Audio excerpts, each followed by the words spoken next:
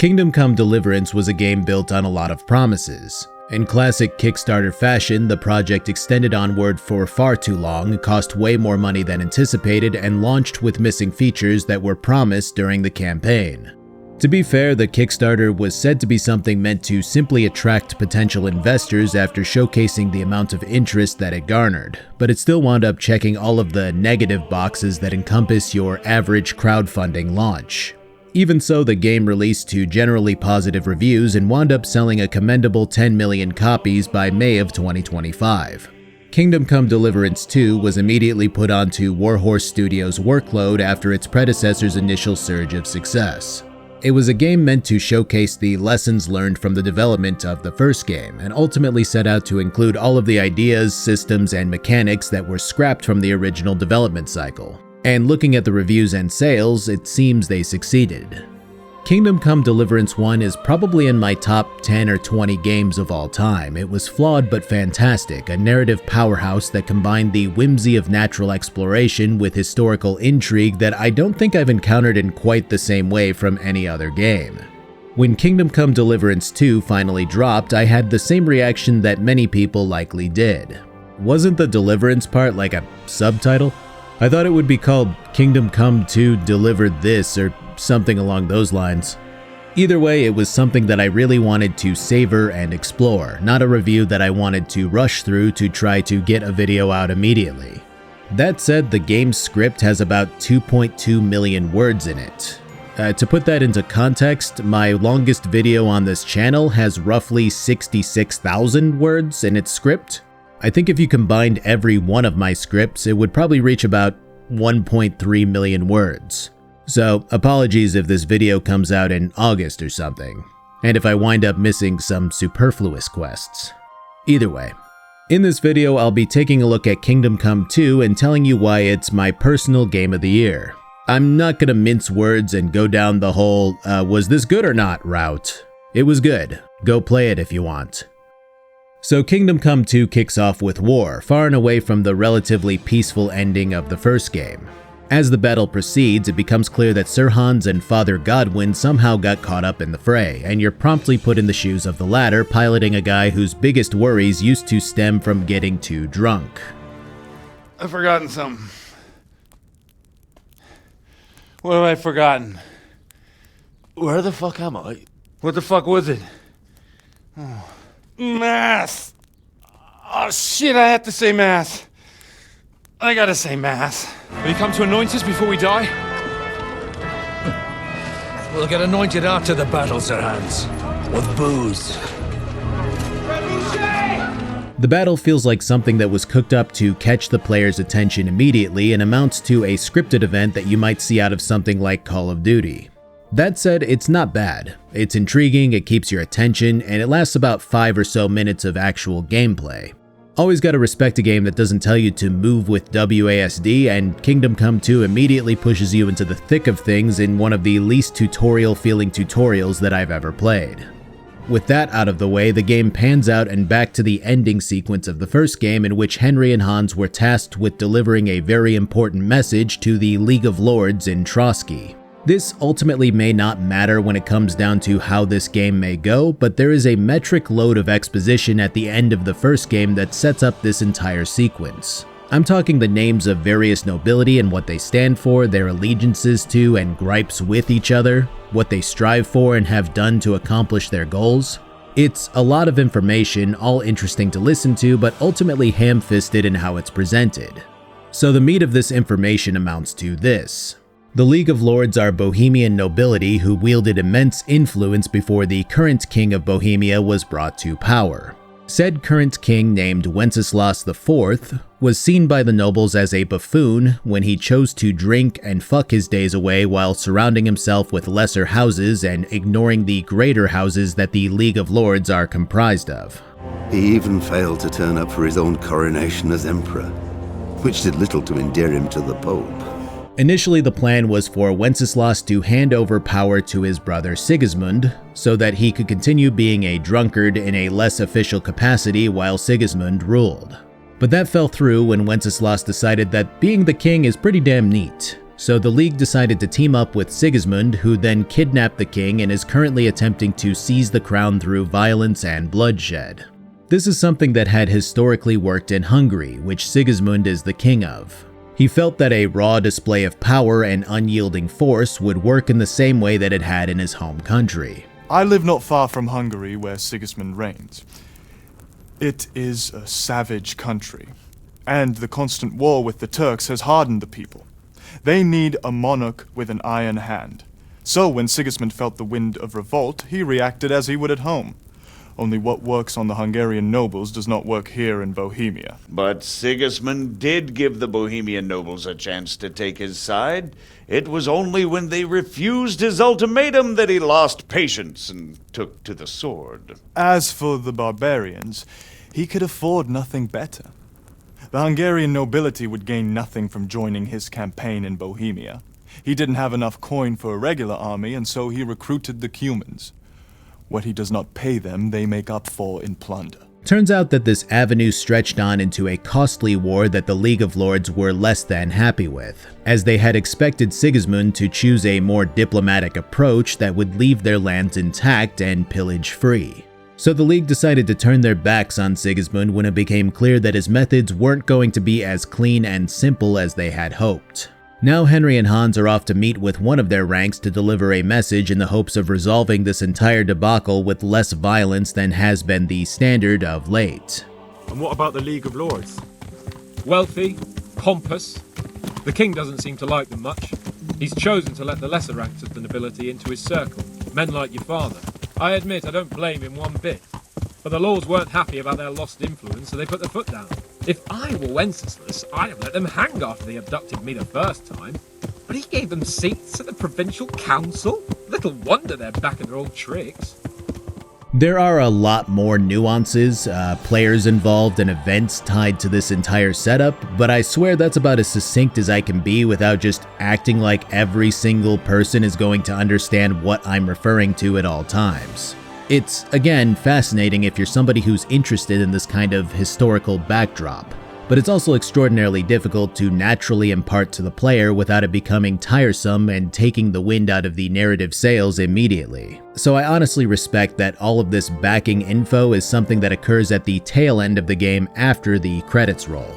If you want to skip over it, fine. You can still easily enjoy the adventures of Henry and Sir Hans if you ignore it and plow forward, but I personally find all of this exposition to be something that enhances my experience overall. Sir. Surround them! Don't let them get away! This is indeed the seal of the Lords of Lipa. And unless I am mistaken, Lord Hanush of Lipa is on the side of King Wenceslas. While my master is a member of the League of Lords, who side with King Sigismund. So it would appear we are enemies. I mean, you can't tell me that all of the play-by-play that I just ran through didn't help this scene to hammer that much harder. So here we've got our initial stats. I was wondering how this would go because that's always the issue with a sequel, right? Super powerful at the end of the game and now starting a new one.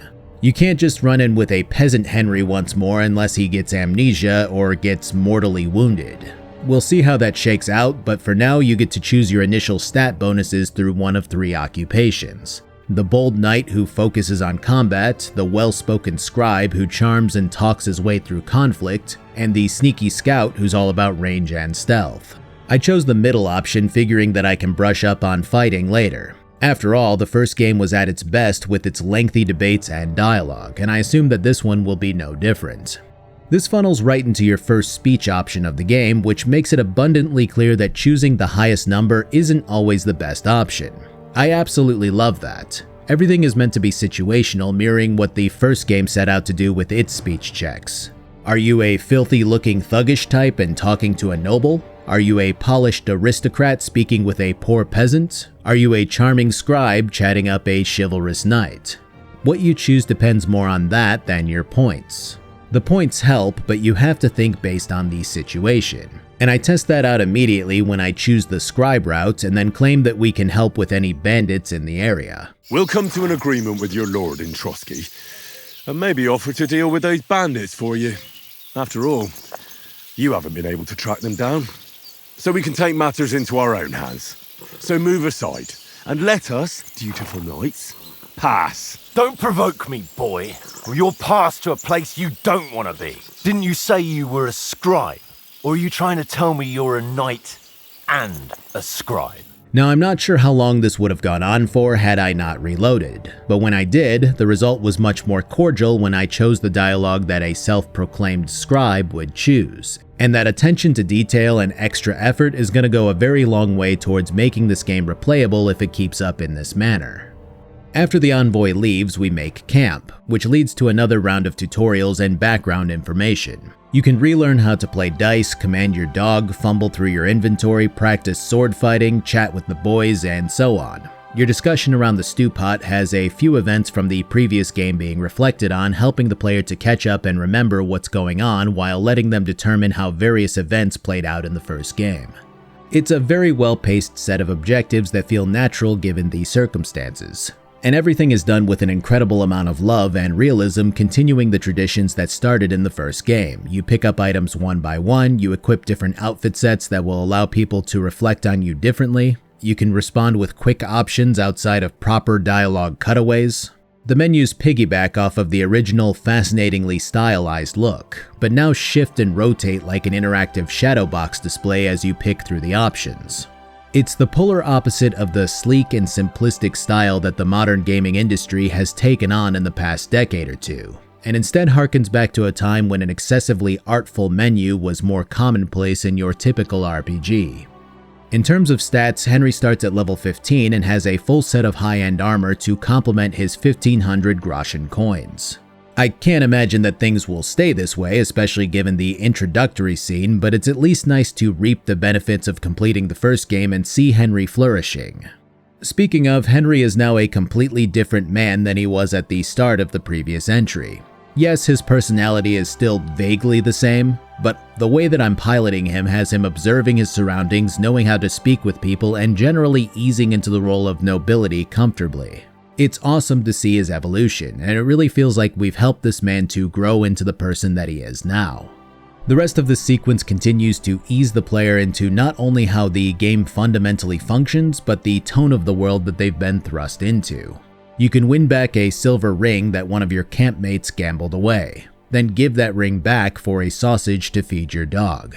It's a simple chain of events, but one with a reward that feels close to the same satisfaction derived from successfully solving a point-and-click game puzzle. When it's time to bathe, removing armor takes a long while, and it's easier to accomplish with help from others. This actually isn't a mechanic later, but it's shown in the scene, and I kind of like that a lot. It's just a well-done spat of gameplay that helps you ease into the game and its timeline effortlessly. The finale of this entire affair has Hans hearing a very distinct sound. What's the matter? Females! Let's go to them. Sir Hans. Oh, shut up and let's go. But quietly. We don't want them to spot us. Creeping towards the women while learning the basics of sneaking results in the camp being attacked while these two stand by horrified. It is worth noting that Hans started out as your typical spoiled rich kid in the first game and rounded off into a more responsible adult who still shows streaks of immaturity. I had assumed that he had improved as a person and turned over a new leaf completely, but this trip to Trotsky has him sinking back into his old ways, as he's repeatedly chosen to be reckless throughout this intro. As such, he now insists that we run and abandon a woman who's in the process of being assaulted by whatever this force is. Henry, on the other hand, makes his stand and yells out to the soldiers, proving his unwavering bravery and heroic qualities that he accrued over the last game. Now, I will say this. Hans wanting to run and leave the woman to her fate is completely normal behavior. I would never expect him to put his neck on the line for somebody who he's never met. I don't think the devs wrote his character any differently for this game. I think I just thought of him as more brave and chivalrous than he is because of how much he improved in the first game. Regardless, the commanding officer demands that the woman be freed before telling his men to fire on the two as they swim away. Christ! When did you learn to swim? just now. The entire escape sequence is a very prolonged string of events that culminate in a borderline Kojima-length cutscene, but I think that's kind of the beauty of all of this. In a game like, say, Metal Gear Solid 3, you get a long-ass intro followed by a minute of gameplay followed by a cutscene, and that kind of repeats for quite a while at the start of the game. I will definitely be talking about that game in a video sometime. But the point is that this kind of non-stop exposition is excessive when you've barely touched the controls. Kingdom Come 2 works to remedy that by immediately thrusting you into the shoes of Godwin and then Henry, and then allows you to acclimate to everything slowly via avenues of gameplay. By the time we got to these scenes, I was fully invested, and the way that the devs set this entire sequence up feels almost tactical. You really do feel the full brunt of Henry and Hans's relationship in this chunk of the game. Hans does care about Henry like a brother, but will always think of himself first when it comes to creature comforts or putting himself at risk when Henry is available to take the risk instead. This is seen when Hans continues to order Henry to explore ahead, despite him taking an arrow to the back when they were swimming across the lake. Hans then slinks away from Henry when the guards approach, leaving him to fend for himself. And finally, when Henry plummets from a cliff and nearly dies, Hans immediately strips the soldier who broke Henry's fall and then chooses to wear the outfit instead of helping his wounded friend to keep warm. As he helps Henry to safety, it becomes clear that Hans is a true friend, but that friendship only extends to a certain point before giving way to his needs and desires. And the thing is, Henry doesn't see him as taking advantage or anything like that. He just understands and accepts that part of Hans, making this relationship feel that much more realistic.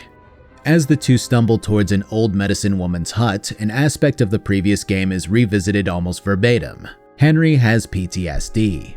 While I really like this setup due to just how much of an impact that the death of his mom and adoptive dad had on him, it is very much almost the exact same plot beat from the first part of the first game, when Henry gets knocked around by bandits and skelets. The thing is, he kind of seemed to shrug off those oppressive memories and push forward with the events of the game without continuing to be afflicted by them afterwards. So with this new scene in the second game, I have to wonder if this will be more of a sticking point in the writing this time around, or if the writers only did that to recap the first game's events. When he comes to, the game informs you that this is the level reset that we've been expecting, as the injuries have reverted Henry's capabilities while his friend lies in a similarly wounded state. The medicine woman explains that Hans fought off one more pursuer before collapsing and then instructs you to bandage yourself up and take care of your basic needs. When phrased that way, this entire sequence does feel awfully intentional. Like, you know, the devs immediately went, okay, so how do we reset the character level, teach the player how to fight and sneak, and impart all of the clothing, food, wound, and bathing systems naturally without completely shattering immersion? And I would say that they absolutely nailed this entire affair near flawlessly. There's drama and intrigue, there's a minor antagonist setup, there's a defined connection to your friend. It's all put together fantastically in an intro that took about an hour and some change, but felt a lot faster to me. From here, Henry volunteers to help out the medicine woman while his body patches up slowly. Well, actually, it's relatively quickly, truth be told. I guess there's a line between realism and trying to keep the plot moving along. Because we could spend a few weeks recovering, but then it's going to be that much harder to accomplish what we set out to do in Trotsky. So yeah, it's a bit of healing herb magic, but I suppose you could always claim that losing 10 levels worth of experience is the real crippling factor here. Regardless, Henry buries the bandit that Hans killed, helps pick up some herbs and brew some potions, and then kills off 2 more bandits and buries their bodies too. It's a slow process, but it is exceptionally immersive. I don't know how else to put it. It takes forever to eat and pick herbs and brew a potion and carry a body to the stream and bury it. I think on an off day, I would loathe how slow this entire setup to the second game is. But that methodical approach makes you feel like you're truly recovering, like you're building up your inventory yourself. It's leaps and bounds from sprinting through a cave in Skyrim and finding potions everywhere. And you kind of need to be in that mindset of accepting that the slow parts are what this game is about. When Hans wakes up, it's time to move out, leading to another opening cutscene with the developers' names and all that. And I'm starting to understand rather quickly why this game apparently has 2.2 million words in its script. Like I mentioned, Warhorse keeps throwing out these extended spats of cutscenes, dialogue, and general moments where you're really not touching your controls. This is really the only medium that allows for this much exposition beyond books. Many movies would have already run their entire course by the time this game's intro is finished. A TV show would be spending 3 or 4 episodes covering the dialogue that we've gotten so far. These guys are safely more long-winded than I am when it comes to wholesale covering every bit of dialogue, and it shows at every turn. But it also leads to incredible moments where you're just all in immersed in the plotline. You watch as Henry and Hans recap more of the first game's plot. You familiarize yourself with how they speak and who they are. You take that initial assessment of Hans's character and realize that while he's selfish with the small things, he's also brave when it comes to defending his friend's life, and humble when it comes to admitting that Henry has saved him multiple times. He boasts for his friend and isn't afraid to look like a clown to do so. It's truly a brotherhood that becomes more defined with every line of speech from these two. And as you watch them make their way to Trotsky Castle, you feel like you're part of something more than just a random adventure movie with a defined runtime. Open up! I bear an urgent message for your liege lord. Hear me! Open the gate! I am a messenger from Sir Hanush of Lipa.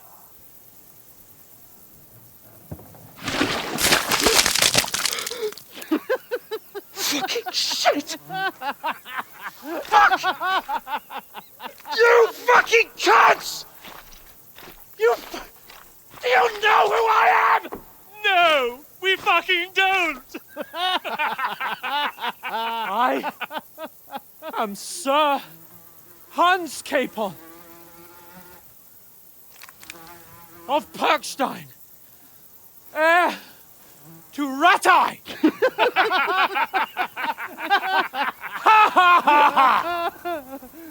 Now, look here, you filthy beggar! I'm not here for your amusement, so get your stinking, ragged asses out of here on the double. The pair of you! You really get the sense that you're watching something special, as the frustration of seeing these two disgraced nobles plead their case is palpable. And with nothing more to say or do to convince these assholes that you are who you say you are, it's back down to the town below in order to get some food and beer. The issue, of course, is that we look like beggars and we have no money to get someone to stray from that assessment. Which means that we're going to have to take some odd jobs and get back on our feet so that we can take another crack at convincing the Lord here that we truly are nobility. And even this little scene would be a 15-second affair in another random game, but Kingdom Come 2 is a different beast in that regard.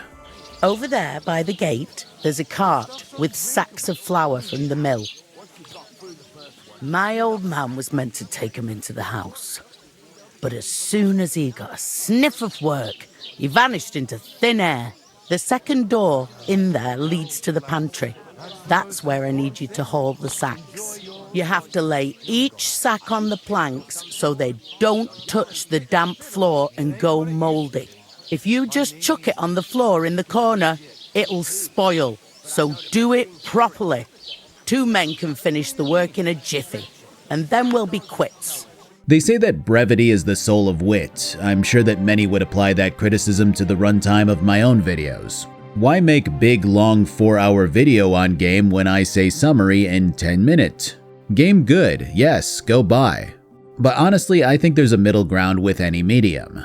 Maybe this game is a bit lengthy with its descriptors and side dialogue, but again, this is the only auditory medium where you can truly spend that extra time to make something as simple as, hey, go bring that flour to my pantry, into something more intentional, more realistic. You have an innkeeper who views you as an untrustworthy dumbass and treats you as such, being very intentional and direct with her language and making sure that you understand what's required of you. And that's not going to be everybody's cup of tea. That streamer brain of, come on, let me play the fucking game, is the worst enemy of enjoyment in Kingdom Come 2. But I truly do feel that the lengthy and realistic dialogue is a huge boon for immersion if you do have that time to shut out all of the noise and just dive in. Suffice to say, this isn't a game that you play for a quick 15 or 20 minute session. It's something that you have to take the time to appreciate. From here, Henry begins absorbing information from around the bar, trying to figure out a way to get to Lord von Bergov in order to deliver his message. The only chance that he seems to have is infiltrating a wedding that the Lord will be attending, and the only way that he's going to be able to do that is under the guise of a helpful apprentice. You can choose between working under the miller or the blacksmith, which, I mean, yes, the miller is interesting just due to the sneaky reputation that surrounds the occupation in this time, but the blacksmith is a blacksmith. That's just a cool-ass occupation. Why should some wedding in a shithole near Trotsky be of any interest to us? Because it looks like von Bergov will be there. Oh, that's fantastic news, Henry. So all we have to do is get on the guest list. And that shouldn't be a problem because you've got a cunning plan, right? Like I said, there's going to be a lot of work involved in a wedding like that. That's our chance. I mean, the attention to detail is impeccable. They even understood that sometimes innkeepers just do that. You know, like JFK. Now, the big issue with working is that it's work. And Hans doesn't do work.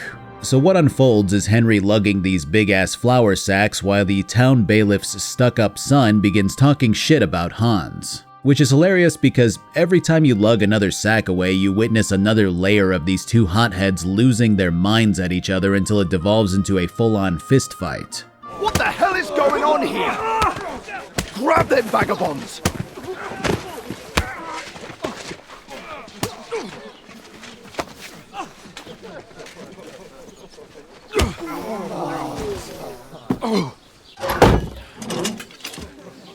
The point to showcasing the depth of Henry and Hans's relationship up until this stage is to ultimately set up this next big scene while giving context to how these two function. As they're clapped in irons for the night, their bickering gives way to genuinely hurtful comments, with both Henry and Hans blaming one another for the situation that they found themselves in. Of course, the truth of the matter is that Hans is the entire reason for getting everyone else in his retinue killed. He was warned repeatedly that setting up camp out in the open was a bad idea, and that's reinforced later on when the townsfolk here make the same claim. But he refuses to take that blame, instead shifting it to Henry while claiming that his life has gone to shit ever since meeting him. They're both hot-headed in their own ways, and you know they'll wind up forgiving each other down the line, but for now, Hans heads off to do his own thing, leaving Henry alone in the center of this town. This is where the game opens up at last, and talking through all of the stuff that you can find and do in detail would probably cost me an hour or more of time. There is a lot to this game, and it makes it difficult to analyze thoroughly, but the main point of note is how expertly Kingdom Come 2 continues to immerse you in this time period. A beggar fills you in on your surroundings while tossing a few lockpicks your way. The bailiff explains that if Hans were here, he might be able to sort out the ambush at the crossroads and potentially clear up any misunderstandings. The local general goods merchant mixes German into his English, something that Henry doesn't bat an eye at as he presses the guy for more information. The local scribe regales a myth about a powerful set of armor once worn by a legendary knight, which seems to be buried somewhere deep in this region. Even the events that you can encounter lend this sort of deep engagement to the game that's counter to how a lot of other games function. A prime example is a messenger who you meet on the road on your way to the blacksmith. He lost the letter that he was supposed to deliver and is afraid that his master will beat the hell out of him for doing so. You can offer to look for it, but he's like, what's the point? There's no way you're gonna find it in time. So he instead insists that you beat his ass so that he can say that he was robbed. Do you think that's enough? I definitely. I'm sore all over. Oh, my mouth most of all. Glad to be of help then. Take care. And that's it. He doesn't give you money or a potion or a dagger or whatever the fuck. You just beat him up. That's the reward. And that's so weird to see in a game because it fundamentally goes against how most games are built. As in, you do something and you get a reward for it. But what is he supposed to do? Pay you for knocking him out? It just makes sense from a real-world perspective. And if you want, you can make your own reward when you knock him out cold and choose to rob him. That's just a really cool microcosm of choices in a handful of moments that help you ease into playing Henry as somebody more noble, or somebody less prone to violence, or somebody more prone to stealing if need be. When you make it down to the blacksmith, you finally get the opportunity to do something that arguably should have been in the first game, forging your own weapons. It was one of those things that was promised in the original Kickstarter but got canned partway through, resulting in a game where you're a blacksmith's son but can't blacksmith anything. The process itself is enjoyable, but let's be honest, you're hitting metal until it's shaped right. It does all of the right steps, and the first couple of swords felt like hard work that paid off when done right. But when you go to sell it, you make 29 groschen off of 3 blades and go, man, there's gotta be a better way.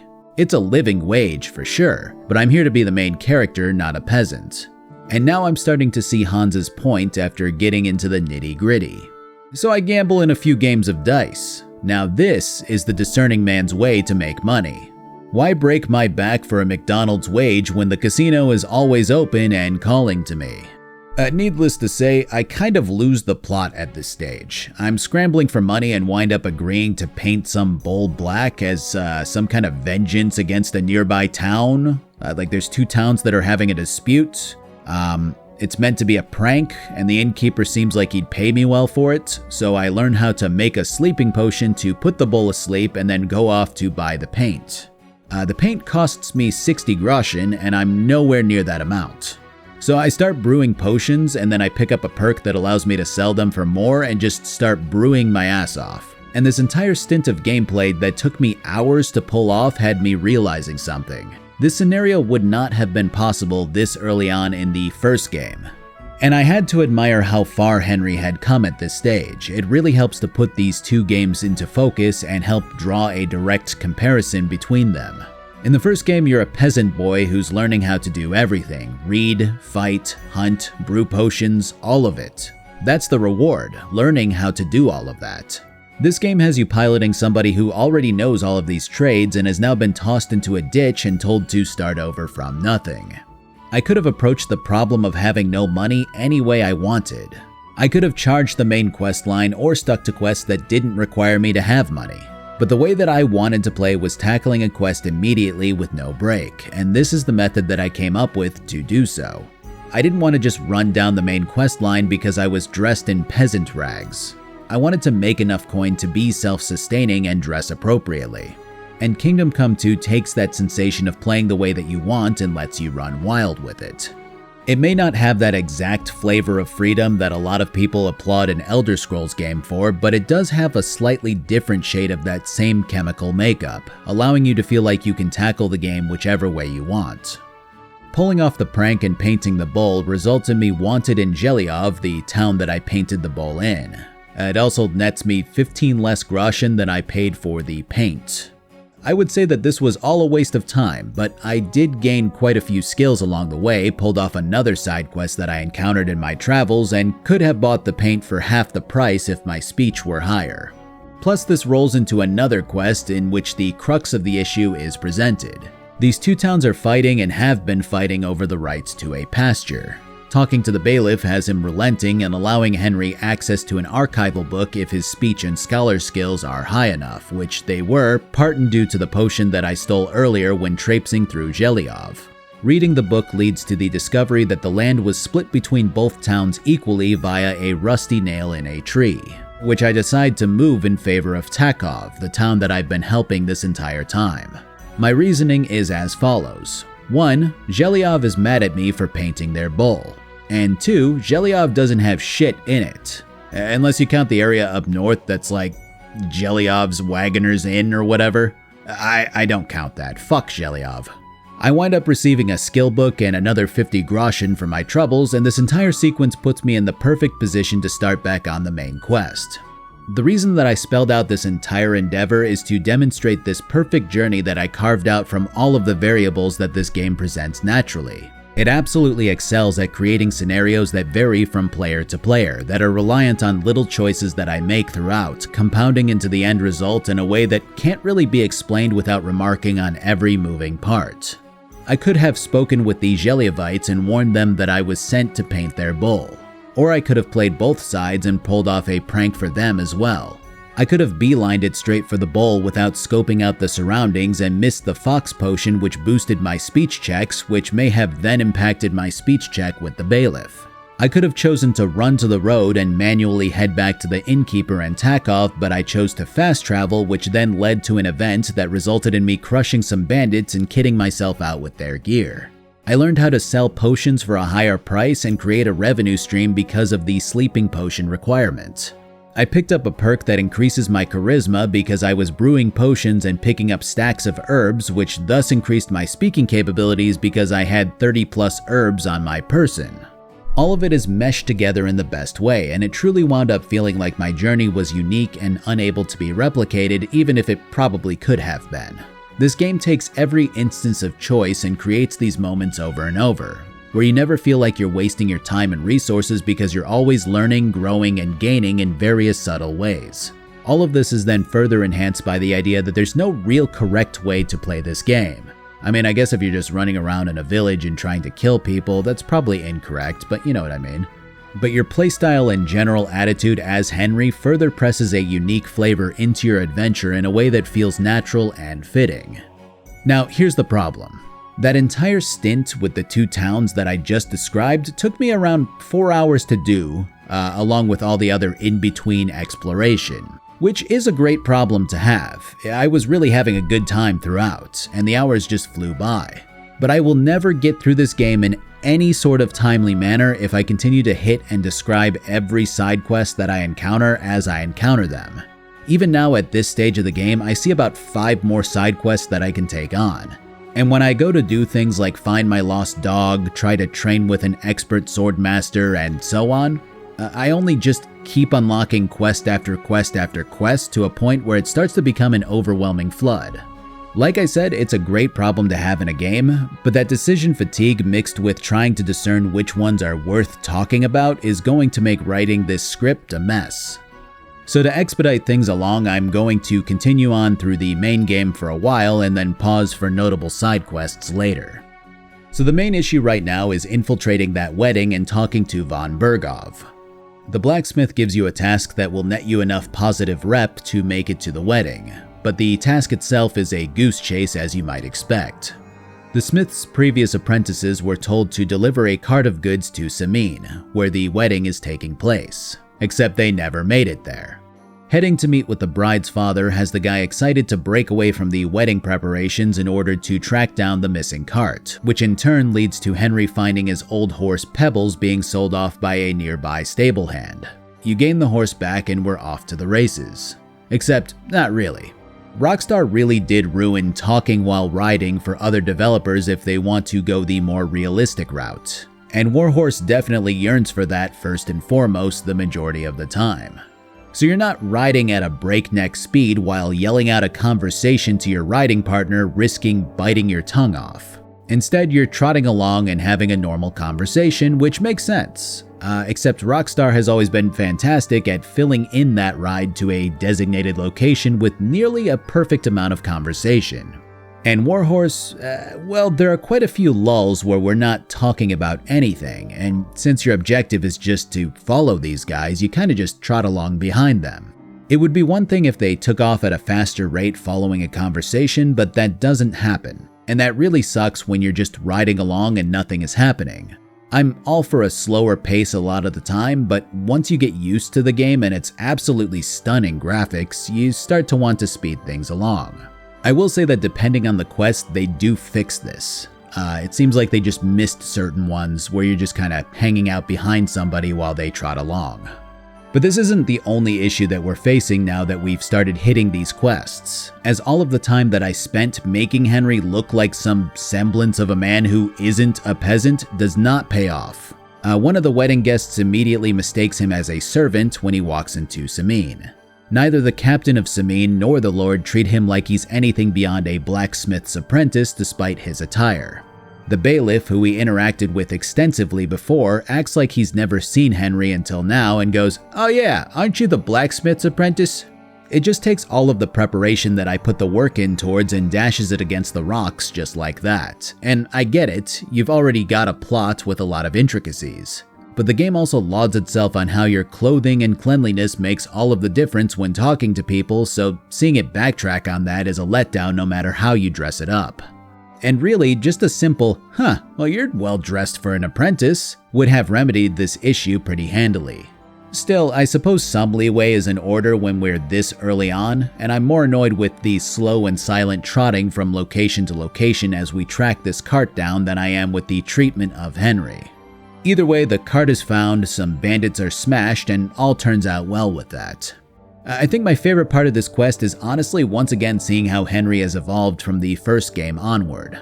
There were so many times where you'd be talking to somebody with an occupation or standing that was foreign to Henry, and he'd just gape with his mouth open and ask dumb questions. Now he chats naturally with these nobles, even providing insight indicative of somebody who's smart and educated. Every lone-born with a bit of coin builds a house in Kuttenberg while we live in squalor. Why do you reckon that is, lad?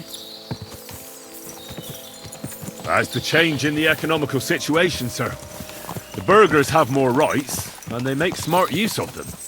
They put their coin to work for them. They've got shops, baths, inns, mills, while the nobles sit waiting until Jack from Backwater Hamlet brings them 3 groschen in taxes on St. Gallus's Day. You're right there.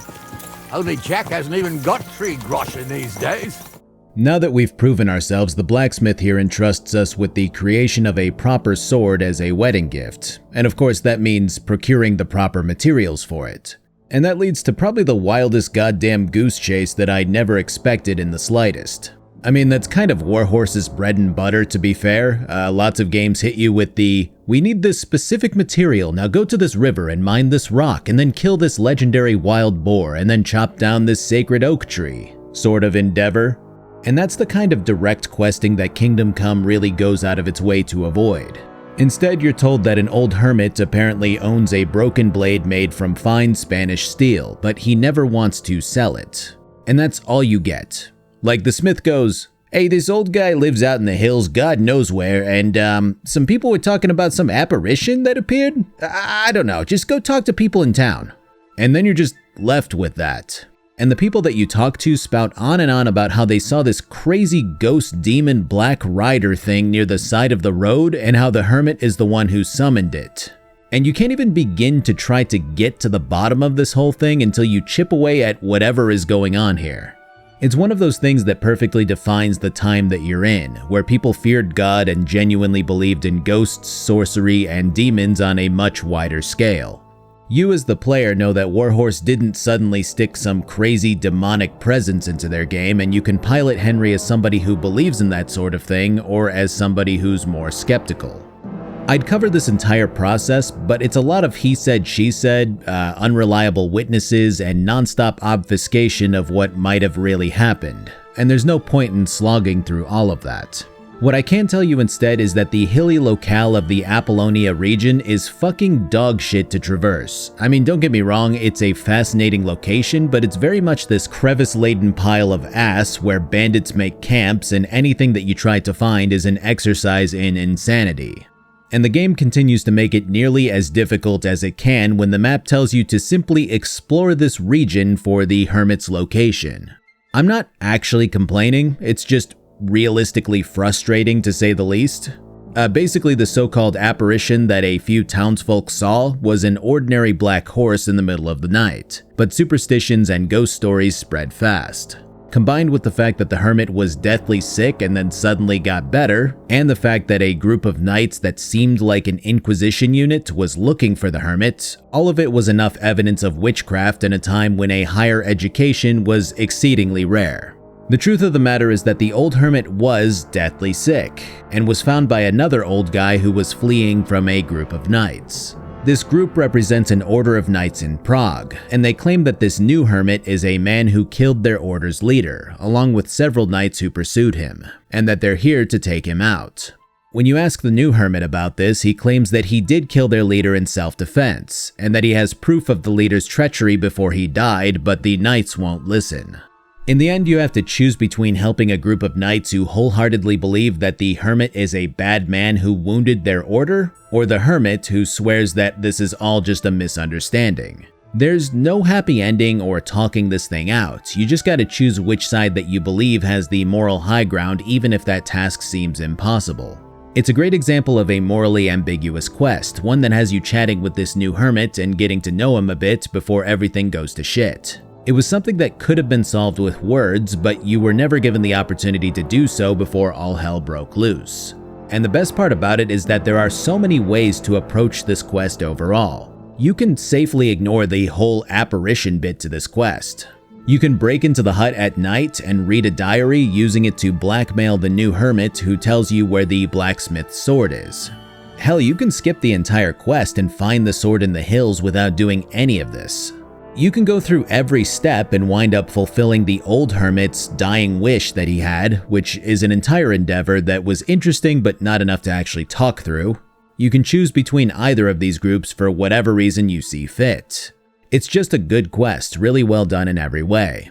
And the end result has you bringing the sword back to the blacksmith so that you can reforge it into a proper wedding gift.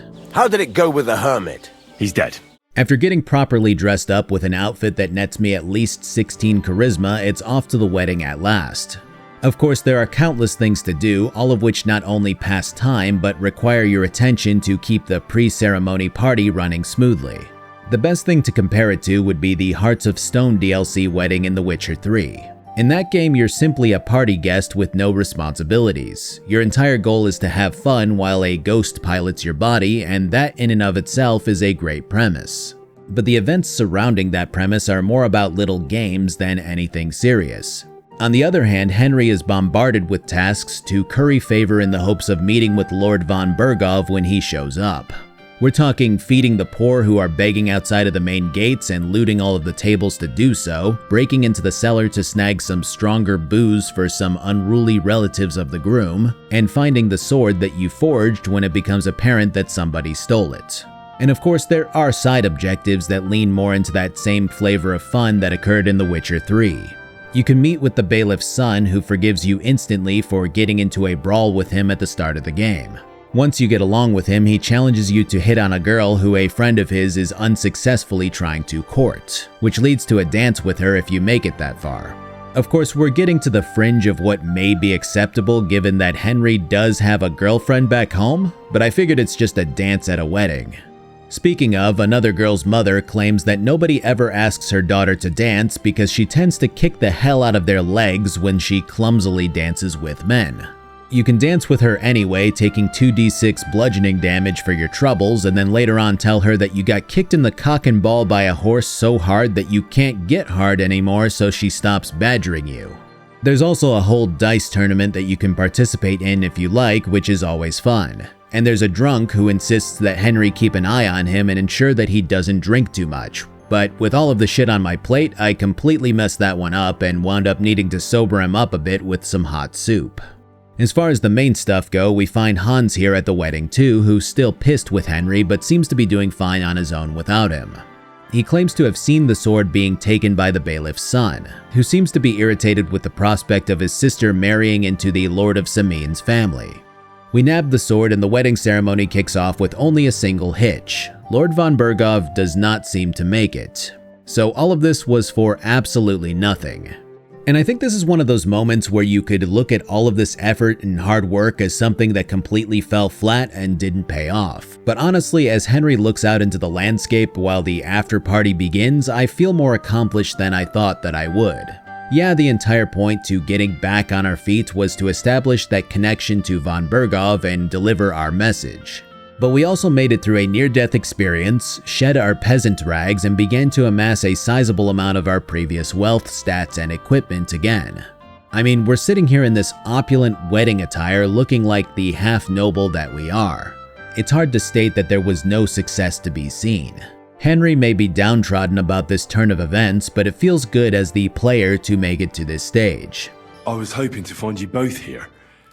Sir Alder as well. He just disappeared. Left practically right from the altar. But why? You two look so happy.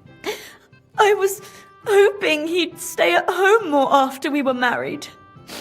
Instead of always riding off somewhere.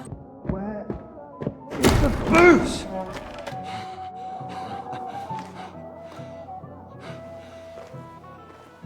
Oh, fucking hell! It's you again!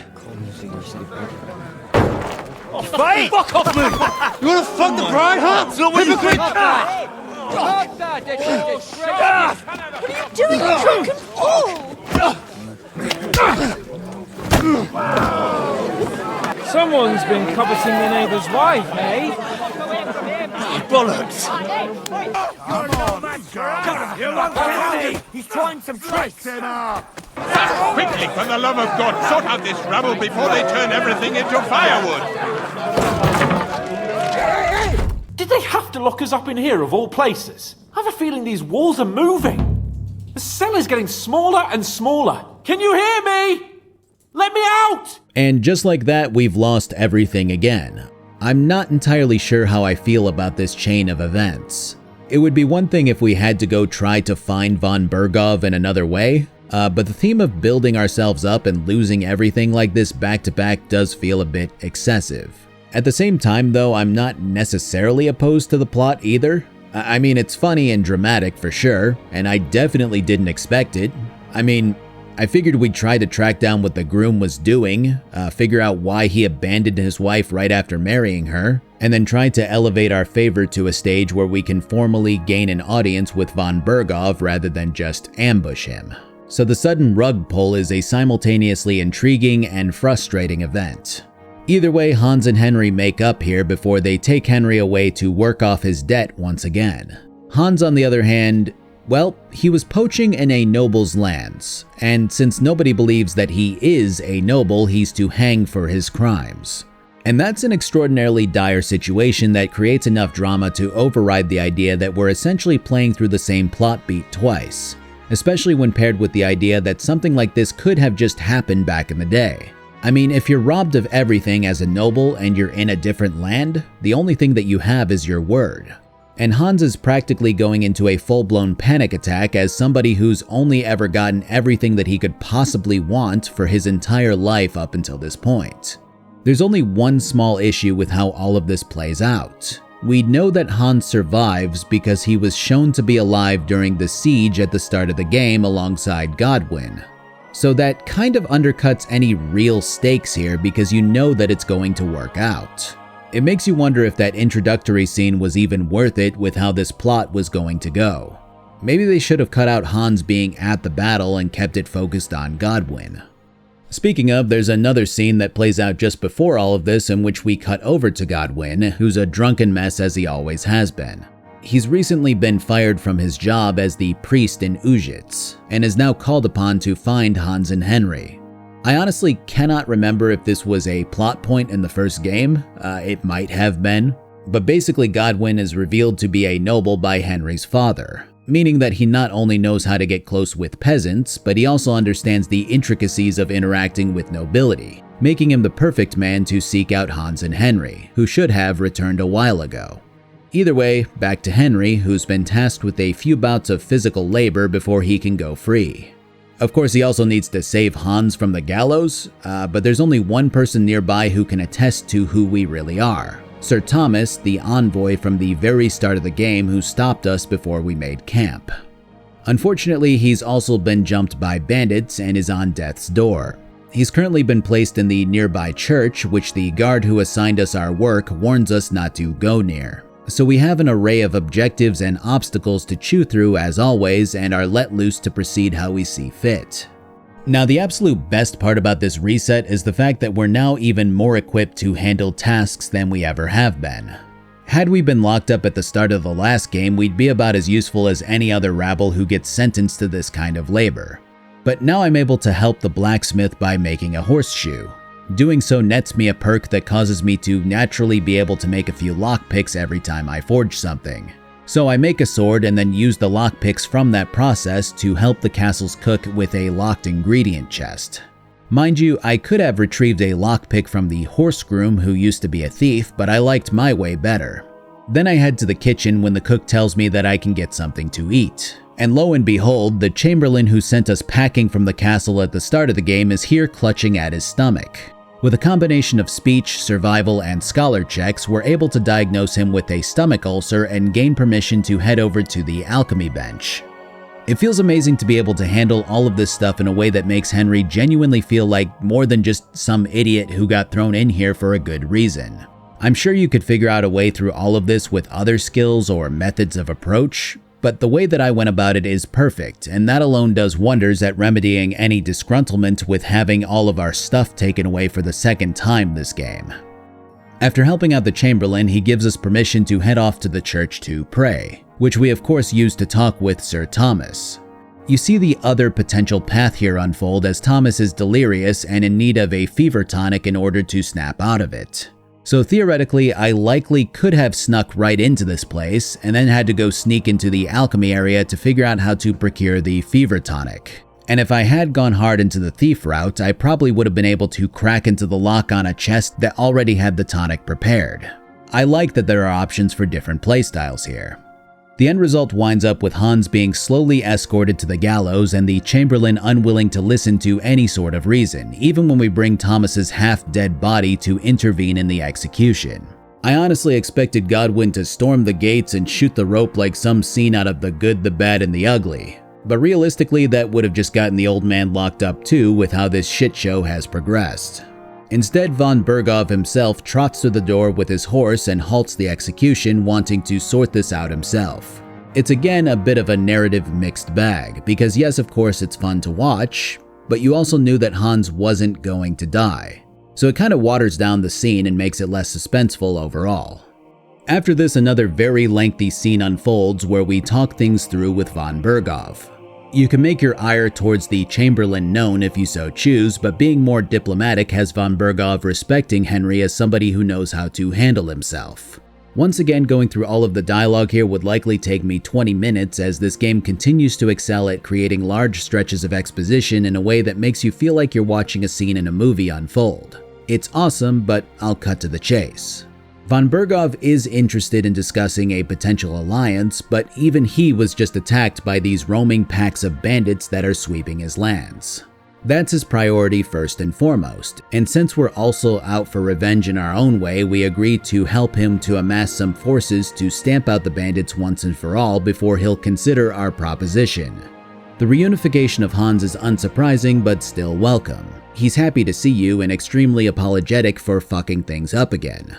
In that manner, he has grown a bit, but he's still himself through and through. And this is where Henry gets the opportunity to start a romance with Hans, or at least to profess his feelings to him and push things in that direction. This is definitely something that I heard about when this game first released, because much like one particular group was offended by the lack of people of color in the first game, another group was offended by the idea at gay romance in the second game. And let's not split hairs here, both groups are stupid. As for my feelings specifically, I think that Henry and Hans being an item isn't entirely out of left field given their history and closeness, and I definitely approve of this concept being expanded on if a player feels that desire. But I also like this idea that Henry has a woman who he loves at home waiting for him, and that Hans has always been closer to a long-lost brother than a lover. Again, it's not an unwelcome idea, but I feel like romance might complicate their current bond and muddle their connection in a way that I personally feel would be less enjoyable than seeing them have each other's backs as best friends. Heading to Nabokov has us meeting with a minor lord who von Berghoff wants to request the help of. I will say that the ride there fixes the issue that I had earlier as the conversation lapses into a race, which then gives way to the option to fast travel the rest of the way. And that's exactly what I wanted earlier, so it is awesome to see the devs improve their game in real time. The Lord here sees us into his home with a warm welcome and then heads off to discuss the bandit problem with Hans while leaving Henry with one of the adjutants named Michael. And throughout this entire welcome, I have this thought in the back of my head that something is wrong. I mean, every step of the main questline has been rife with issue after issue, misunderstandings, dangers, a constant stream of people staring at Hans and Henry like they're low-life scum. And now we're treated to a nice tour of the fortress grounds, given food and the opportunity to play dice, to have a friendly duel, to participate in a horse race, to fuck the local maid. We're told that the Lord here just happened to gain 15 horses from relatives. It just feels wrong, like we're being tested and probed for weakness. Like Michael is asking questions to see how valuable these strangers are and what they're trying to do here. And at the time, I wasn't sure if this was intentional. If the devs had laid out this breadcrumb trail of clues to cause an alarm to go off in the player's head, or if I'm just being paranoid. But regardless of the truth, I love the way that all of this is unfolding. Because if these people truly are loyal subjects to von Bergov, then my paranoia stems from how unused to this treatment I am. But if they aren't, and they're actually an ally to the bandits in some way or another, and that they've gained these horses through ill-gotten means, then these little context clues are excellently placed in service of causing the player to raise their guard appropriately. Now mind you, the music to this place does not help this feeling of being on edge in the slightest. It's not welcoming, it's moody and dire, and maybe that's a big part of it. But then you talk to the blacksmith and you go, hey, I could go help out down in the fortifications area. And the smith goes, No, don't go anywhere. What I mean is, thanks for the offer. But we can't have a guest working here, can we? And besides, you get in the way down there. They're working on the fortifications. Better go and play dice with Twerk or something. Yeah, the alarm bells are going off. The horses. Where did Lord Nebak get them? All right, if you insist. Well, lucky for him, but not so lucky for others. We came across a bunch of them bandits who prey on folk here. We tore into them and hacked them to pieces. Hold on. Michael said something different. He said Sir Yaramir inherited them from some deceased relatives. Aye, that's right. Aye, that was it. We took some horses from the bandits, and Sir Yaramir, got the others from his kin. Aye, that's how it was. Right. I find it fascinating that these guys managed to immediately instill a sense of dread and impart the idea that something was wrong before even getting to these more obvious signs. Like I said, it was something about the way Michael spoke with Henry before we even got to the more pressing details. And I think it takes incredible direction to subtly tip the player off. Oftentimes a game will straight up have the main character going, well, something's not right here, and then give the player an objective that directly tasks them with discovering what's going on. Kingdom Come instead goes, hey, go kill some time, maybe check out the horses or something. And when you do that, every person here seems to run you on this treadmill of entertainment to seemingly pass the time, causing you to become more and more concerned. It leads to you eventually taking matters into your own hands, snooping around the area and learning more and more about what might be happening here. The closed-off area requires a bit of stealth and lockpicking to discover that the equipment in the storeroom is all military grade, enough to raise an eyebrow. But the bigger discovery stems from talking the guard into leaving the jail area and then picking the door and speaking with the lone prisoner inside. I'm Yaramir Nebak. You gallop back to Trotsky and tell Sir Otto that bandits have seized the fortress and are holding me captive. Tell him to bring an army and put an end to their mischief. I gotta say, maybe this was all obvious from the beginning. Maybe this was the only conclusion that you could come to as the player. But I swear, nothing feels more validating than when you get to the end of this maze and discover what you had suspected this entire time. It's fucking perfect, and this natural player-led exploration has an amazing payoff as you accompany Hans back to the stables while silently wanting to scream out that we need to get out of here as fast as possible. So Yaramir is a pleasant fellow, and he promised to send some men to help Lord von Bergov, of course. So we got what we came for. What about you? Did you have fun? Fucking hell, Hans. You can be glad you're alive. Is there something wrong? You bet there is. The whole fortress has been taken over by bandits. They attacked it and took Sir Yaramir prisoner. They're pretending to be his garrison. And you didn't speak to Nebak, but to their chief. Thank Christ they didn't take you prisoner as well. What? I found the real Nebak in jail. I swear to God it's all true. We have to disappear as quickly as possible before they take us captive as well. Oh, shit! Fleeing Nabokov goes surprisingly well, and reporting back to von Bergov moves the story right along and claims that the bandits amassing in one location is a blessing in disguise because Nabokov is easy to siege with the sheer might that Trotsky can muster. Simply put, when the bandits were scattered, they were near impossible to stop. Now that they've decided to put down roots, they'll be that much easier to cull. Speaking of, one of the people who attacked Henry and Hans's men at the start has been captured but refuses to talk, which leaves us to get some answers out of him. I keep looking for a moment to break away from the main game, but we're on this smooth ride of objectives that flow into each other, making it difficult to justify that break for side quests. On one hand, I would like to find Henry's dog and seek out a few other loose ends, but this main story is told so well that it overrides that desire pretty handily. The torture goes well. I didn't do much to the prisoner. Kinda talk to him, slap him once, hit him in the ribs with a hammer. I could have gone further. In fact, I got pretty much everything out of him with speech checks before I touched him. Felt kinda stupid blasting him with a mallet when it led to nothing. Regardless, something deeper is going on with these bandits, and the game raises a question as you interrogate this guy. Why are they doing this? It doesn't seem to be for material wealth. The thing is, all bandits are deemed bandits by nobles in this time period. And when you hear that title being applied to a group, you just go, "Oh right, yeah, bad guys who you gotta kill off."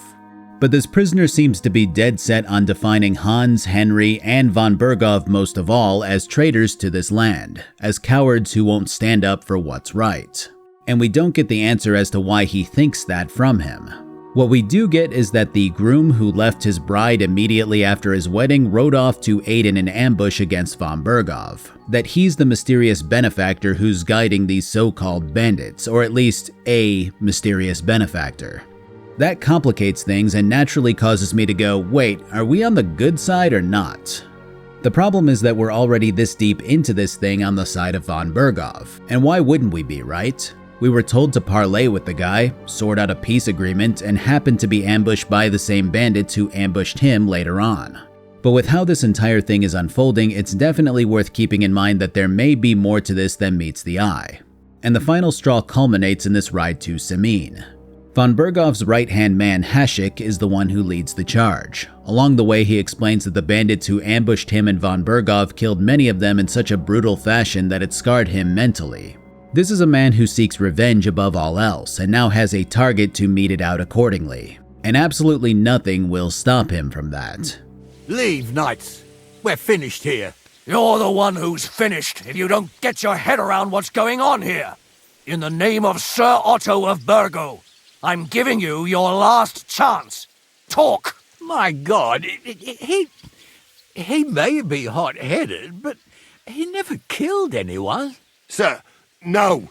He's my only son, Hashek. I'll tell you where you can find that damned band. But don't take my older from me. Where the fuck do you think we are? In some market where you can bargain with me? Your son helped murder my people. And you expect me to let him go? Hand him over, or this place will be reduced to ashes. The wrath of Hashek raises a very difficult decision. Will you continue to stick with von Berghoff in the hopes of accomplishing your mission, or will you side with Old Man Samin and betray Hashek? I played out both sides, which gave me enough context to make an ultimate decision here. Choosing to side with either has you finding the groom from before, Olda, who gives you more direct answers. He views von Berghoff as a snake who plays both sides, who lives by his own rules. He sees the League of Lords as a traitorous toxin who first aided in kidnapping the rightful king and are now considering flip-flopping to the other side. And he's absolutely right about that. It's easy to forget what you were told about all of this at the start of the game, when all of these things were defined. This man who we're appealing to isn't necessarily a good person, and his League of Lords are at the center of all of the chaos that this land has seen in the past few years.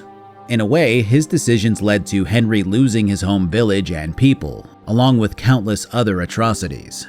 But you don't think of von Berghoff that way when you finally meet with him and he frees you from the sticky situation that you found yourselves in.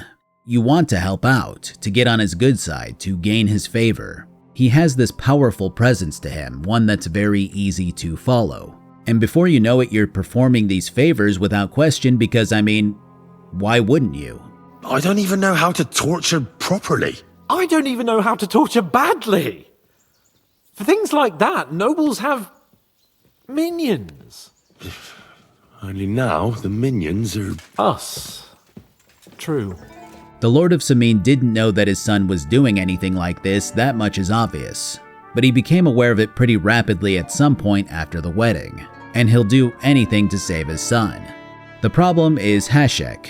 Hashek doesn't want a fair trial. In a way, his actions are a direct extension of how von Bergov has been operating this entire time. So when he demands that Ulda come out so that he can basically be slain on the spot, Old Man Samin does what any good father would do and stands his ground. Siding with this town who's shown you nothing but kindness and good times is naturally the good option. Because even when you do choose to take Hashek's side, if you consider letting Ulda go, the blood-crazed lunatic sicks his unit on you and Hans. And no matter what happens, the town of Samin goes up in flames afterwards. The context is the only difference. If you side with Hashek, his madness culminates in teaching the town a lesson no matter the cost, killing off these people who you've gotten to know in a brutal conquest. If you side with Samin, Henry claims that the only way that they'll be able to sell the idea that something went wrong without implicating treason is if the town burns, making him and Hans look innocent in all of this. The writers at Warhorse are masters of creating genuine tension and drama to a staggering degree. Yes, the general outcome is the same no matter what you do, and you could argue that there's a lack of creativity in that. But the circumstances leading up to that event truly define how Henry is carving his way through this story. Is he witness and party to wartime atrocities, telling himself that he did what needed to be done because Ulda struck first? Or is he now a part of a conspiracy that leads deeper than he knows, that might be the righteous cause in all of this? Those are two very different outcomes and sensations to work through, and I'm exceedingly impressed by the nuances at play here depending on these choices that you're forced to pick between. So with all of that said, I'm choosing to side with Samin and the bandits, at least in this instance. And watching the town burn in this reality is accompanied by a sense of dread as we try to hash out what we're going to tell von Bergov on the way back to Trotsky. Like I said, even despite the same outcome, the sheer amount of options that you have throughout this quest is impressive. Let me just go through these. First off, you can choose to not even mention that Ulda is a traitor. That stops this entire thing from happening to my knowledge. Then you can choose not to personally go to Samin, which results in Hashek burning the place down without you. You can side with Samin and betray Hashek. You can side with Hashek and kill everyone there. You can also side with Hashek and then kill him after you admonish his brutality or he discovers you trying to let Ulda go. And at the end of all of this, Henry can blurt out to von Bergov that him and Hans killed Hashek, which results in a game over where Henry is sent to the gallows. It's so goddamn cool for this many options to be in a modern video game, and I'm impressed even more with every quest. After filling von Bergov in on what happened, or rather what didn't happen, the game finally gives us a break to side quest as it tells you that this next string of quests will result in a point of no return for now. That means that we are now officially about 2/3 through the main quest line of the Trotsky region. There's an entire other region in this game to explore that's even bigger. I have about 40 hours in the game so far, and still have a cavalcade of side quests in addition to the main questing. Jesus Christ be praised, this game is lengthy as all hell. Either way, let's talk about side quests in this region. The biggest side quest in terms of game mechanics would be finding your dog named Mutt. With the game having an entire skill dedicated to dog handling and Henry being concerned enough to bring it up of his own volition several times over, you're definitely urged to take care of this sooner rather than later. The issue is that I don't really care. I mean, I have a dog in real life and I love her, but I do think this entire quest line hinges on the player really being invested in seeing this dog back to Henry. And I just don't really feel a burning need to see them united because A, I don't really care about the mechanic of having a dog, and B, I never played the DLC in the first game and likewise never witnessed this relationship between man and beast blossom, if that was something that happened. I don't know, maybe I'm heartless. But the game takes a lot of realism of tracking a lost dog in 1400s Bohemia and makes it suitably difficult. I respect that a lot because most other games would just have the dog waiting at the crossroads where Henry and his group were ambushed. But you track down the ambush site, question a nearby bandit, and start pushing the search outwards. To a farmhand, a fisherman, a huntsman. You help them in various ways, perform entire side quests for them, all for them to basically go, well, your dog likely joined a pack of wolves. The huntsman's quest in particular was a giant pain in the ass that has you carrying his drunk ass across the forest, tracking his missing horse, and attempting to take on 5 or 6 poachers in combat. He's also the guy who I failed to watch over at the wedding, so I suppose I got him back later.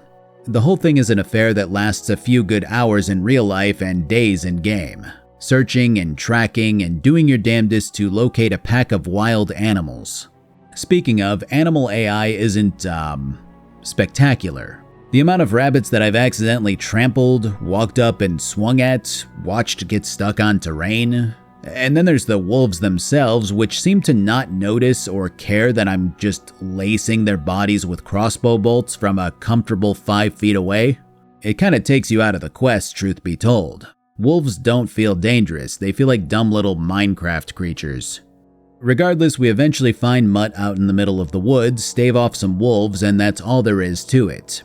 The reunion is cute enough at least, but I didn't even feel the need to complete this quest until I got back from Trotsky. The tracking of an animal might be just as difficult as the tracking of a human in this time period too, as several quests have you attempting to find a particular person. The one that I'll briefly cover is trying to find the medicine woman's daughter, Pavlena, after she disappeared. She was apparently off to one of the towns to sell baskets and never returned, which has you beginning to sleuth out her location in a very slow but real way.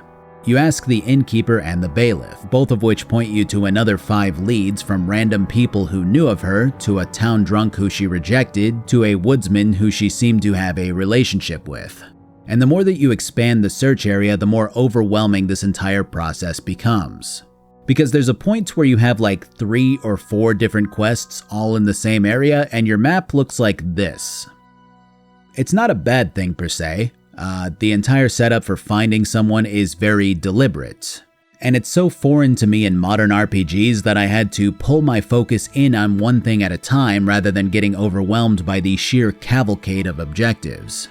It very obviously reminds me a lot of how Morrowind's quests were set up, which is something that the devs claimed inspired their quest design in Kingdom Come 2. Like, you just don't see this kind of approach nowadays. You'll have quests where it's like, talk to this innkeeper, and they point you to the tailor, who points you to a cave with a little guy in it, who tells you where the person that you're looking for is. But the realism of gaining a bunch of garbage information alongside the real clue is something that really isn't seen nowadays. It's frustrating, but in a good way. You eliminate the dead ends one at a time and finally latch onto the truth to get to the end of the quest. The only issue is that the payoff is heavily dependent on just how much you care about the person or people involved with the quest. If you stumble upon a random huntsman's wife when looking for your dog and she says, "Hey, my husband is missing, can you please help?" then you don't really care about the huntsman himself, you care about saving him so that you can get to your dog. It feels like a superfluous objective that's thrown in to just make things take longer. But if you head to the kind old woman who looked after you when you were near death, you naturally want to help her find her daughter. And I do feel like the devs don't always know when to draw the line and figure out when's the best time to implement this kind of widespread search for a person. Either way, the search for Pavlena is a fantastic quest, one that rewards you with more intrigue every time you track down a lead. In fact, the only garbage lead that we got was the guy who Pavlena rejected, who had nothing to do with all of this. You see, the medicine woman used to help more actively in town, but was driven out of it when she was helping to deliver a baby who died during childbirth. The farmer who lost his child was furious that she not only didn't save the child, but she also apparently didn't baptize the baby before he died, believing that the baby's soul has now been sent to hell. Henry later points out that an unbaptized soul would be sent to purgatory had they no other sin besides original sin, which is a good depiction of how quickly something as ambiguous as religion can get out of hand when fear is brought into the picture. Regardless, the farmer harbored a grudge for many years despite the medicine woman being driven out of town, and talked his 2 farmhands into killing Pavlena in exchange for land and his 2 daughters' hands in marriage. The farmhands accepted, but thought to basically beat her ass and then send her packing rather than actually kill her. When they attempted to do so, her boyfriend charged one of them and began thrashing him, causing the other to bash the boyfriend over the head and kill him on the spot. They took Pavlena to a nearby hiding spot and buried her boyfriend. When Henry catches up to the other farmhand, he's holding Pavlena hostage, putting Henry into a position that I hadn't seen from him until now. Easy. Calm down. Don't do anything rash. No one has to get hurt here. We're just talking. All right? It's kind of crazy seeing Henry fill out into a man who can do anything. Ironically, a big point of the first game was that he was shit at everything and slowly became average or good at something through tons of effort and practice. His metamorphosis in this game has been displayed across many events, but him suddenly becoming a smooth-talking hostage negotiator might be the most surprising yet. I will say that despite all of that, I failed nearly every speech check here, but that didn't seem to matter, which I'm a little surprised and disappointed by. I honestly expected the guy to kill Pavlena because of my botched attempts at talking him down, but it seems that only the last check made any real difference when he finally releases her. And I immediately find out why the writers decided to brute force this result. All right. Just take it easy. You swine! I'm letting her go. Die! Look! Die! Die! That's for Roman! You bastard! So obviously this was the more interesting outcome, and I get why the writers piloted the player towards this path. It is worth noting that Pavlena can die if you really try to fuck this up, which is also good for replayability and all that good stuff. But when you return her to her mom, the medicine woman has had enough and demands that you kill the farmer who caused all of this. Enough is enough. When Yakesh accused us of killing his son, I did nothing. When they drove us out of the village, I did nothing. When we had to forage in the woods to survive and spent the winter shivering over dying embers, I did nothing. And now, when Yakesh tried to kill my daughter, you tell me I should do nothing? No, lad. This can't go on. Chatting with the farmer instead of killing him has Henry able to convince him to make amends with the medicine woman at last, while he claims that he never sent the two farmhands to do anything to Pavlena. And that kind of syncs up with what one of them told Henry earlier, when he claimed that their master basically got drunk and was just spouting on and on about how he wished the medicine woman would feel the pain that he's feeling. Now the key point to all of this in my mind is that Henry has the choice to point out multiple times in this quest that vengeance is something that only wears on a person's soul and never solves anything. He points it out to the guy who's holding Pavlena hostage, to the medicine woman, and to the farmer. It's a sticking point in this entire quest, and ultimately that train of thought leads to a good ending in this quest line. The problem is that Henry is very much a vengeful person himself. You see shades of that desire coursing through him when he has his near-death experience, and later on when he speaks with the Lord of Sameen. I don't flee from a fight, sir. I have work here, and a lot of scores to settle. You want to get revenge for what happened back home? That usually doesn't end well. So this is something to keep an eye on. Is this a lesson that Henry knows about but is a slave to his own desires even despite knowing it? Or is this an oversight by the writers when trying to create speech options and the result winds up with Henry flip-flopping between someone wise beyond his years or flawed but realistic? Regardless, this quest is probably the epitome of what I want in an investigation-style questline, blending intrigue with a set of dialogues that are perfectly paced to not cause any sort of boredom or fatigue. It's not quite the opposite of the dog-finding quest, but it's leagues better and handles every stage of the search for Pavlena masterfully. As far as more quests to find people go, there's one that has you tracking down some cumins. Now this one kicks off when said group of cumins stride into one of the towns and attempt to eat at the inn. At the time when this happened, I was in the middle of another quest and only saw what was happening at a glance, but basically the group were sitting in the middle of the tavern and everyone around them kept muttering about how they were unwelcome here. Presumably I could have gotten involved then, but I was told later that there was a brawl that broke out, and now the innkeeper wants me to track down the cumins to make sure that they never come back again. This entire quest is decidedly Warhorse listening to some of the more sound criticism that they received in the first game about cumins. Because as things stand, they were nearly always painted as these bloodthirsty, horrific barbarians who terrorize any civilized area. This quest seems to try to rectify that tone a bit, as we're treated to an awesome sequence where Henry attempts to talk these people away from ever visiting that town again. The result winds up with a spat of drinking and chatting, getting to know these people intimately. As it turns out, this particular band splintered off and deserted from Sigismund's hired army when it became apparent that they weren't going to be paid a wage and were only promised payment in the spoils of war. These guys were at Skalitz when it was razed to the ground, and seemed genuinely remorseful for their actions, claiming that war is hell and that they were just following their orders so that they could feed themselves and their families. It's a mix of a fun drinking quest where Henry is getting hammered and a reminder that the soldiers on the enemy sidelines aren't inherently terrible people, that they have their own ambitions, families, and reasons to fight. I like sheer barbarian luck. Well, I just want someone to love me. You have noble ambitions. That is good. You don't believe me? Choose anything, and we'll see which one of us is better. Oh, really? How about swimming? I'm the greatest! Oh, Buzzmeg! Don't fall, you idiot! Who you call an idiot, You gotta be shitting me! Where am I? How did I get here? Be careful! Jesus Christ! Oh, God! I'm gonna fall! I'm gonna drown here! If you want to learn fight with saber, only say... Uruluk? Columbarosso fortatodna. Mia fennas. Henry, you're better led than Nelvin Cat. Meet Mondas. Tevez. Tebes el Chel.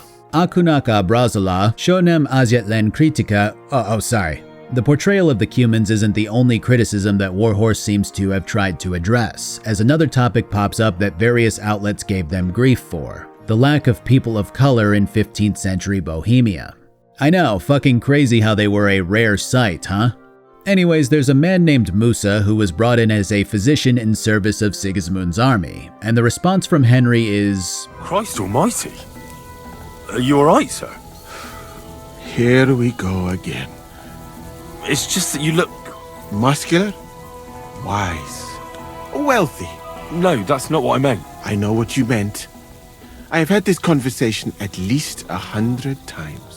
I respect the hell out of the devs for finding a place to insert Musa, and the conversation that unfolds isn't side quest related, but it's a fun and respectful bit of learning that I thoroughly enjoyed as Musa remarks on the differences between his home country and Bohemia. Oh, and to clarify, you meet Musa way later on, but I figured now was the time to mention him. Now, all of the quests to locate people aren't all amazing little episodes of whimsy, drama, and high stakes. Like I mentioned, the best thing that you can do when setting up a search quest is to include something that really hooks the player in and causes them to want to work towards finding an individual.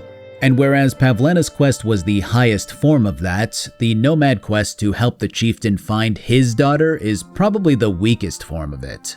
There are very obvious positives and negatives to this Nomad group that's situated in the corner of the Trotsky region. The positives all revolve around witnessing a wholly different culture and how it operates, and how these people have all banded together to live their own way, separate from the laws of the land that affect Bohemian citizens.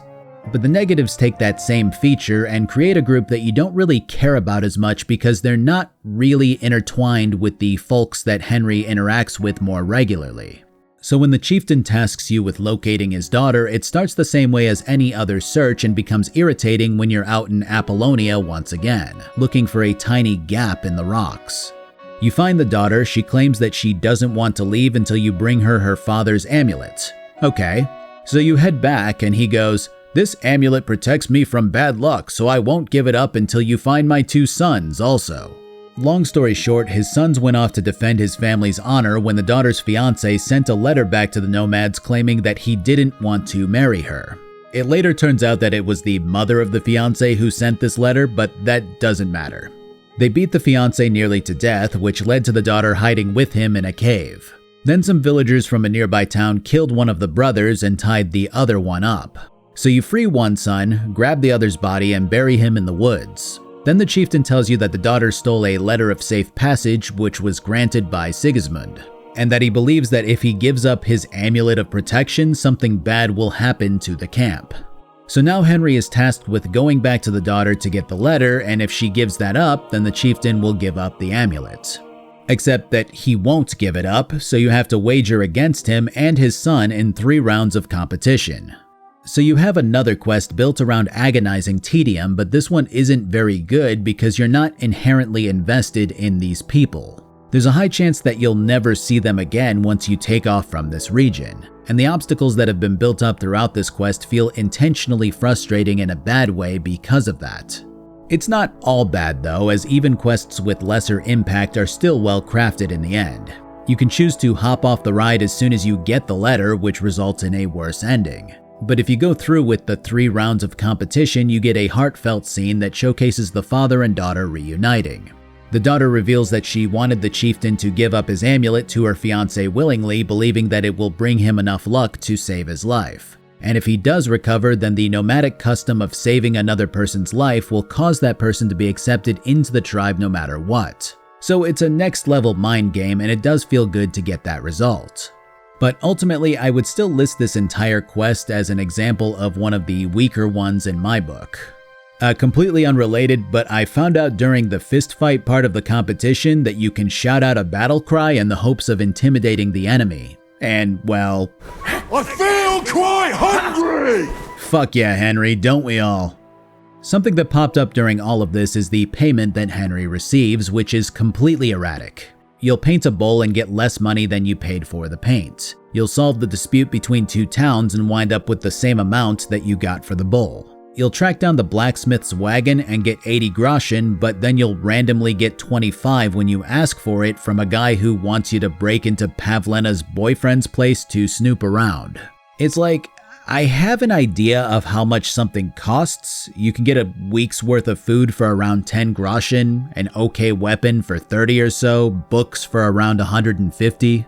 But it's weird seeing a noble pay you less than 100 for helping him out with his son's wedding preparations, and then some random woodcutter gives you 25 like it's nothing for a task that's much less involved. The last couple of quests are fine in their own right and have Henry aiding a couple of inspired bards with acquiring a lute and helping the miller with creating a fucking golem. Both of these are exercises in the seedier side of the skill tree, relying on Henry's ability to sneak, pickpocket, and pick locks. And like I said, they're solid quests, but they're not really worth talking about if that makes sense. They don't do anything offensive, just like they don't do anything spectacular besides the end of each of them, so let's just skip to the end. With the bards, you steal a lute for them, some oaf breaks it, and then you go out and find some strings for it. The end result has them serenading Henry with a tune of their creation. When it seems you're out of luck, there's just one man who gives a fuck. A friend who'll never leave you stuck. Now who can that friend be?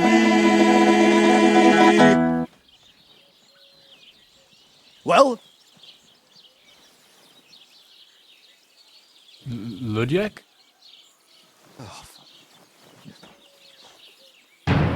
Henry, our hero Henry, the fellow who helps his fellow man. Henry, reliable Henry, he gets the job done the best he can. Oh Henry, we thank you Henry, the fellow who helps his fellow man. His fellow man! Henry, let's drink to Henry, he gets the job done the best he can. Yeah!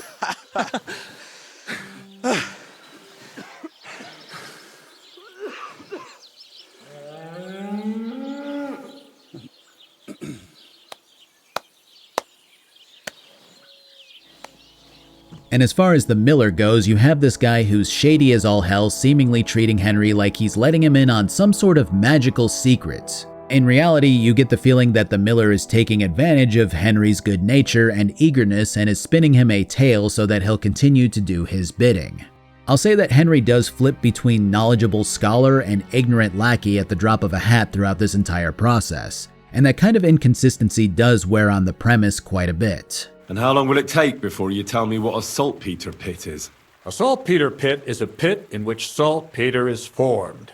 If you're looking for it, you ought to know how saltpeter forms. You take a damp wall, like in a sty, you let the water evaporate from it, and you get this salty bloom. That's right. Regardless, the ingredients and books that Henry is sent after all pertain to the creation of gunpowder. And the Miller's true purpose is revealed when he showcases his passion for changing the world through alchemical experimentation. There's a lot of very interesting and deep discussion of what goes into that process, and I have to wonder if Bohemia made any true advances in that regard. To my knowledge, it was more of a Chinese discovery and was something that was expanded on by English scientists later on. By the time this game takes place, it was definitely something that was being used, but wasn't refined further by the likes of Germany and Italy for another century or so. Still, the fact that we're even on this subject is due to Warhorse taking such an interest in the topic and imparting it as eloquently as they have. That's pretty much all of the side quests in the Trotsky area, though there are an even greater amount of side tasks that are more about doing the types of things that you would find in any other video game. Just menial tasks that have some dialogue attached to them, fleshing out the game further. The only ones that I bothered with involved fistfights and finding some rare armor. The side quests are the real prize here, and nearly all of them are impressively detailed, sometimes to an annoying degree depending on the story. I had a great time overall and would say that they're all pretty much worth doing in their own ways. Heading to meet with Hans at last has him mulling over the idea of whether what we decided back in Samine was right or not. I will say that the game giving you a break to go do side quests before main questing here is a bit odd for that reason. With the amount of stuff that I did between then and now, it feels like it's been ages since Samine burned. And yet the entire time Hans was in this stasis of, meet me tonight. I actually wondered if that would cause an issue with the quest, but he was just here to be talked to until I was ready. I guess you can't always have realism win out in a video game, so it's not a huge deal. But at the same time, discussing these events like they had just happened the night before did give me a bit of whiplash. Either way, we head to a feast with von Bergov, who claims that his Chamberlain is the one who will lead the charge against Nabokov tomorrow at dawn. This entire time, there's been talks of someone on the inside leaking information to the bandits, and I never gave it that much thought. But hearing the Chamberlain spell out his battle plan in this room right in front of this woman had a light bulb going off in my head. Now, I haven't mentioned her much, but this is Catherine, the same woman who Henry tried to save down by the river.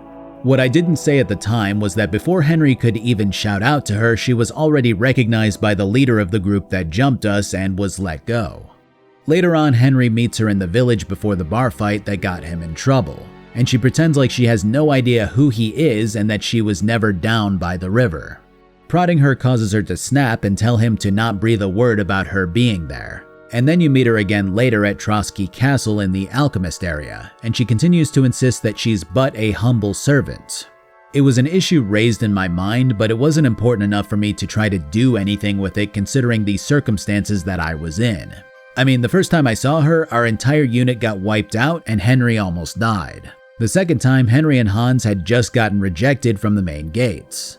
The third time, Henry was actively trying to save Hans from being executed. There was always something bigger than worrying about what this lady was up to. But now seeing her listen in on this entire conversation has me realizing that she's working for the rebels in all of this, and that this battle is going to go sideways fast after she relays the information about our battle plans to them. Riding out in the morning has the Chamberlain talking shit the entire way, claiming that this will be an easy conquest. The issue with tropes occurring in media is that many people tend to paint them as bad. Hell, I do it myself sometimes. But that kind of thinking has caused many movies, games, and so on to do everything that they can to avoid specific tropes as a form of twist, not realizing that in order to twist the story and have it still be enjoyable, it needs to be written that much better. Warhorse often follows the road of setting up a trope and then creating something excellent, even if it's predictable. And the ambush that we ride into is no different. You two are pathetic. I get the impression you're afraid to go into these woods, even with an army around you. I think I can see now why your lord barely escaped with his life. Maybe his captain underestimated the foe as light-heartedly as you. Weigh your words carefully, young man. You didn't fare any better yourselves. Yeah, that's exactly why I'll be a lot more...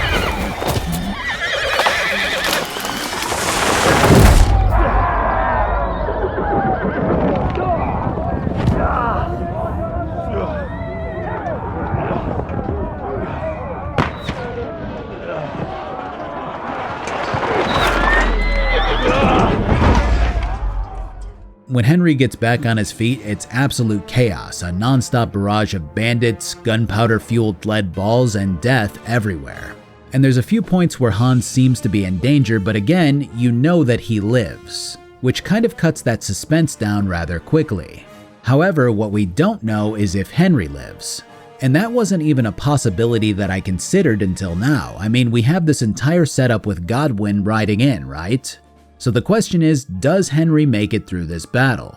This had to have been another crossroads that the devs came to when setting up this plot. But if you think it through, there's only one good answer here. Henry has to live. There are way too many parts that revolve specifically around him. His lover Teresa back home waiting for him, his vengeance quest on the people who killed his village, his potentially burgeoning romance with Hans, and probably a score of other things that I can't think of right now. And you could still kill him here, right? You could make all of these things work. But you have to have somebody who's willing to take up the mantle that Henry has shouldered, who's willing to do the dirty work that Henry always has. And both Godwin and Hans do not have those qualities about them. And yet, when you see Henry in the situation that follows, your first thought is going to be, oh no, are they going to kill him? Even if that doesn't make any sense. Basically, the boss shows his face along with all of his henchmen who you talked with in Nabokov when they were pretending to be normal citizens. And Henry just loses his shit, doing the one thing that would surely work in this time period, appealing to the bandit leader's sense of honor. Well, better to have honor than to sneak up and ambush people from hiding. It works, though. War is a nasty business, and it is better to have your head on your neck and your foe on his knees than the other way around. Now, what is a coward turn to banditry? You should have been a knacker. You'd still have your head on your neck, and your own seat in the tavern. Shut your stupid mouth. You have no idea who you're talking to. Yeah, to a weasel, who shoots from the bushes instead of a fair fight. You think so, huh? I mean, Henry absolutely exudes aura at this stage, and it's fucking awesome to witness as the guy takes him up on his offer. I kick his ass with the Master Strike that I learned earlier on, but I gotta think this entire thing would have been difficult without that. I know this might be a weird time to mention this, but this entire battle and the battles just before this taught me something. I've been using the heavy weapons like warhammers for pretty much the entire game. I just like the idea of them, and it's fucking awesome to clobber somebody in the helmet with a hammer. But they're just so radically inferior to a sword that it's almost laughable. It's something that mirrors how the first game was set up mechanically. The devs very much favored the longsword as a weapon above all else, and you see that repeatedly throughout these games.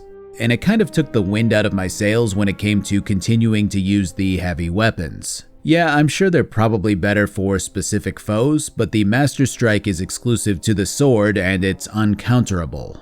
So I mean, yeah, I think I'm gonna have to switch if I want to play this game on easy mode, or easier mode. Either way, slicing out the leader's eye causes the others to jump Henry, and boy does grabbing the holy armor of a legendary knight make this about as stupid as I had expected it to be. I don't know, I just can't believe they decided to go make a closed badass bassinet for this helmet and then not adjust any of the cutscenes to make this make sense. I mean, to my knowledge, this is probably the best gear that I can have right now, so why wouldn't I use it?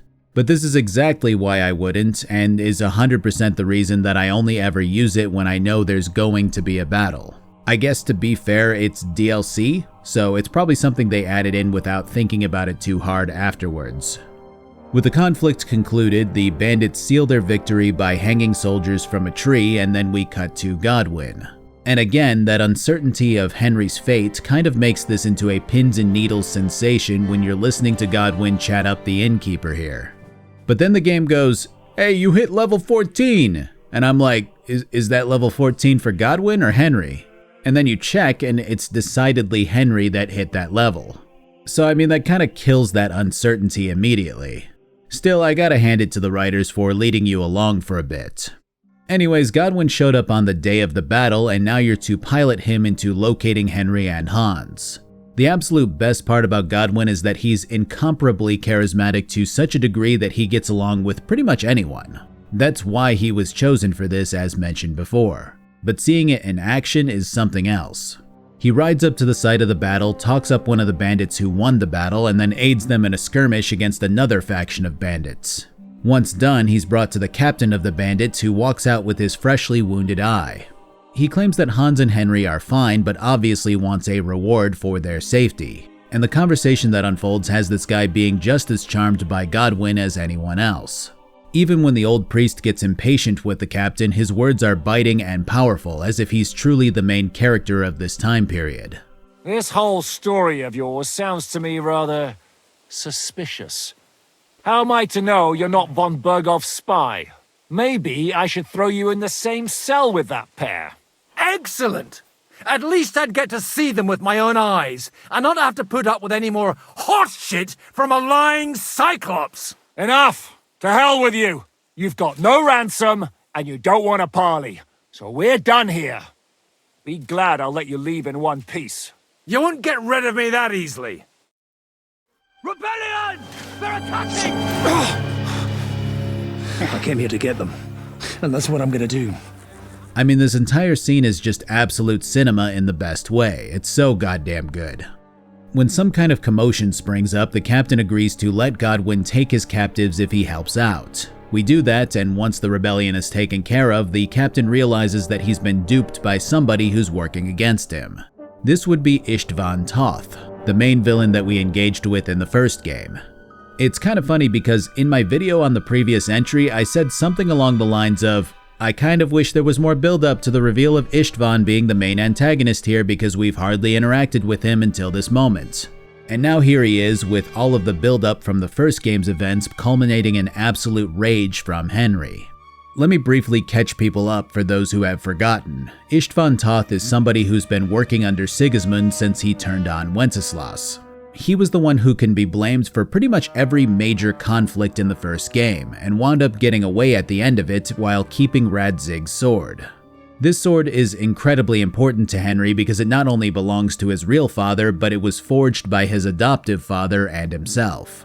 It doesn't matter much to Radzig, truth be told, but it's such a symbol of Henry's love and loyalty to his family that he's been feverishly looking for the thing and Istvan since.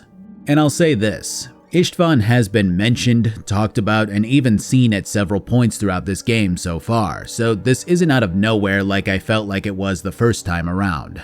These guys did a really good job of portraying Henry's animosity towards this guy who's caused so much pain for him, though again, having an entire game's worth of background lore does help.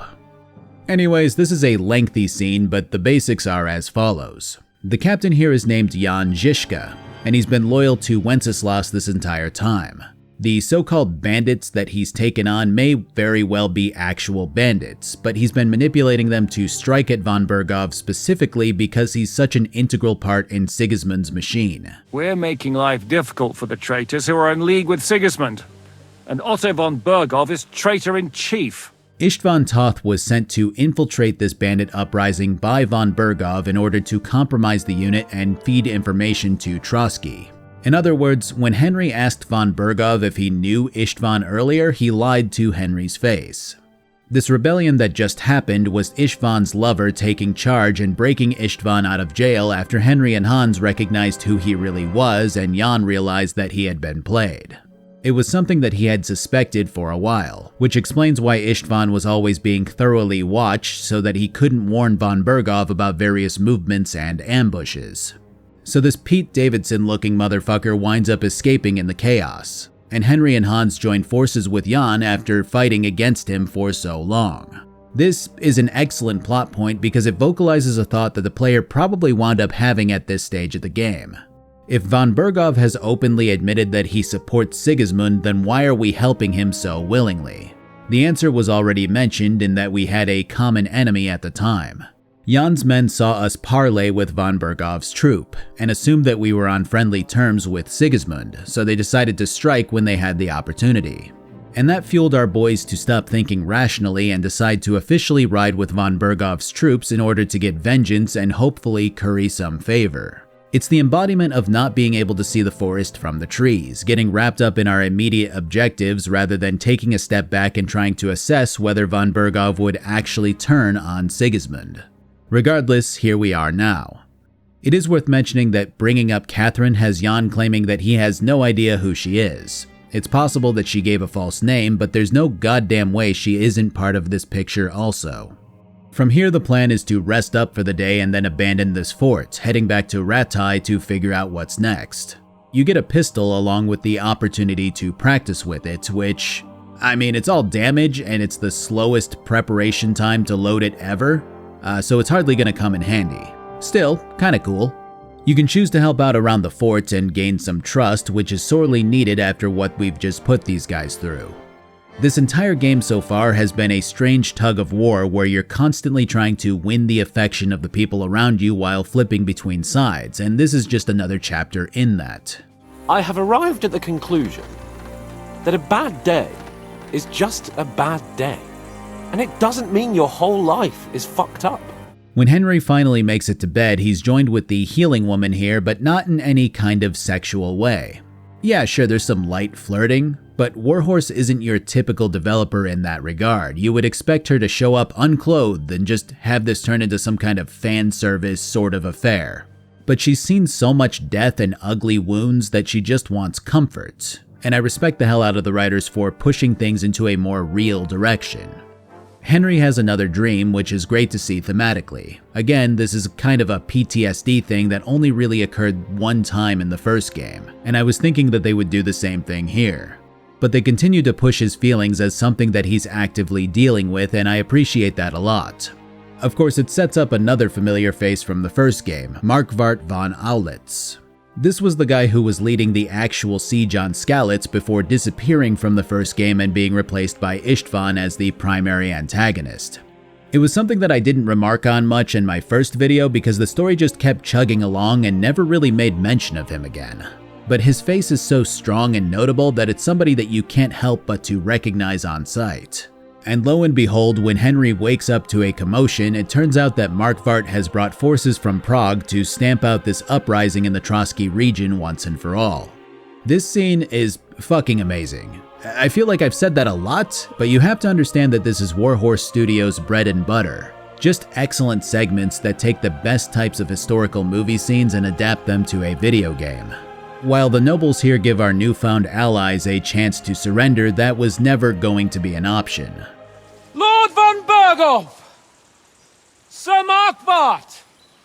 Lord Nebach!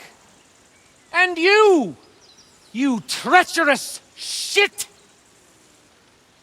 Kiss our asses! God, is this retribution for my sins? And so we kick off the battle from the very start of the game, or at least I thought so at the time. But this time it's from Henry's perspective. And this battle is a bit of a mixed bag. Yeah, thematically it's awesome, but mechanically it's a bit flawed. So first off, I can't change my outfit to pop on my helmet, so that's not ideal. Secondly, there's a point where I need to drop some rocks on some guys who are trying to axe down the door, and the first couple of them fall no problem. But then the rocks just go through them afterwards. It's more than likely a bug, but it's one that took me out of the prospect of defending a fortress from attack. Regardless, I do kick ass here before the next scene progresses. It's another amazing set piece that has the opposition revealing the ace up their sleeve, a cannon. And there's not much that we can do against that. So yeah, the tower gets hit, the boys get captured, and here we are for the fourth fucking time as prisoners. You gotta wonder if there was a point when the writers went, should we do this again? But I mean, even if a theme is played out, it's still a really damn intriguing circumstance, so I think it's worth it. Hans's fate is finally up in the air as von Berghoff decides to take him as a hostage while he goes to meet with Sigismund. Meanwhile, Jan, Henry, and Godwin are taken to the Metal Gear Solid torture room by Istvan. And man, these guys did such a good job at setting up a villain so despicable that you can't wait to actually get the opportunity to gut the guy. I have 2 more guests to attend to, and I want to get some sleep. Sleep sweetly while you can. Oh, I will. Don't you worry. I've had a couple of hard, nerve-wracking days, but in the end, everything went according to plan. And what's more, I have this wonderful entertainment before bedtime. I'll sleep the sleep of the dead. I hope you do. Literally. You'd do better to say your prayers, priest. It'll be your turn soon. You can go through a few speech checks for bonus points, but none of them make a real difference. I love seeing Henry's quick wit on display when he makes things up about where Wenceslas's allies have run off to, but István is such a well-written character that he doesn't settle for those lies. And you could argue that that makes these checks meaningless, but I think they add a flavor to both the actual scene and to István's character. The end result has you choosing to talk or not, and the latter has the executioner sticking Henry with the invisible China censorship knife of doom. As you wish.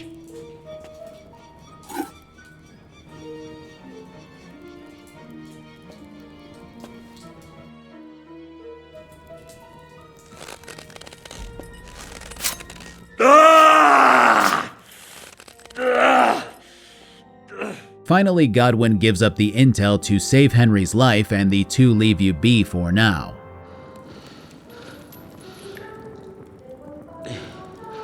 Hey. Can you hear that?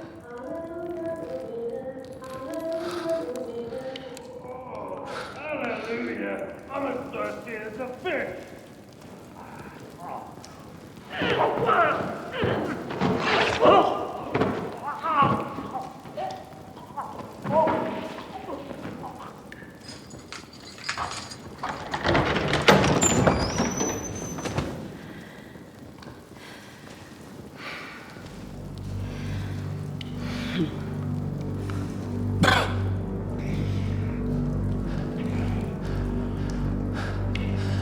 About time, Catherine.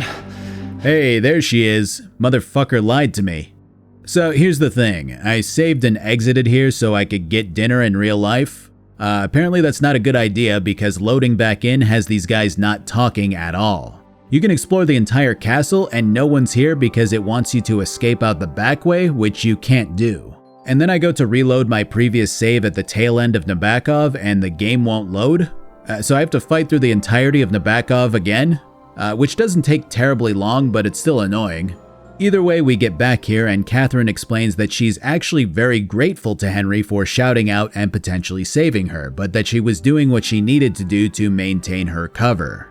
On one hand, it does feel like she could have quickly imparted this information to him. On the other, he's kind of an unknown element, so it's hard to tell if he'd react by blowing her cover somehow. It's a well-written point to her character, and I ultimately like how all of this went down. From here, the plan is to infiltrate István's quarters for the key to the back area and to kill him, of course. This means stealth, which is something that I'm terrible at. I wind up killing a few soldiers in combat, but I took a few blows as I did. Eventually I make it to István's chambers, and this entire scene is about as fantastic as you would hope for. You just won't give up, will you?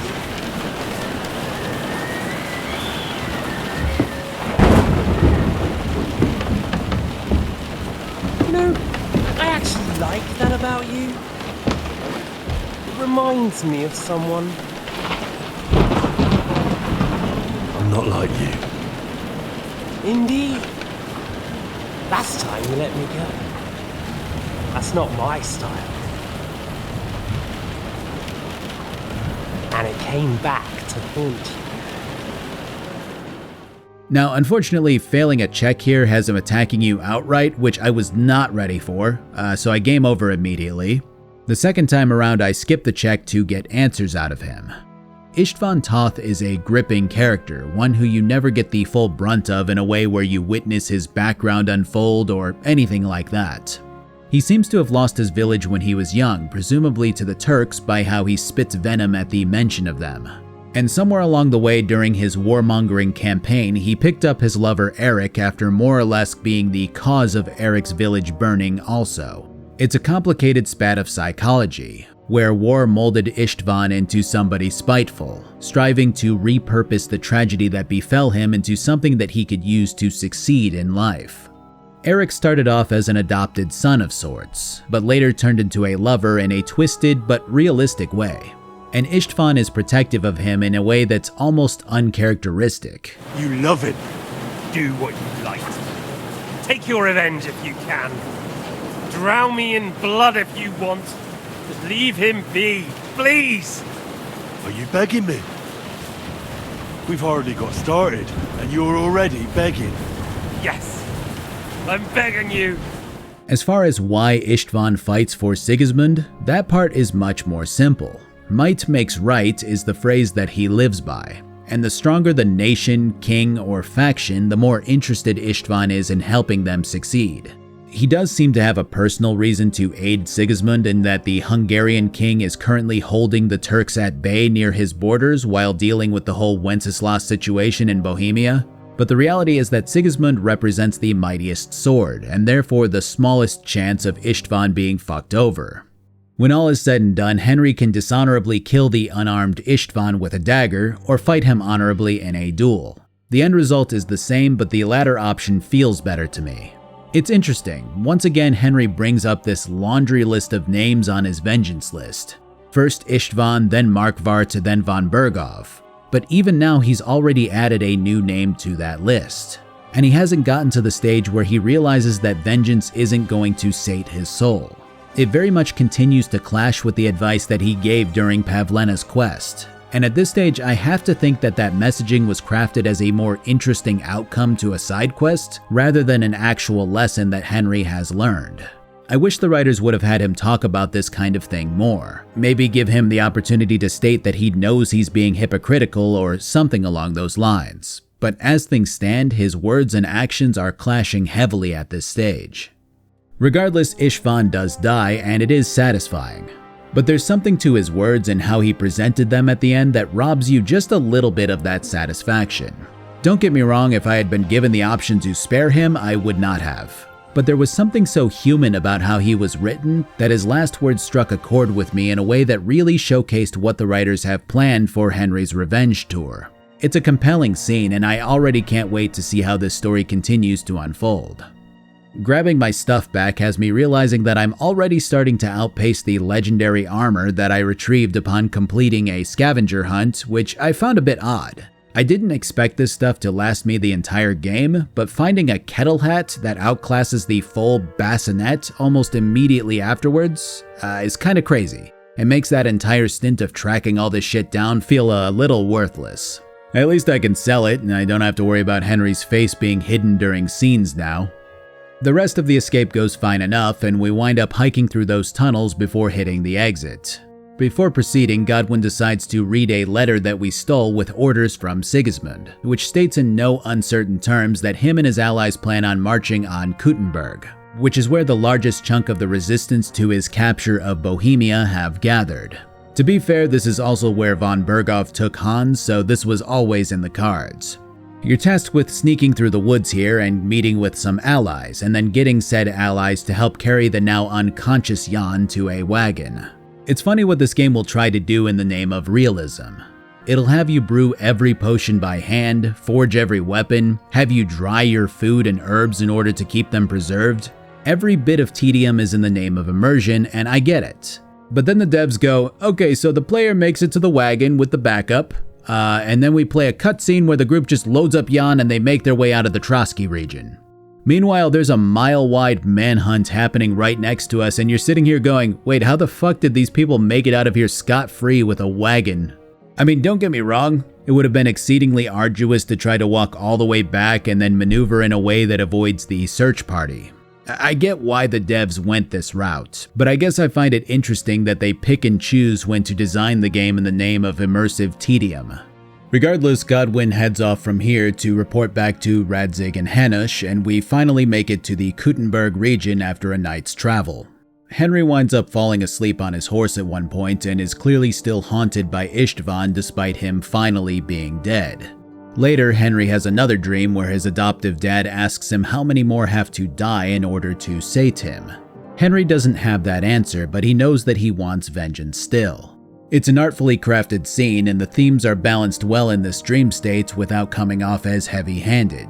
I can pretty confidently say that these guys are paying attention to the smaller intricacies of Henry's psyche in this game at this stage, and I'm excited to see what he lands on emotionally. Riding into the region has Catherine and Jan rattling off 400 different names, locations, and features of the region all at once, which is a bit of an overwhelming flood, but I'm sure we'll pick up on what they're talking about as things unfold. The next stint of game mirrors the front end by setting up the region and the big players that you'll be encountering. The brunt of it revolves around Margrave Jobst, who we only ever saw one time at the tail end of the first game. As a quick reminder, Jobst is the cousin to Sigismund and Wenceslas, and initially aided in Wenceslas's abduction before changing his mind and siding with Wenceslas's allies instead.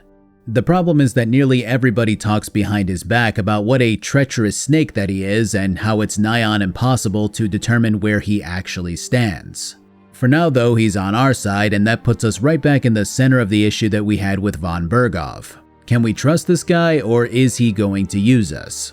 We can at least be a little bit more tactful this time around and not just spill our hand to earn good boy points with the Obster, which I managed to pull off with a tough speech check claiming that nobody spilled any information during the torture segment.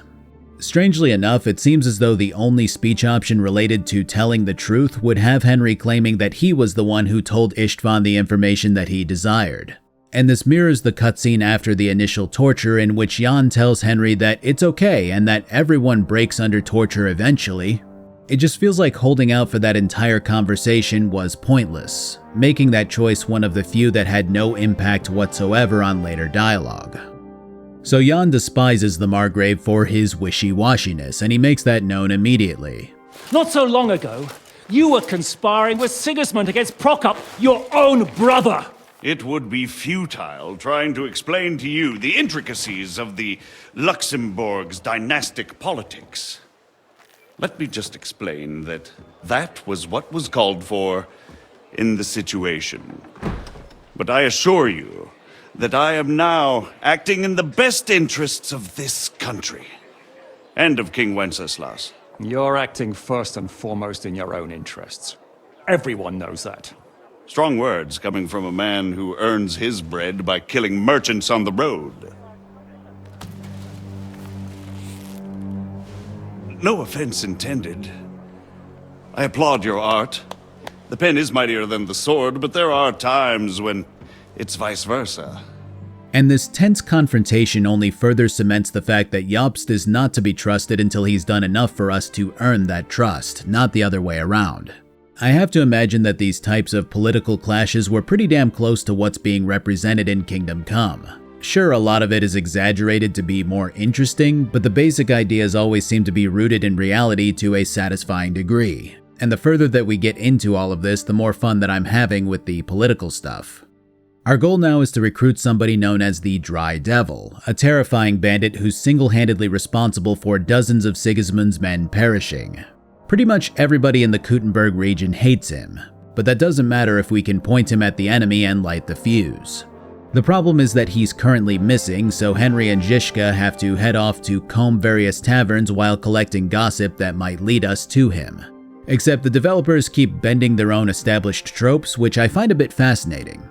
Like I said before, everything is a slog, but in a good way.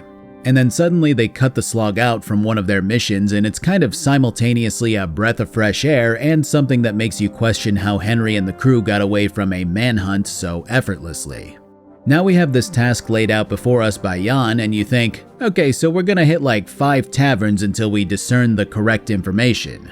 And you just fast travel over to the first tavern and find out what happened to the Dry Devil just like that. It's so weird. Right when you figure out how everything works, the devs pull the rug on their own processes. Either way, we meet with Kubienka, who's easily the most unique looking and sounding guy in this game. You wouldn't get a croissant for an alternative, mine. You're right about that. I'd have a use for that turnip. But I can only pay for it with iron.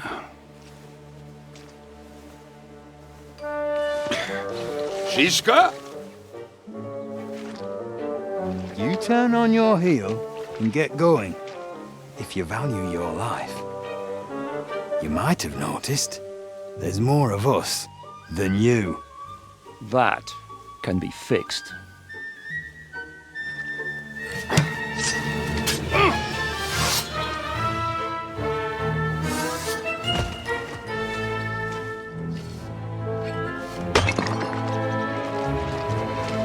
Hiya, lad. And thanks for the help. You're handy with a sword. Thanks. Not that I couldn't handle them myself. He would be one of the best archers north of the Alps. If he wasn't drunk or with one arm in the stocks all the time. I love this guy, even if his name makes me think harder when I read it. What Kubyenka tells us is that the Dry Devil got captured about a month ago and is currently being held in the jail of a nearby town. He was such a goddamn menace that he's going to be transferred to Sigismund's men directly so that they can torment him in some horrific way or another. So the loose plan for now is to prep an ambush and get ready to intercept him during that transfer. I have to give these guys credit. It's pretty damn awesome being able to see how both ends of this conflict work. I mean, we just went down the road of hanging out with the Lord of the Land and working with him to take out what he classified as bandits. And before that, we got the taste of the peasant and prisoner life, making that spat of nobility lifestyle feel that much more intriguing and earned. Now we're on the opposite side of that, associating with dangerous criminals who are actively working to rebel against the current leadership. And you get to witness how all of that works firsthand too. It's fucking cool, man. What the fuck? Damn. There's more of them than I was expecting. We can't back out now. Let's blast at them and seize the advantage. Oi! You two! Get that wreck off the road. Not to worry, Honorable Sir. We're working on it.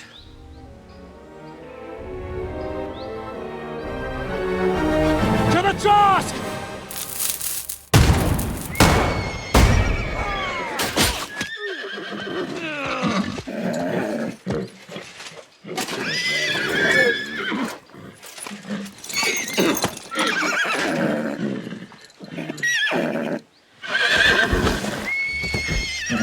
Matilda!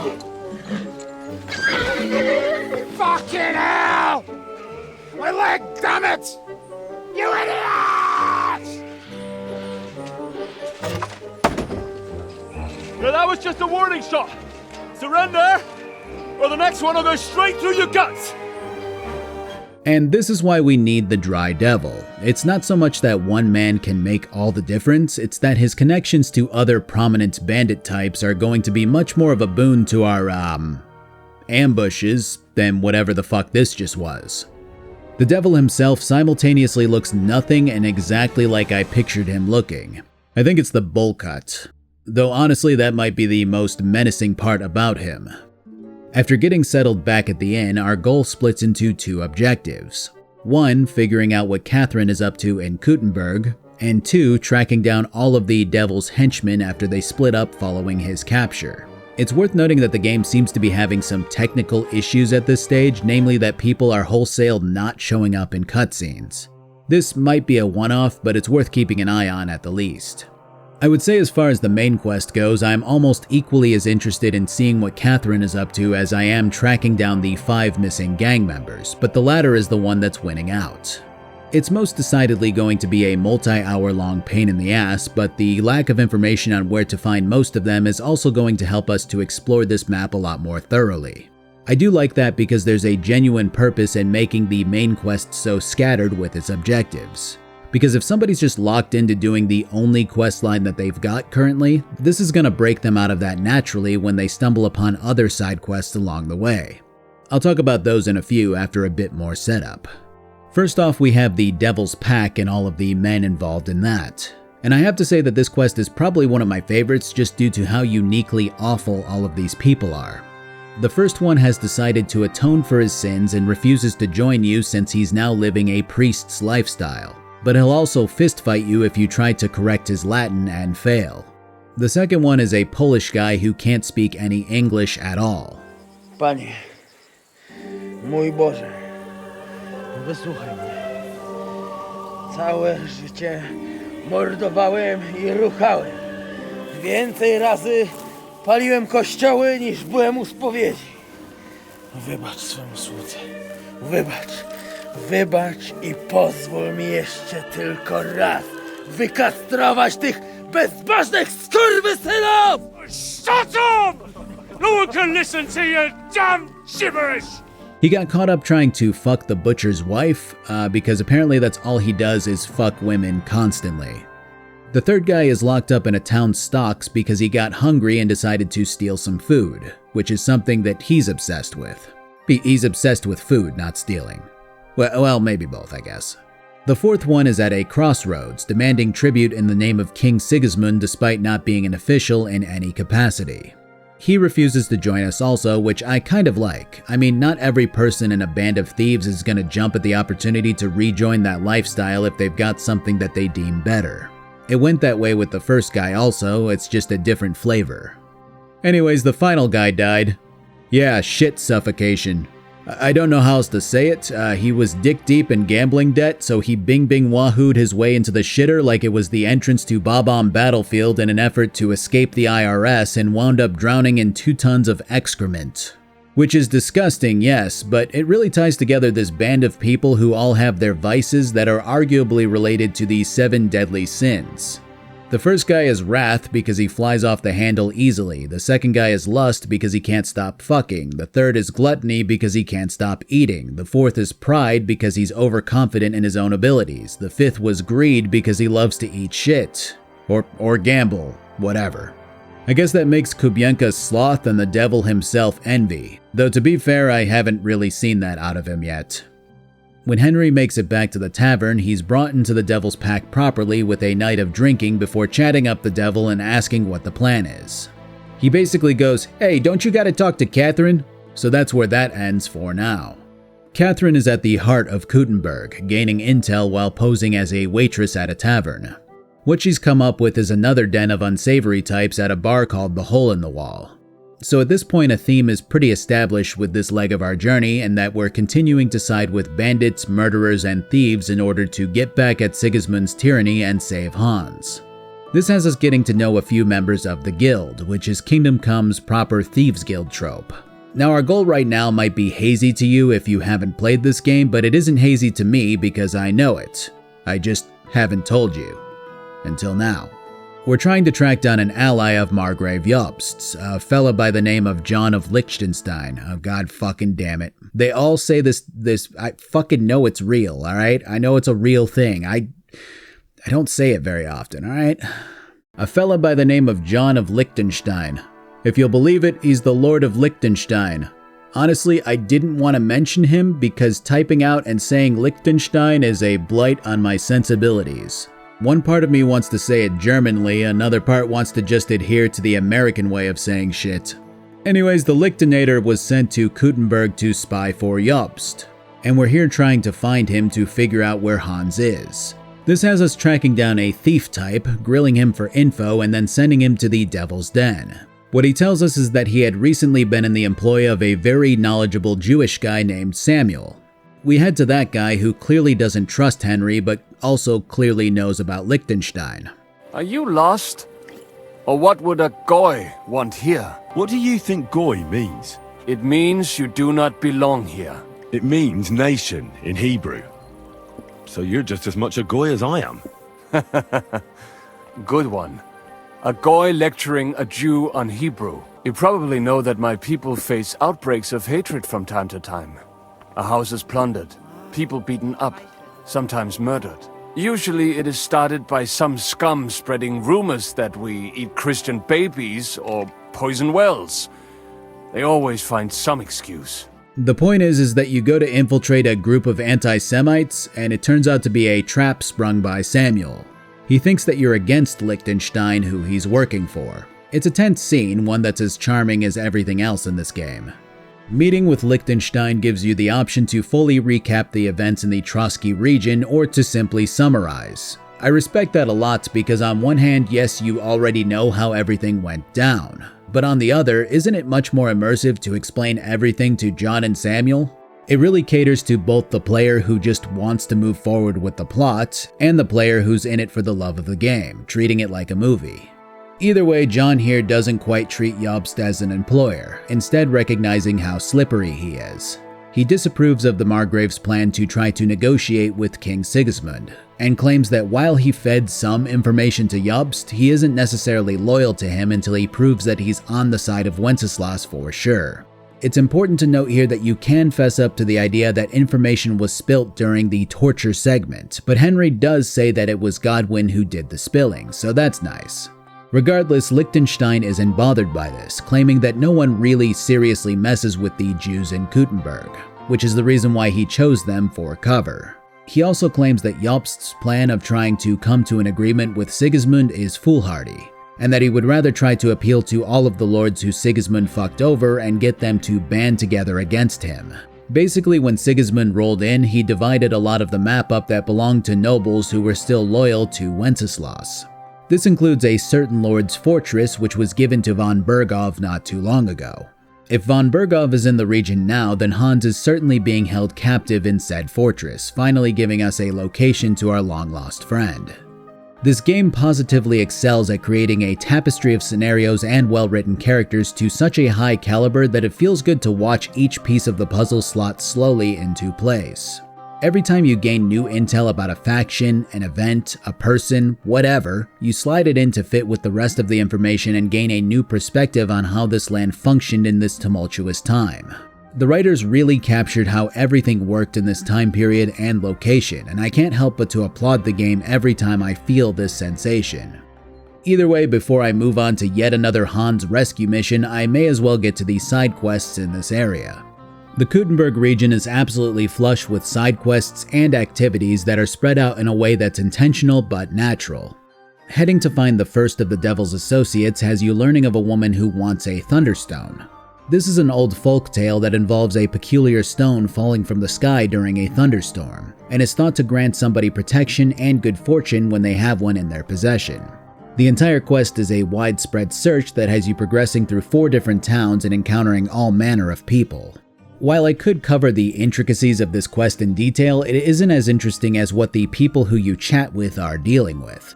Basically, half of the people who have an interest in this Thunderstone seek it specifically to protect them from Sigismund's army in some way. The first group stole it from another guy in order to take out a unit of soldiers under Sigismund's command. Of course, much like what the Cumans told you back in the Trotsky region, they haven't been paid lately and have been more or less let loose to pillage any nearby towns regularly. This includes the town which the group who stole the stone resides in. The stone itself was sold off to another woman whose husband is so worried about Sigismund's army raiding their village that he's fallen into a depressive state from his anxiety. Curing this man is a matter of convincing him that everything is going to be okay, while also helping him to eat and sleep properly. The end result has you choosing to give the stone back to the person it was stolen from, keeping it for yourself, or giving it back to the original woman who wanted it. Though I honestly didn't feel a strong pull towards any of these options besides the latter one, I guess. Strangely enough, this kind of folklore superstition seems to be an ongoing theme in the Kuttenberg region. I had initially thought it just had something to do with Sigismund's presence making people antsy, but there are quite a few quests and random encounters along the road that have to do with some kind of superstition unrelated to political events. Like the 2 people who both stop you and claim that they've been waiting for you. One's a woman who says that she dreamt of Henry after she participated in a traditional ritual, and that Henry's to be her groom. The other's a guy who thinks you're fucking Satan and requests that you grant him infinite luck at dice in exchange for his soul. Both of these people get pissed with Henry when he rejects them in some form or another.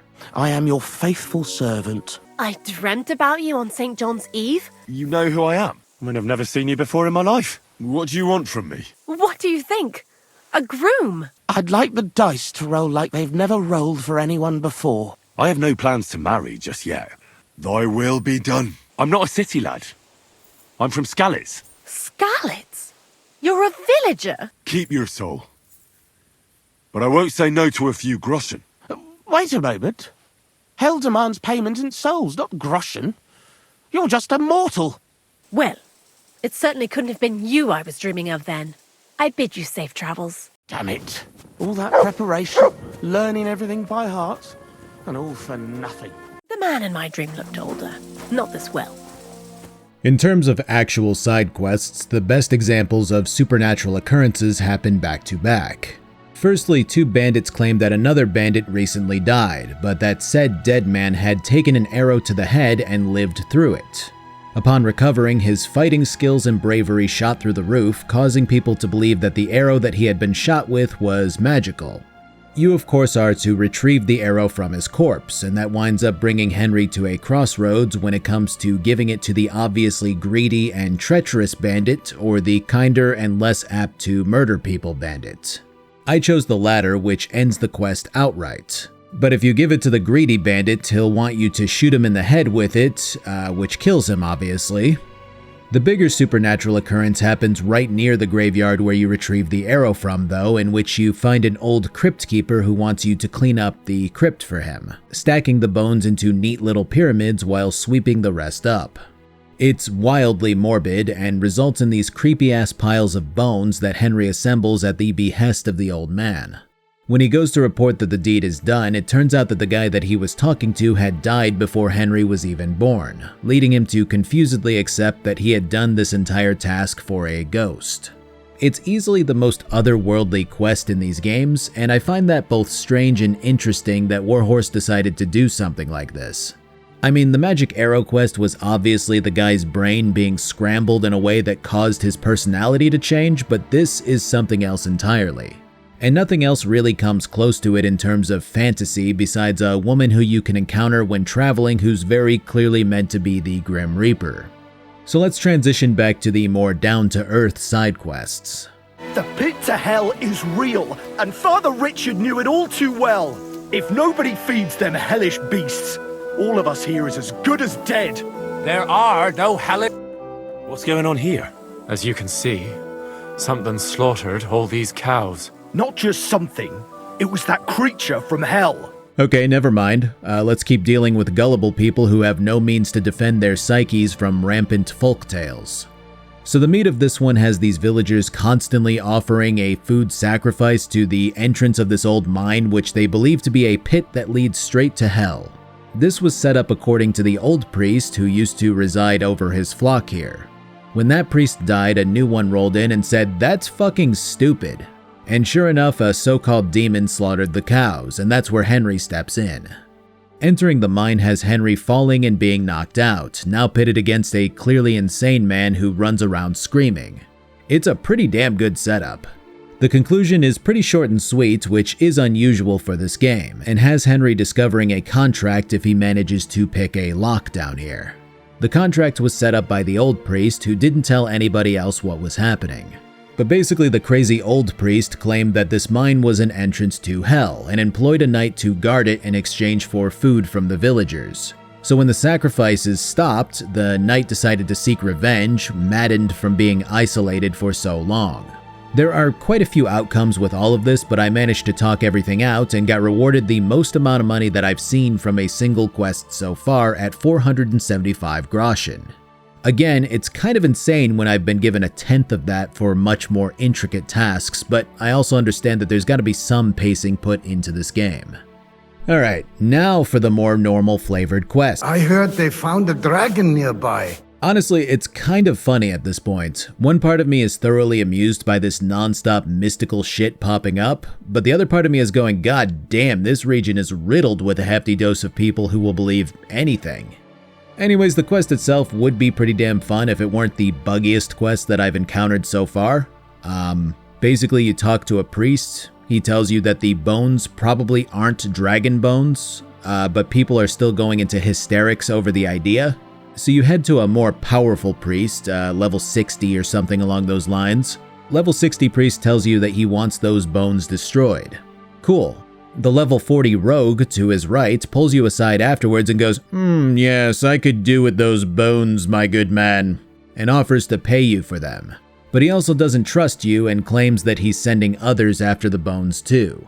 You head back to the lower level priest and he's like, yeah, go talk to the woodcutter. And then a new guy shows up, one of the assholes that the rogue employed. This is where the issues start.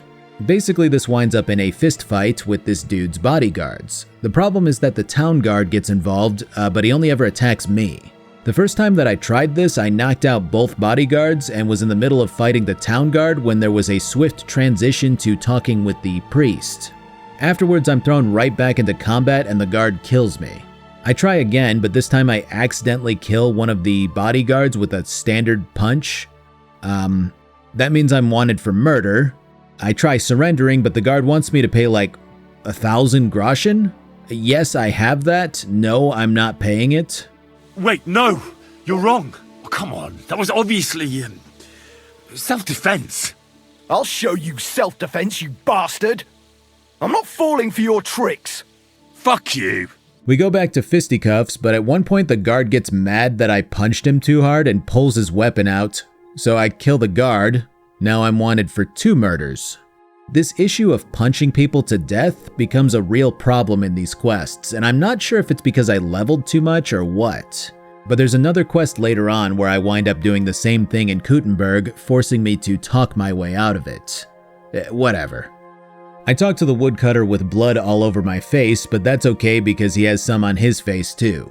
He tells me the general location of the bones and it's off to the races. Along the way there's a patrol of hostile soldiers which I take out semi-stealthily. Except this triggers a non-stop chase sequence, which means I can't switch my gear out.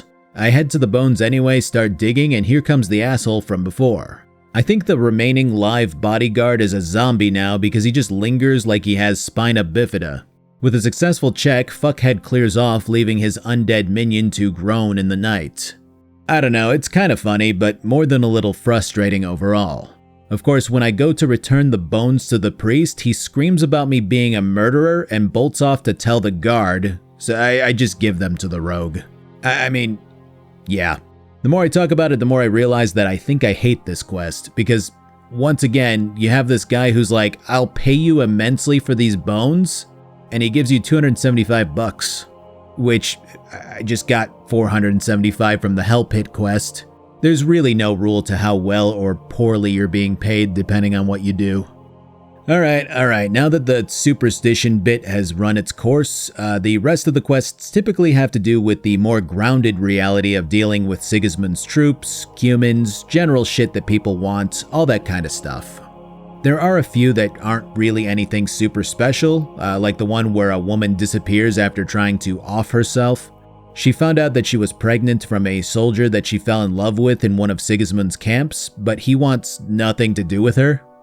She decided to not go through with her plan when the blood freaked her out, and you can find her and either convince her to go back to the soldier or leave him be. The latter has you talking her into staying in town or leaving and heading to the Devil's Den, which is the bar that Zizka and the boys have set up at. Now, I say this wasn't special, and it's not by Kingdom Come standards. But that's just it. Usually even the most run-of-the-mill quest lines are strong when placed alongside other games. I don't know, it's hard to describe, but even something like this had me feeling bad for this poor woman and upset with this deadbeat for taking advantage of her. And yet, it's not anything extraordinary when this game is as good as it is. So let's move on to the more stealth-oriented quests in this region. Starting off, you encounter a lord from Moravia named Jan Posey. Posey's backstory is certainly unique, as his family has relocated multiple times from their various castles when misfortune befell them. Despite that, he's a fighter, which he sees in Henry also when he requests his assistance. Humans ambushed him and his men, taking his brother hostage and stealing some kind of important item from the 2 lords. The catch here is that he will not tell you what this item is, even when you rescue his brother. The rescue is something that can be as gung-ho as charging in and slicing these men up, or as sneaky as waiting until nightfall and taking them out slowly. There are some in-between options where you sneak over to the captive brother, free him, and then charge the rest, or just attack at night outright when they least expect it. As interesting as the stolen mystery item is, the bigger intrigue for me stemmed from a bona fide stealth mission, something that I've rarely had the pleasure of pulling off in this manner. And stabbing each and every one of these 8 or so humans as they sleep or keep watch felt really damn cool. Freeing Posey's brother Tugbone leads to the 3 chatting it up and getting it on well, with Henry receiving the nickname of Killer for his efforts. Tugbone. Tugbone? Tugbone. I can't finish. Tugging his bone. Tugbone.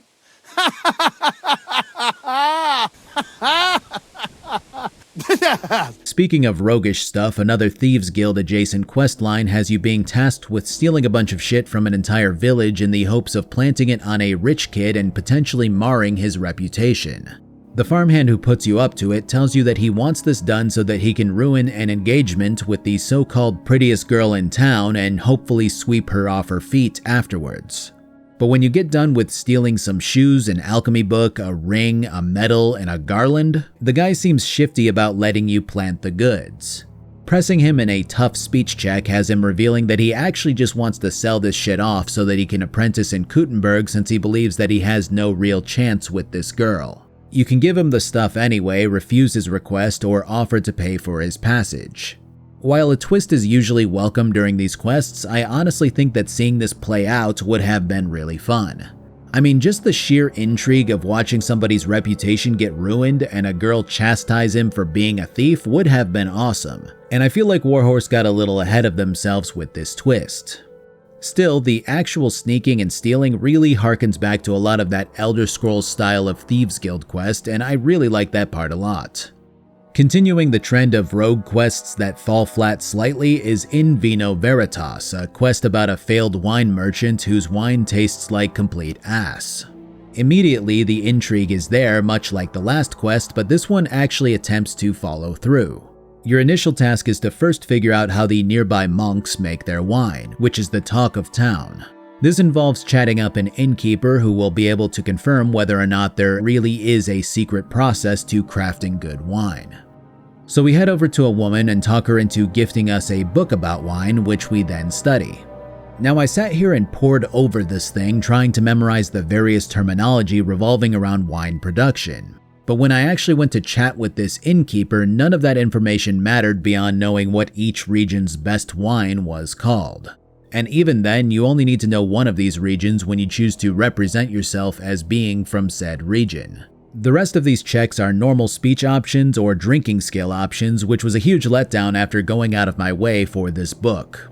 Regardless, the guy confirms that there is in fact a secret to the monk wine, and then phase 2 begins. You're sent off to pretend to look for work at the nearby vineyard, and then use that employment to steal some seedlings and figure out what kind of incense that they're burning in their barrels to enhance their wine. Which on the surface is an awesome task, right? But the reality is that the seedlings are locked behind a very hard door, which someone just opens sometimes. So I just walk in when that happens. The incense, on the other hand, is in a back room, which I again just walk into and take. With the seedlings and the sulfur wicks secured, I head back and that's that. Again, the intrigue and mechanics were there, but the execution just fell flat in my opinion, which really was a letdown after all of this build-up. Of course, the main thief quests stem from the guild itself, which I glossed over before. But basically this is a mix of your average thieves who are in it for profit and loyal subjects of Wenceslas. Some members are extremely against Sigismund and task you with quests that will annoy him in some form or another. Other members, namely a guy named Knuckles, thinks that all of this is bullshit and everyone in the guild are actually just looking out for themselves in the name of profit. The leader starts by tasking you with stealing from Sigismund's warehouse and using the food found there to feed some poor beggars in the streets of Kuttenberg, which feels awesome. I mean, it's the Robin Hood trope, sure, but that doesn't stop you from feeling noble as all hell. After that, you're set up with several small tasks that benefit the guild in various ways, spreading its influence while poking at the hornet's nest.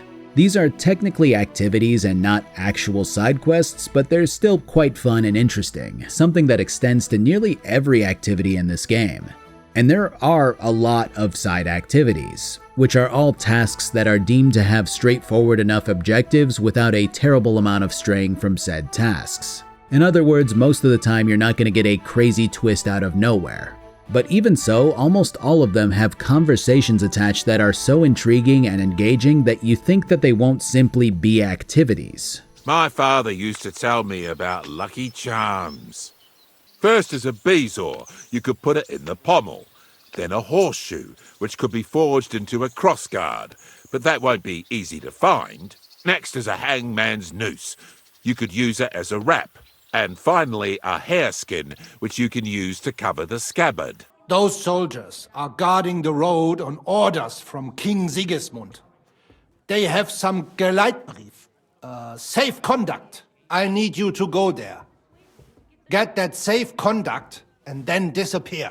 I'd like to conceal a protective talisman among the roof beams of the cathedral. The first is the horseshoe hanging above the door of the tailors at the horse market. The next talisman is a commemorative coin set into the cellar wall above the tavern across from the town hall. And the third is a nail somewhere in the beams of the potter's house in the Czech Quarter. I want you to get all three, smelt them down, and forge an axe out of them. The miller's gone completely mad. He locked me in here. He wants to kill me. Please, talk to him. He'll listen to a proper man. I'm too scared of him. I've come for the girl who's been locked up here, and now I see she's scarpered. You idiot! That bitch was stealing from me. I locked her in there while I fetched the guard. It's a plethora of interesting setups that cause you to want to go try to accomplish all of these clearly unimportant tasks, if nothing more than because you find them exactly that interesting. And it's head and shoulders above the average setup for an insignificant questline in most other games in the genre. At this point in the game, it's worth noting that the repetition of faces starts to become a little wearying. I mean, I understand why games like this do it. It'd be way too much effort to create a unique face for every person, but this is definitely the downside to it because I keep running into people that I recognize from quests where I got really invested in the plot. I mean, when you have as much dialogue in this game as you do, and they're attached to people with very specific faces, you sit here and you're like, oh, this is the innkeeper from Troskowitz, or something like that, and then it's obviously just another dude that shares his face. And that sensation definitely peaked during the German Swordmaster quest, which has this guy named Menhard looking for new students and challenging Henry to a duel, only for it to be disrupted by the city council and the Swordsmen's Guild. You know full well you've no right to conduct the art of sword fighting here. That's the privilege of our brotherhood. Halt die Klappe. I am Meister of Longsword. You well know this right we have from the charter of your King Wenzel himself. Meister Menhard, let me remind you that your petition was discussed by the town council, and your claim was rejected. It's no use arguing, Deutscher. The council represents the king, and the council has decided in his name. Nicholas of Prague here is also a master longswordsman, and we don't need another. So I will face your Nikolaus or any other man. We shall see then who is der wahre Meister and who is just full of hot air. If anyone is to clash swords here, it will only be when our brotherhood convenes a tournament, not when some Hundsfott feels like it. Fick dich, du Metzgerschwein. Enough of this, all of you! Long story short, Menhard was invited by Wenceslas to teach prospective students for a few years before returning to Frankfurt. When the whole ruckus with Sigismund happened, a new swordmaster was appointed to take Menhard's job away. So Menhard now wants you to steal the ceremonial sword from the Swordsmen's Guild and post it in a public location, which indicates that the guild is taking on any and all challenges. That's when Menhard will publicly challenge them to a duel of honor so that he can hopefully be allowed to regain his promised job back. This entire conversation takes place in Denglish, which I understand most of from having spent 3 years in Germany with my wife, but I have to imagine that this kind of conversation must be uniquely frustrating to listen to as somebody who has no grasp on the German language. Like, it's such a specific inclusion that the writers stuck in here, this mix of English and Czech and Polish and German and Hungarian and so on. It's something that I enjoy immensely because it continues to embody this region and time period perfectly, and it's so different from how most developers will just wholesale have everybody speak English no matter what. But I would completely understand if somebody got frustrated by the interspersing of various languages into English sentences repeatedly. The plan goes off without a hitch, resulting in a tournament being called by the city council to decide who should take over the sword fighting guild once and for all. Now, I will say that I think I overall enjoyed the tournament in the first game better. This one is still good, though predictable at times and frustrating at others. Basically, it's 3v3 with each person getting to fight every one of the opposing 3. Each round is 2 out of 3, so theoretically there could be about 27 rounds of combat max. Menhard wins his first 2 bouts without a problem at all, as you would expect. When I take on the first opponent, it's a cakewalk. Except for some reason, instead of just letting me play out the second round, the game simply announces that Henry lost the second duel, and I just completely disagree with that. Yes, the reason for this is to make things more dramatic. It means that you basically have to win both duels to secure a victory. But you have this game that prides itself on realism and player choice and then takes away the opportunity to win the first 2 duels from the player. I just don't like that at all. Regardless, the third fight in the bout is just as easy, so it's not the biggest deal, but I'd be lying if I said that this didn't leave a bad taste in my mouth. So the main thing here is that at this stage we're up 3-0. In order to make things interesting, you would need Menhard's student to lose all 3 of his bouts. And this is done in a single cutscene, one of the better ones in the game. The student clashes with the opposition's best fighter, the current swordmaster of the guild. And the result has him being blinded in one eye and stupidly insisting on continuing instead of yielding. His hard-headedness is rewarded with nearly being killed, but Menhard steps in to save him. This is against the rules, causing his last match to be automatically forfeited. So now you have a situation where Henry needs to win the final 2 bouts in order to claim overall victory for the Germans. You can pass a hard speech check here to dissuade the counselor from giving an extra point to the Kuttenberg team for Menhard's disqualification, meaning that the worst that can happen here is a tie. That said, I'm like level 20 at this stage and just rocking people no problem. The issue, of course, is that both bouts go exactly the same way as the first one. You win the first round, the game cuts past the second one and says that you lost it, and then you play out the third one. It's really damn annoying, and I would have loved to have had the opportunity to absolutely sweep every opponent and net some kind of corresponding dialogue that talks up Henry's skill as a legendary swordsman. It is what it is, but I do feel a little let down despite this side quest being one of the better ones in the game.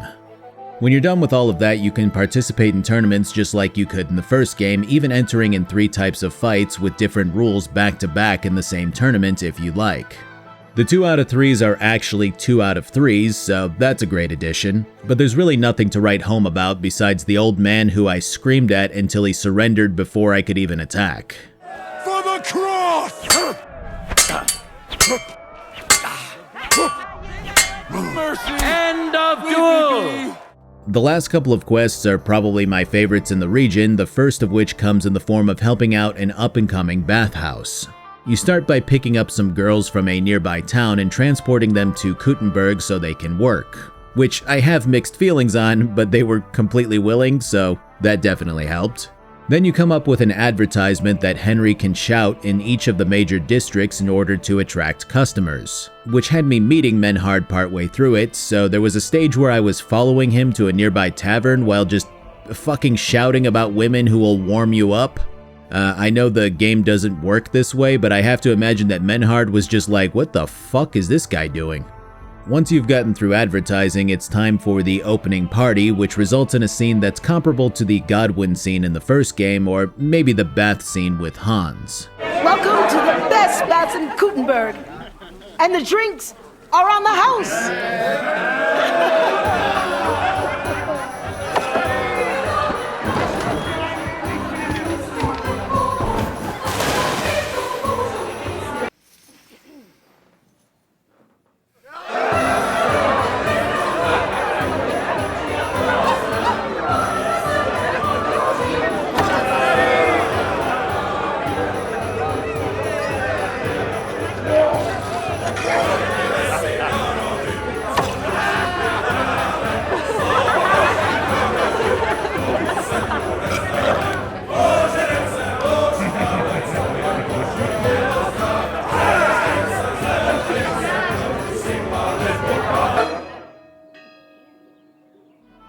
And finally, when morning comes, a city inspector shows up to ensure that everything is up to code, resulting in a frantic rush to get everything cleaned up before he's let in.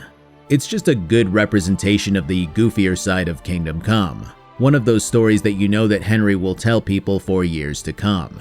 Later on, the rival owner of the only other bathhouse in town tries to force the new one out of business by proposing a new tax on bathhouse services. Of course, the one establishment that the city deems to be the official bathhouse of Kuttenberg will be exempt from this tax. So you head to the rival baths, learn about the city official who instigated all of this at the behest of the owner, and then sabotage the shit out of his experience here.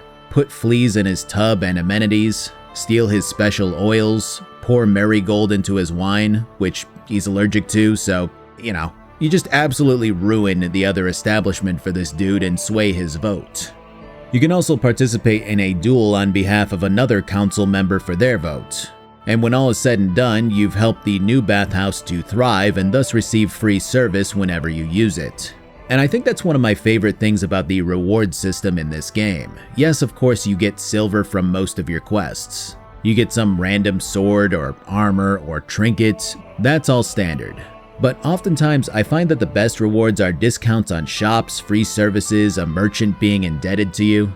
That influence goes way further than a handful of groschen here and there. And it's something that really continues to set Kingdom Come apart as a game that has a full-fledged economy that's a part of a bigger world. By the time I was through side questing in Gutenberg, it felt like I really had a home here, which is leaps and bounds beyond even The Witcher 3, one of my favorite games of all time.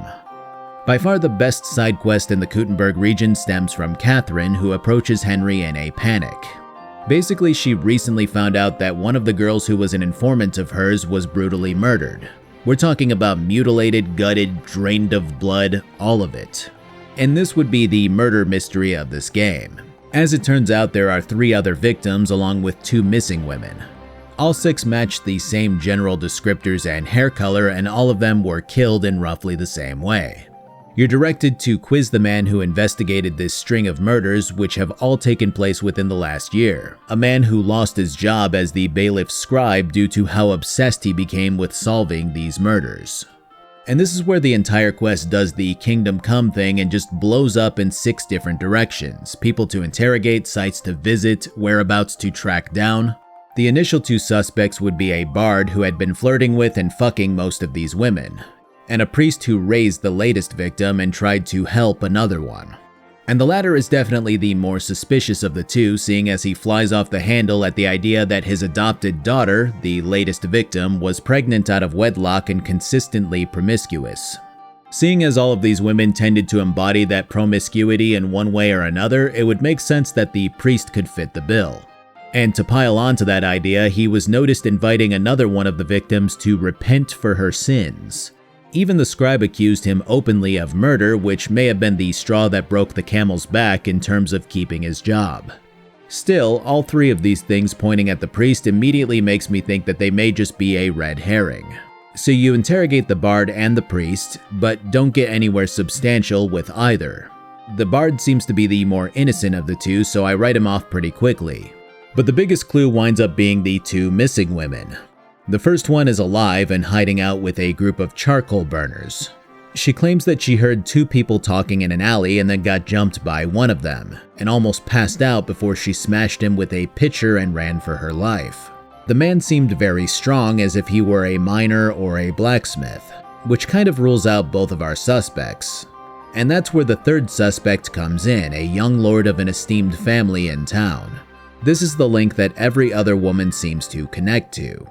He's somebody who would frequent the bars where these women worked or lived, and he often had a bigger servant with him when he went out. Plus, one of the women worked for his family directly, and the last missing woman was found dead in the woods with a signet ring shoved down her throat. All of these things point towards the noble, which Henry can lay out plainly by reconvening with the scribe and Catherine. The problem now is proof, and you're given 3 ways to approach said proof depending on what you've been building up attribute-wise. You can approach the young lord as a master swordsman, using the guise of training him as a way to search for evidence. You can approach the lord's older father as a healer and do the same. Or you can be really good at picking locks and just hit the young lord's room at night, which is what I went for. The evidence that you find is pretty damning. Individual locks of hair from 5 or so women. But it's not quite enough, so we set up Catherine to act as a lover of the Lord, causing a scene and getting his attention in what winds up being some of the best scenes out of a side quest in this game. Where's Handel? I need to talk to him! Do you hear me? I have to talk to him about our wedding. I won't be left alone with his child. What are you screeching about, you ninny? There's no Hendel here. Certainly not for the likes of you. Do you hear that, folks? He fucks me from all sides. Gets me with child, and now he doesn't want to know me. Get rid of her. Disgrace. What lies are you spouting, you strumpet? Goodman Hendel never laid eyes on you. Besides, you're too old for him. Nobody will believe your lies. Old am I? I'll give you some time to think it over. But either you come up with an offer of marriage by evening, or first thing in the morning I'll go to the bailiff. And I'll be damn sure to get justice from him. I've come to talk with you. Where's Hendel? Hendel? You wanton whore! Debauching my son! A nanny goat like you! The others were at least young, but you slice her up so no one will recognize her, and in case what she says is true, gut her too. Gutting, is it? I mean, this payoff is excellent, and the twist isn't so far-fetched that it feels stupid. But basically, the young lord's mother has been taking out every woman who flirts with or actually gets together with her son in the hopes of guiding him back towards God's light, or whatever the fuck that means. The servant is the one doing the chopping, but she's the one commanding it behind her son's back, making the conclusion of this quest a choice between sending her to the bailiff and potentially letting her get away with all of this, or allowing Catherine to gut her on the spot. And that's a tough choice, right? Because much like today's justice system, if you have enough connections, you can just get away with something as heinous as this. But on the other hand, well, yeah, murder, usually not a good thing. So I decide to let the woman hang, but she actually doesn't wind up doing that. She gets sent away somewhere. So Catherine was basically right. It's a fantastic quest through and through, and again, my favorite of the region. Overall, Kingdom Come 2's side quests are very good, but I will say this, I think I like the side quests in the first game better overall. And it's not just due to a writing point of view. Many of them are silly, nonsensical romps where you're writing a letter for some miners or sabotaging a bathhouse or whatever, right? But they're still really entertaining and intriguing all the way through. I think the issue is the fact that you're as educated, trained, and put together as you are when compared to the first game. Yes, Henry will still get taken advantage of in this game, but the premise was a lot more natural in the first entry. The idea of not being able to read, of being a peasant who's doing his best, of getting roped into something that was way above Henry's pay grade, that all serves to really create these quests where the premise has you guiding him through that fish out of water experience. And you just don't get that same kind of setup in this game. Again, the writing, dialogue, and acting is positively stellar, but the quests don't quite hit the same way. That said, once again, there are so many goddamn quests in this game, most of which take at least 30 to 40 minutes or more. I didn't talk about many of them, but I still played through them. And I didn't even touch the DLC stuff, which brings another 19 or so quests and 20 tasks. Well, no, that's a lie. There's one bit of DLC where you enter into the Blacksmith's Guild, become a member, take over a forge and home, and begin renovating it. Which is absolutely fucking awesome in every way. I mean, they just kept adding shit to this game, causing it to roll into another one of those Witcher 3 type juggernauts that likely had some people fatigued with it. For me, the longer a game is, the more I feel that I spent my money wisely. Unless it just becomes an uninspired grindfest slog and drops in quality, of course. But suffice to say, this game keeps the quality throughout. And I would be here for another 2 hours just talking about the side content if I talked about everything. So let's finally get back to the main quest line from here on out, now that I'm an absolute juggernaut of self-sufficiency and skilled in damn near everything, which does continue to set this game in a different category than the first. I never did feel like I was the master of everything in Kingdom Come 1. A few things for sure, but I sucked ass at stealth and thieving and all of that roguish stuff. Meanwhile, I don't think there's a damn thing I can't do exceedingly well besides polearms, marksmanship, and drinking in this game. Everything else with Henry is like these NPCs are talking to a fucking mystical Grand Master that you find in a mysterious cave or something. But he's still just himself, so that disconnect is a little difficult to get past sometimes. At any rate, our task is to meet with the former owner of the fortress that Hans is being held at, and figure out a back way in. Which, I mean, I gotta say, I've lived like a lifetime with all of the side questing. I've met people, performed tasks, weeks or months of time where I just did shit. I have a home and business in the center of town that has tens of thousands of groschen poured into it. I mean, holy shit, you want to talk about disconnect? I think somebody who just played this game normally would have less of an issue with this. But the video structure really pulled me out of this plot temporarily. Regardless, in true Warhorse fashion, Lord Roothard here has problems of his own. Namely Sigismund's newly appointed Mint Master, who is currently trying to seize the rights to his mines from him. What you encounter is another Istvan type whose expressions really mirror the menace who we hunted down and slayed at the end of Act 1.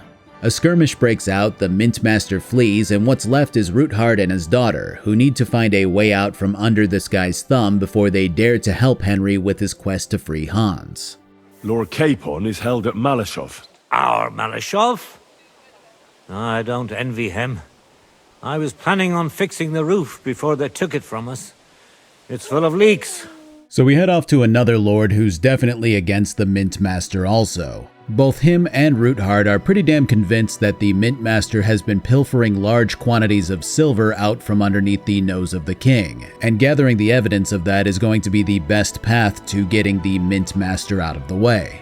Of course, we're once again in a Warhorse game, so this means an elaborate explanation of how the silver mines work, along with detailed conversation about every step of it. Listen to this shit. So the king owns all of the silver above and below ground, right? But he can't just go mine it out. So he leases it to the lords of the land, who then employ all of the necessary guards, miners, overseers, all that. And every step of the process is documented and accounted for officially so that the king can take his cut. I know this is just how monarchy worked, but man, hearing it spelled out is fucking nuts. You gotta kind of be into this sort of historical concept for this quest to be as interesting as it is to me, but I'm sure you would have figured that out about yourself at this stage of the game. Anyways, the task now is to check in with 3 different foremen while posing as somebody who might be granted passage by this guy who's the steward directly beneath the Mint Master. In this case, I decided to go with the scholar route so that I can continue to listen to Henry being a smart guy. Heading into the mines is a nightmare that I didn't know that I would have. Like, when you think of video game mines, they're often these big, cavernous spaces with branching paths and all that. But like, you know, branching paths with headroom. We're talking Mines of Moria shit. Every once in a while you get the more traditional looking stuff, but it's still gamified to be something that you can traverse easily. Man, this shit is like a hellish, claustrophobic labyrinth that I almost immediately got lost in. I think I went in circles like 3 times trying to get out. It was so bad that I considered reloading a save and trying again. Like, if this is what silver mines were like, then I thoroughly believe that there were lifespans in our history where existence was so bleak that committing any kind of crime to gain a scrap of human dignity was the only way out, if only for a fleeting moment. And these guys who speak to you about the life of a miner pretty much all say the same thing. The pay is shit, the conditions are shit, and you're more than likely going to die from either a collapse, your body giving out, or breathing in fumes. When you chat up all 3 foremen, you learn that they mined 100 corves of silver on a specific day. The problem is that the books say 90. So you hit up the ore merchant and the super foreman next. Both of them immediately crumble and claim that they were told to comply with cooking the books or that they would be replaced. This means that we have to look at the smelters. My God, that looks like a bloody expensive horse. Sometimes somebody compliments my horse and I'm like, holy shit, this is like the equivalent of having a Lambo back in the 1400s. Anyways, the smelter's jobs are slightly better. They really only do back-breaking work and inhale fumes all day for a couple of groschen. They get the luxury of being outside, so really it's an awesome 40 years of life, or whenever the people died back then. Quizzing the loudmouthed smelter of the bunch has him pointing towards the smelter foreman who recently bought an entire stable, which is pretty obvious.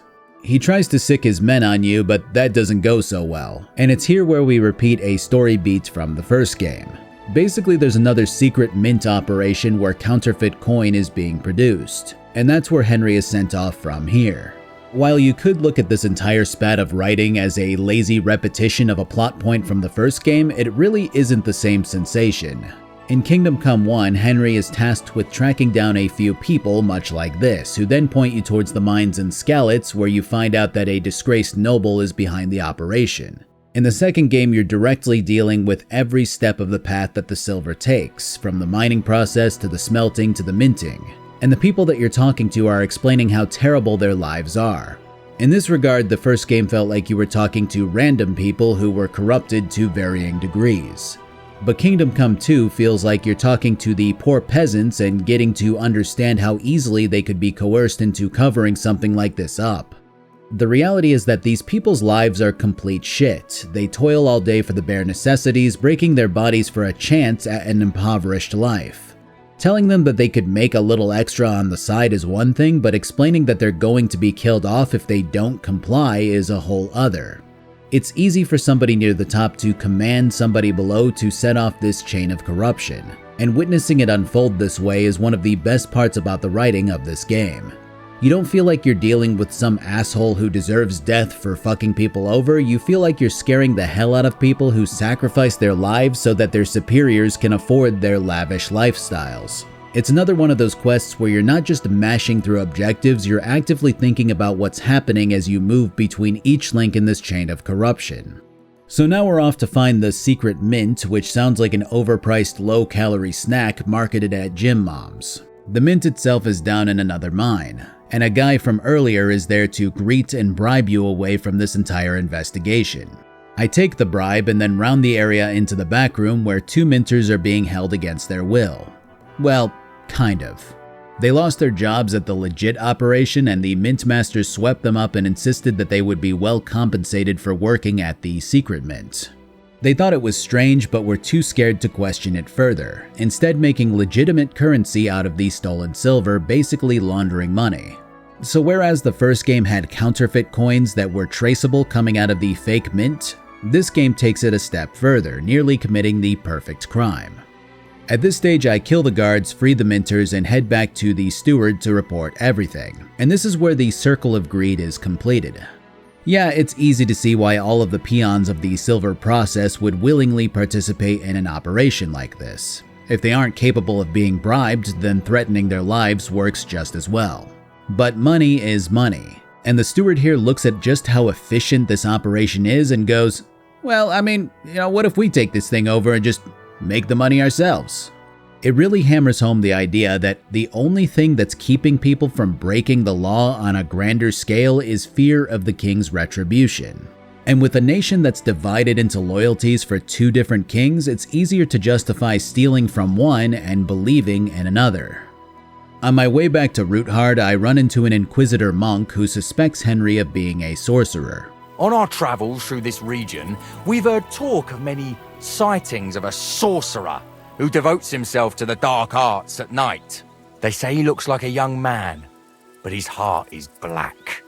He travels the region on a horse, accompanied by a dog, and smells of herbs. He wears heavy armor to conceal the weakness of his soul and character, and tends to be armed. I can see I closely resemble the sorcerer you're looking for, but I assure you it's just a coincidence. That is just what an exposed sorcerer would say. But if you are telling the truth, prove your words by offering sincere prayer to our Lord Almighty. Did you deliberately say you're from the Roman Pope? That was to distance yourself from Benedict of Avignon, wasn't it? It's a sad time for the Mother Church when you have to stress your loyalty to Rome, even to a wayfarer in the middle of Bohemia. Maybe instead of hunting for sorcerers, you should head to the Sedlets Monastery. There you'll find King Sigismund. You can persuade him to release his brother, the rightful king of the Romans. Please accept my apology. I will continue my search. I mean, this has nothing to do with anything, but you have to understand that while I'm hitting most of these main plot beats, shit like this is happening at literally any given time non-stop. It's absolutely incredible. So the standoff between Roothard and the Mint Master is, I mean, it's fine. It's not like some astonishing work of writing, but it's a decent enough payoff where the master strides in haughtily and then gets called out by Big Henry and his Harry Potter Book of Secrets. After some back and forth, the Mint Master agrees to leave Roothard and his family alone, while also begrudgingly complying with the idea that he'll spy on Sigismund for these guys. With that done, Henry is told about the secret entrance into the back of the fortress where Hans is, and it's finally time to head that way to see what cavalcade of objectives we're getting this time around.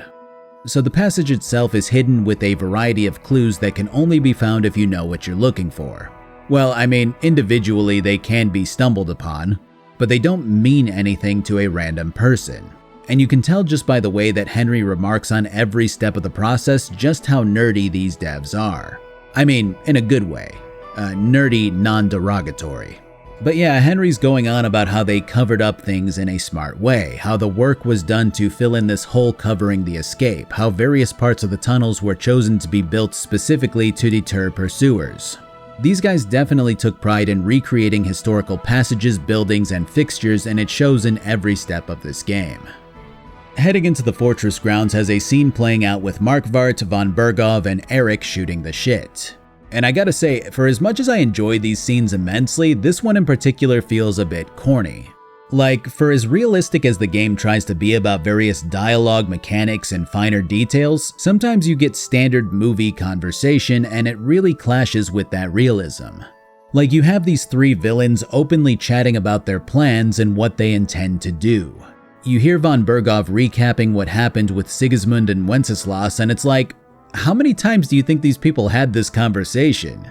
They're basically just monologuing about how Bohemia is theirs and how everything is falling into place. And that's when the messenger from Trotsky arrives, announcing that Istvan is dead and the prisoners escaped. Eric flies into a rage, which is well acted, but then he kills a dog. Because he's evil. You know, evil people kill dogs. And the other two are just like, whatever. It's just, I mean, it's ham-fisted to say the least. Don't get me wrong, it's an amusing and emotional scene, one that mirrors watching an action movie when you shut your mind off and just enjoy the spectacle. But you know what you're getting when you go into something like that. It's not as easy to ignore this blatant kind of writing when everything else is meant to be the epitome of realism. I will say at the very least, the cycle of vengeance continues to churn as Eric now swears to cut Henry down, and that kind of helps to ease a lot of the over-the-top stuff into being more palatable. The three wind up taking off to a meeting that Sigismund summoned them to, along with quite a bit of the guard force here at the fortress. That makes sneaking up to find Hans a lot easier than it would have been, definitely no problem with the amount of side stuff that I did before this. Honestly, this entire sequence really hammers home just how legendary Henry has become. Yeah, sure, he's been doing stuff like this for a while, but every new feat adds another notch to his belt.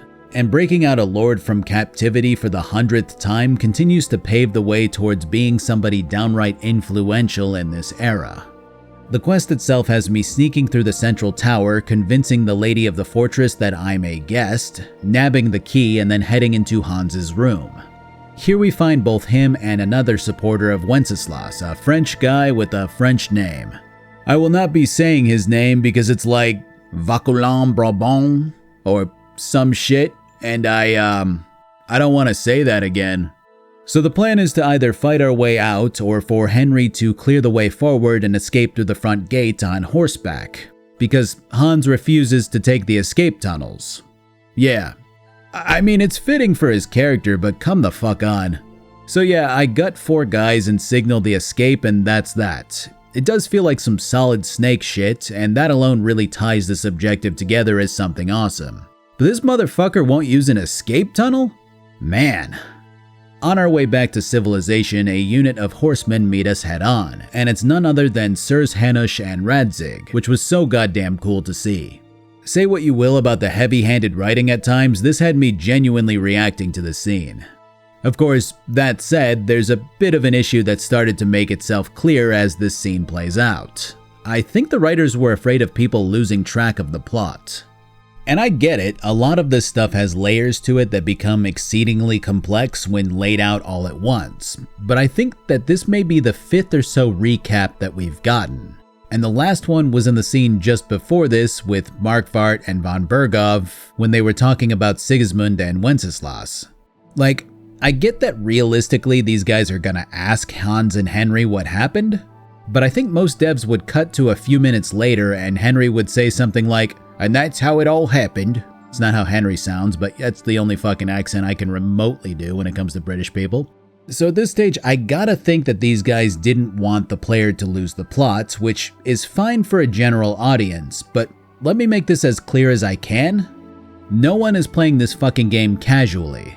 It's just so against how the average game is developed nowadays. There aren't short, snappy bursts of cutscene followed by action-packed gameplay chock full of scripted moments. You aren't picking this game up and playing it for 15 minutes before bed. If you're into Kingdom Come this deeply into the story, you're gonna be the type of person who's grasping the plotline pretty damn thoroughly at this stage of the game. It just feels like a mixture of long-windedness, which I completely understand, and a fear of the player forgetting details of the story. Either way, so Radzig and Hanush intend to take Hans and Frenchie with them to a meeting of Wenceslas supporters, but Henry has to stay behind to infiltrate that Sigismund meeting, which... yeah, I mean, he's always the man for the job, but sometimes it really does feel like my dude is unappreciated for just how much he does for the realm. It's not like this could go any other way because you're playing as the main character, but I don't know, give him a cool helmet or something, son, come on. There's one side note that I need to remark on before we move on, and that is the subject of romance. Obviously, I said I like the idea of Henry remaining faithful to Teresa earlier, but if I'm gonna be honest, well, there just hasn't been any presence of her to make any kind of satisfying payoff. Like, say at the end of the game, the two wind up happily back together. Sure, that's a nice little footnote, but the lead up is, well, disappointing to say the least. It'd be one thing if Henry consistently mentioned her without somebody pulling it out of him.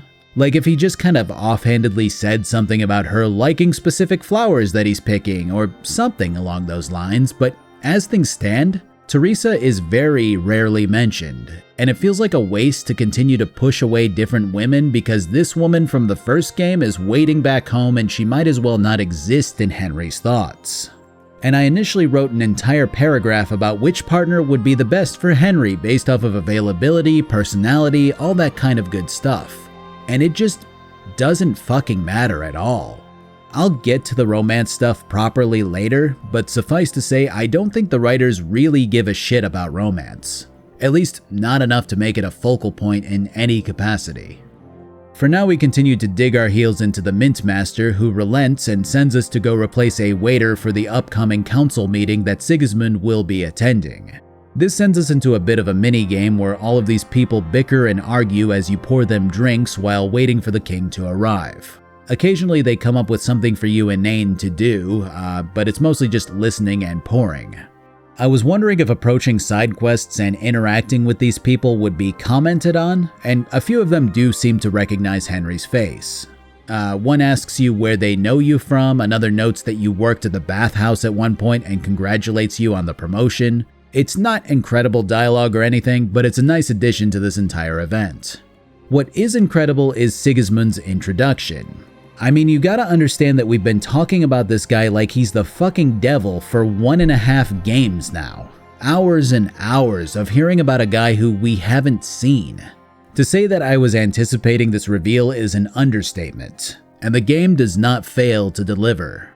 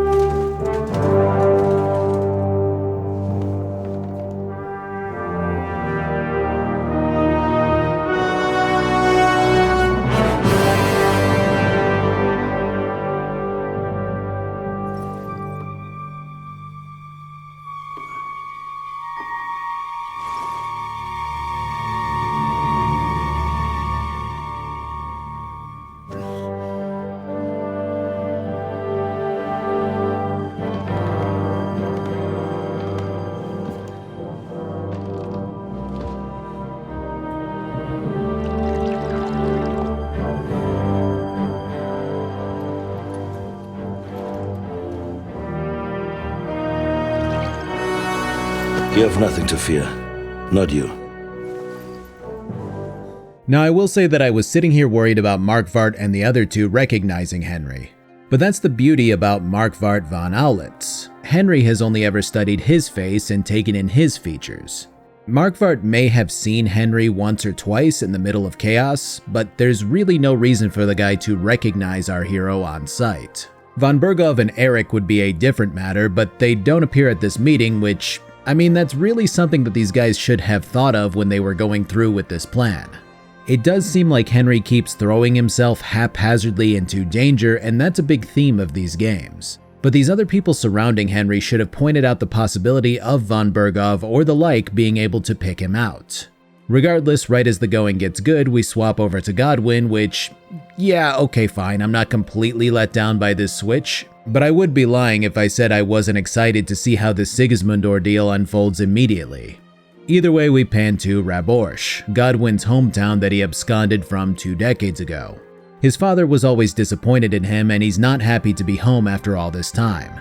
I do like that checking the map showcases Godwin's reputation across the Kuttenberg region, and he's, well, people aren't too happy with him here. In a way, it feels like Godwin is a reflection of who Hans might wind up as in another 20 or 30 years if the young lord continues to fuck things up at every opportunity. Regardless, your goal is to now socialize and wait for the meeting with Wenceslas's supporters to begin, mirroring Henry's objective just before this. So you chat up a rabbi who's in attendance who seems to be interested in pitching in towards spurning Sigismund. You also talk to the French guy, but he continues to be somebody who makes up indemonstrable fairy tales about himself and his travels. Instead, this entire sequence seems to be more about finding out who Godwin is and how he became the way that he is. He's mentioned a few times that he fought in a great war, that he took off from his family home 2 decades ago, that he regrets losing his parish back in Ujitz after falling into the same old trend of boozing and whoring. But the real intrigue begins after this meeting, which doesn't go well at all. Dear friends and allies, in these troublesome times, you all know why we're here. The question remains, what to do next? If we wait him out until winter, he will leave of his own accord. By winter, he'll have torched all our fortresses and carried off everything that we possess. Are we seriously gonna wait and cower in a corner? Or are we gonna drive them out in shame? We don't have men out there. Yes, we do. We do not. Jobst is right. That whole sun won't fall easily. Only we can't wait. Are we to get ourselves killed? Or end with nothing? Yeah, it turns out that Jobst's plan is to simply wait for winter until Sigismund gives up on conquering Bohemia. John of Liechtenstein sees the idea behind this plan, but knows that nobody wants to sit around and wait without some kind of backup plan. So he tasks Godwin with mingling with 3 more influential guests in order to gain their support. The idea is to amass a mighty army that will be ready for the winter months so that when Sigismund's forces have been thoroughly exhausted, they can attack or defend as need be depending on the outcome. The first noble is a woman who wants Godwin to swap out some papers that another noble has access to, something about them being incriminating now that Sigismund has been proven to be the man that he is. The second noble is where Godwin's background really comes to a head, as his father happens to be talking to the guy. And what unfolds is nothing short of dramatic cinema. I want to have a word with Older. Well, I'm having a word with you. I apologize, Father. For interrupting our conversation? Or just for being you? Is that your... Unfortunately, 20 years ago, he was nothing but a cheeky brat, only interested in wenches and booze. But he took his boozing and whoring along with him, lost everything, and then came creeping home again. Huh? Try saying it again a little louder. They might not have heard you in the outer courtyard. You have the impertinence to show me your face after the way you disgraced our whole family? I wouldn't set foot here if I had a choice. Better to be a priest in some backwater than have a father like you. How dare you? You're as shit a father as I am a son. We've got nothing to blame each other for. And now let me speak to Older. So yeah, Godwin has always been pressured and pushed by his dad to be this perfect son. And instead of submitting, he broke away and lived his own life, a product of a man who treated him like dirt instead of a human being. His second son seems to fulfill that model heir and defends his father's honor. But he also respects his brother Godwin for breaking away from the cycle of abuse that their father pushed into their lives from the day that they were born. When I was 6 years old, I fell off a horse and broke my leg. He wouldn't talk to me for a week because I'd let him down. The first time he took me hunting, he let me starve for 3 days until I was able to shoot my first hare. Only 3 days? He got soft. I always wondered who you were. There was never much talk about you at home. Look, I really did fuck up everything I could. I brawled and boozed until they threw me out of my own parish. But now, I have a chance to put things to rights a little. It's the perfect way to transition Godwin fully from this goofy priest who Henry fucked around with in the first game to a worldly man who's just trying to make things right. It was a topic that had been slowly working its way into the story since the top half of Kingdom Come 2, but I think this entire sequence is the genesis that was needed to flesh Godwin out into a fantastic character through and through. So the final Lord wants to marry off his niece, and who better for that task than young Lord Hans Capon? So yeah, Godwin single-handedly encapsulates exactly what this time period was like by moving between this lord and Hans's uncle Hanush, working out the details of marrying off a guy who has no fucking clue that this is happening. I do have to say that this would be a lot more interesting if Hans and Henry had expressed romantic interest in one another, and if anything, this would be the reason for me to see how that plays out. Honestly, part of me kind of regrets not going through with it now, because when the announcement is made, Hans is absolutely speechless, looking as if he will faint. With the context of him and Henry being an item, that expression speaks 1,000 words. Without it, it just seems like he's going, "Oh man, marriage? Oh man, I don't want marriage." Regardless, the rest of the scene plays out as the lords unite and agree to raise an army, the meeting a success. And then we just jump right back to Henry, and the leap from one to the other is a bit overwhelming. Not in a bad way, it's just a lot to digest at once. That said, Sigismund is, he's fucking cool. Like, you've seen your fill of lords posturing and puffing out their chests, ordering men around and having people executed and all that good stuff that you expect out of nobility with big egos. But Sigismund is a whole other breed, encompassing the role of a proactive king in a way that we haven't even remotely witnessed until now. He immediately notes that the Jewish quarter has been openly standing against him and supporting Wenceslas, and commands Markvart to send in a group of men to quote-unquote do whatever they want to the people that they find there. He knows that letting a faction hide in plain sight makes him look weak, and he seeks to rectify that immediately. When asking why the mining yields have been so poor, he's told that the miners have been rebelling and underperforming. And the answer to that is simple. They'll stop rebelling when you pay them proper wages. Of course, the nobles who have been lining their pockets, stuffing their faces, and breaking the backs of peasants to afford their lifestyles insist that paying the miners more is impossible. To which Sigismund immediately tramples the council's rights, seizing direct control and beginning to get Kuttenberg's ducks in a row. Of course, when spelled out plainly like this, the man does sound like a tyrant, and he is, of course. But there really is something respectable about how he treats these clearly corrupt people, marching in and knocking them down a peg to create order in the realm. He just embodies this crazy amount of aura, and when he dismisses the council but commands Henry to stay in order to continue to serve drinks, the tension there cuts like the sharpest knife. Absolutely stellar scene, one that piggybacks off of the drama and Raborsch before this masterfully. So now you wait in the corner and pour wine when needed, trapped in a box with two of the most dangerous men in Bohemia. The more that Henry listens, the more that he learns, which creates quite a unique problem later. If it's just us three and a guard in here, then sharing any of this information after this is over points to Henry directly as being the source of this gossip reaching enemy hands. Good thing he doesn't have a residence or a business here in Kuttenberg or anything like that. What Henry learns is that Sigismund plans on taking out Godwin's father and his family home forcibly, seeing as it's the biggest source of Wenceslas' support. More importantly, the reason von Bergov isn't here is because he's leading that charge against Raborsch as we speak. Now you see the reason for this split in storytelling, making it less about delaying a dramatic moment for the sake of creating suspense, and instead beginning to tell two simultaneous tales that are equally thrilling. However, this is where I realized something. I got to thinking that maybe the place where Godwyn and Hans were at during the siege at the beginning of the game was actually Raborsh, and the battle was yet to come.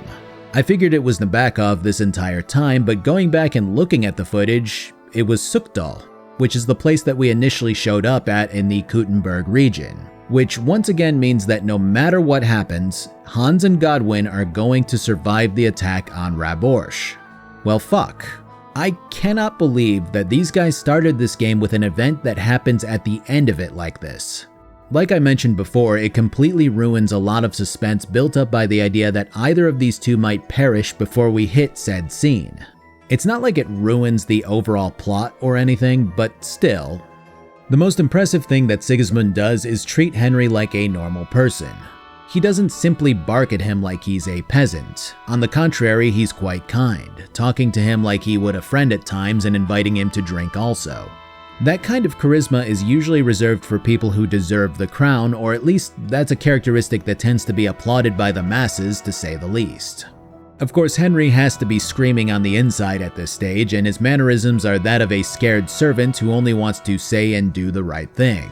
Meanwhile, he can't possibly warn anybody as long as he's locked away in here.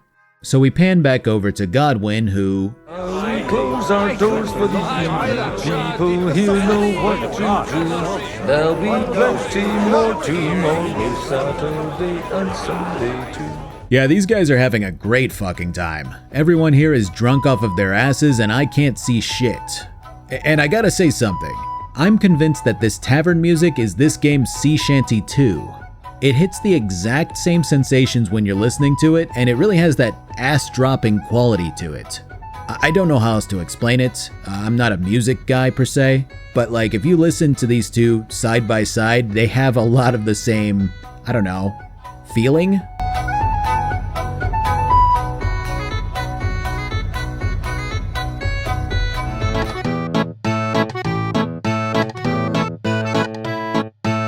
Anyways, I find the Dry Devil and play him in dice for what he describes as something incredible. It's a carrot. I win a carrot from the Dry Devil. I can't see the goddamn dice, so Godwyn probably thinks it's the Holy Grail or something. Eventually the attack begins, which sobers everyone up pretty damn quickly. Godwyn's brother can die in this battle, which I found out rather fast and had to reload to prevent it. Other than that, the fight will eventually pan over to Henry, who hopped onto his horse and took off to Raborsh as fast as he could flee. After mopping up the rest of the forces, it's discovered that many of the nobles were slain, and the rest of the more influential allies that we just made were carted off to Sigismund by von Berghoff before Henry could make it. I will say that the Dry Devil, for as much as he was talked up as being scum of the earth, seems to have a good heart and is just as concerned about what happened to the people here instead of wanting to take off as soon as possible or anything like that. Chatting with Hans unveils a facet to him that explains why he was so against using the secret tunnels to escape the fortress before. He's claustrophobic. This sensation only worsened after he was trapped under rubble during the Nabokov attack, and it's something that he's been grappling with silently for a while now. I do like that development a lot, because at the time it seemed like it was something that was just thrown into the mix to create different options for escaping the fortress, and that might be true, but this is a great addition to his character that simultaneously creates said options.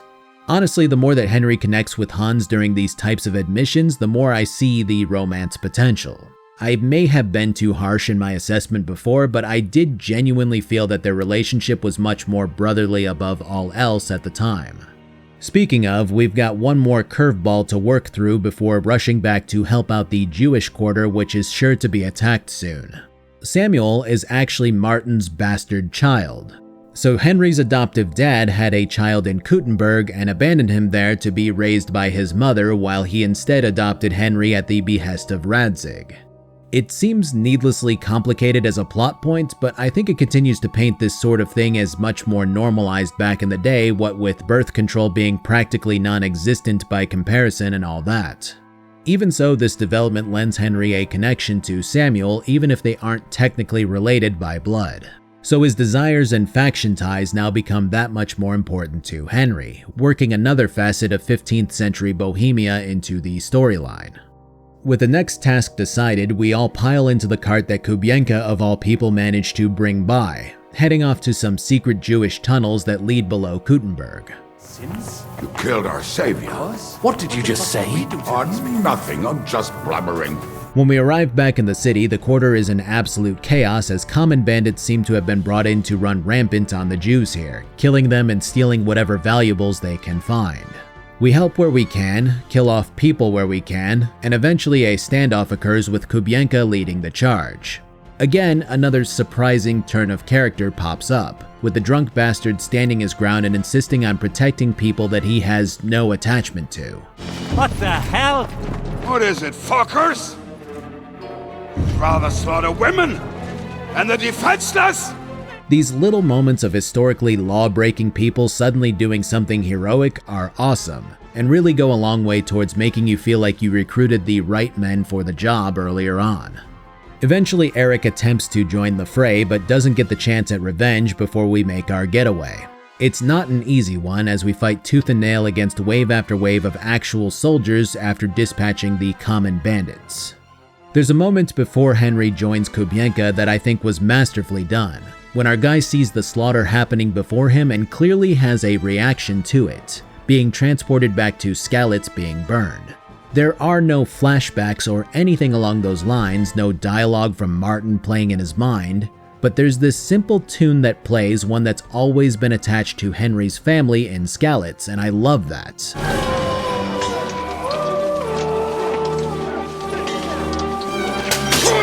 I love that Henry snaps himself out of it and steels himself against those feelings to press on. Once the remainder of the Jewish people escape, Henry gets one opportunity to talk with Samuel's mother to understand what happened between her and Martin. Basically, Martin tried to open his own shop in Kuttenberg but got nowhere with the town's nobility. So he sought to start up a smithy in the Jewish quarter. Soon he fell deeply in love with Samuel's mother, but she was forbidden from being with a goy, as they put it. When she wound up getting pregnant, her father took her away in secret for 4 years, made up a story about her being married off to some Jewish man who then died, and then eventually resettled back in Kuttenberg once he was sure that everybody believed his made-up story so that they wouldn't dishonor their religion. I don't want to get into religious politics, but my god, what a stupid fucking reason to keep two people who love each other that deeply apart. Which, I know, that's like saying that racism is bad, but I like to think of this entire backstory as a commentary by the writers. This isn't a Jewish-specific problem, it's a faction problem that extends beyond religion, one that stretches even to modern times. My wife's family had an issue with one parent's Lutheran side marrying into her other parent's Catholic side. One of her family also had an issue with me being an American and not a German. This kind of stick-to-your-kind thinking destroyed relationships, lives, and opportunities to be happy, but it's stated so plainly as if it were common sense that the Jews stuck to Jews just as Christians stuck to Christians. I like the cold reality of this story being stuck in here, a kind of event that likely happened as often as a noble forcing their child into marriage with another noble. If anything, this entire backstory speaks more to Martin's character, who never seemed like the type of man who would go fucking around behind his wife's back. When I initially heard about Samuel, I had wondered if it was more of a statement by the devs about how things were back in the day. Like if true loyalty was just that much harder to come by and if men just went and did shit like this. But Martin's love disappeared from his life, and he was driven out of Kuttenberg and settled in Skalitz after meeting Henry's mom, and the rest is history. Did Martin not go looking for you when you suddenly disappeared? People said he did go looking for me, even as far as Kolin, but he did not find out anything at all. If only he had gone all the way to Prague. Even if he went to the very edge of the world, it would not have been enough. Father would have hidden me somewhere else. It's a tragic story, one that's spearheaded by religion and close-mindedness, but also one that results in Henry gaining a brother that he never knew that he had. Well, I never thought I'd have a brother, even if not related by blood. Well, I did not expect that either. And thank you, my almost brother. If it was not for you, I do not know how today would have ended. I think it's important to denote just how often I've assessed an idea in my mind, rattled off the conclusion, and then changed my mind on it later. It's something that this game does really well. It comes up with a topic and then provides a sprinkle of context. In the most recent case, I thought of Martin differently when I found out about Samuel. I started to ruminate on what life was like back in 1400s Bohemia, whether cheating on a spouse was just that common. I mean, to be fair, it happens often today too, but you know what I mean. Like, it's one of those things where you start to think about the intricacies of people's relationship with God and marriage proposals and vows and all that stuff. And you start to wonder, well, I mean, how often did this kind of thing happen? I kind of chewed on that idea for a bit while the game progressed, and then suddenly more context was added. The idea of a love story that went sideways. And while that thought about marriage and vows wasn't necessarily discarded, another idea came into the fold, one revolving around how strong faction politics shaped a lot of the world and the connections that people made. It's something that the writing in this game does incredibly well to continue keeping the player thinking, imagining, and conceptualizing while experiencing Henry's adventure. There are so many moving parts that panning out to view all of them at once becomes a headache. But when you look at each cog separately, you really start to share in the developer's excitement for exploring the rich histories in this region. So now that we're about as out of harm's way as we can be, the ragtag gang that we've assembled meet at the Devil's Den to discuss who we're going after first. Markvart is wholly a Henry-only objective, leaving Eric and von Berghoff as the two that we're looking to strike back against first. Of the two, you could argue that Eric was the one who led the charge on the Jewish quarter, but Samuel is actually more pissed off with von Berghoff, which I found a bit odd. I mean, von Berghoff had nothing to do with that part of the plan, instead leading the charge on Raborsch. So it makes sense that the others want to take care of him first. I just don't understand why Samuel cares about him first and foremost also.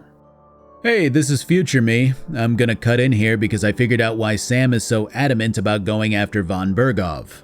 There's a line or two about it when you're meeting with John of Liechtenstein where it's explained that von Berghoff instigated a hunt for Jewish people in Prague, which is why they fled to Kuttenberg and Kolin. So this would be the reason why Sam views him as the source of the attack on the Jewish quarter now, which is completely fine, but I do wish that Henry would step in and correct him, even if it wouldn't change the outcome regarding on who we decide to go after first. This Eric is really pissing me off. I've never laid eyes on him, yet I cannot wait to wring his neck. Still, the plan is as follows. 1.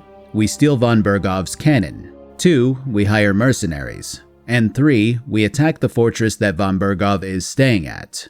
It's a fun plan for sure, but it once again hinges on Henry playing the part of the spy and infiltrating Sigismund's camp so that he can get info on when the cannon is being moved from one town to the next. Now, I'm all for spy quests, I do think that they're awesome to play through. But how many times can these people who are talked up as and shown to be very smart be tricked by one guy who looks exactly the same as he always has? I mean, I've done quests in the camp where I've wholesale fucked people over. I just got done stealing a horse for a night from the camp and am wanted there. I understand Warhorse wanting to write in another spy thriller quest, but I do feel like Henry's legendary actions throughout the game really clash hard with being incognito enough to continue to pull shit like this off. It's kind of a caveat of structuring a video game like this, and I do understand that, but once again, that realism that Kingdom Come brandishes is a double-edged sword with moments like these. While waiting for my wanted level to wear off like I'm playing GTA, I can head out hunting with Hans, which devolves into killing 5 guys and walking back with a single deer. It's a simple quest that's defined as an activity, but Hans has now completely dedicated himself to Henry, treating him like an equal. I think this is the first true conversation where he seems less worried about looking good, being prideful, or making sure that Henry knows how cool he is than treating Henry like a true comrade through and through. You remember what I told you before the Cumans caught me, don't you? Something about minions, wasn't it? It's always helpful to have a minion at hand. That's right. And I'd say you're a lot more than just my minion these days. Heading back into the belly of the beast has us greeted with the enemy tents and soldiers that we've witnessed a few times via side questing. It's still intimidating, but knowing that these people are all at each other's throats helps to ease the infiltration tension. Catherine is here, now working as a bathmaid at this camp while spying where she can. I do have to say that Catherine has been exceedingly useful to the cause, and I think the way that she handles herself is badass.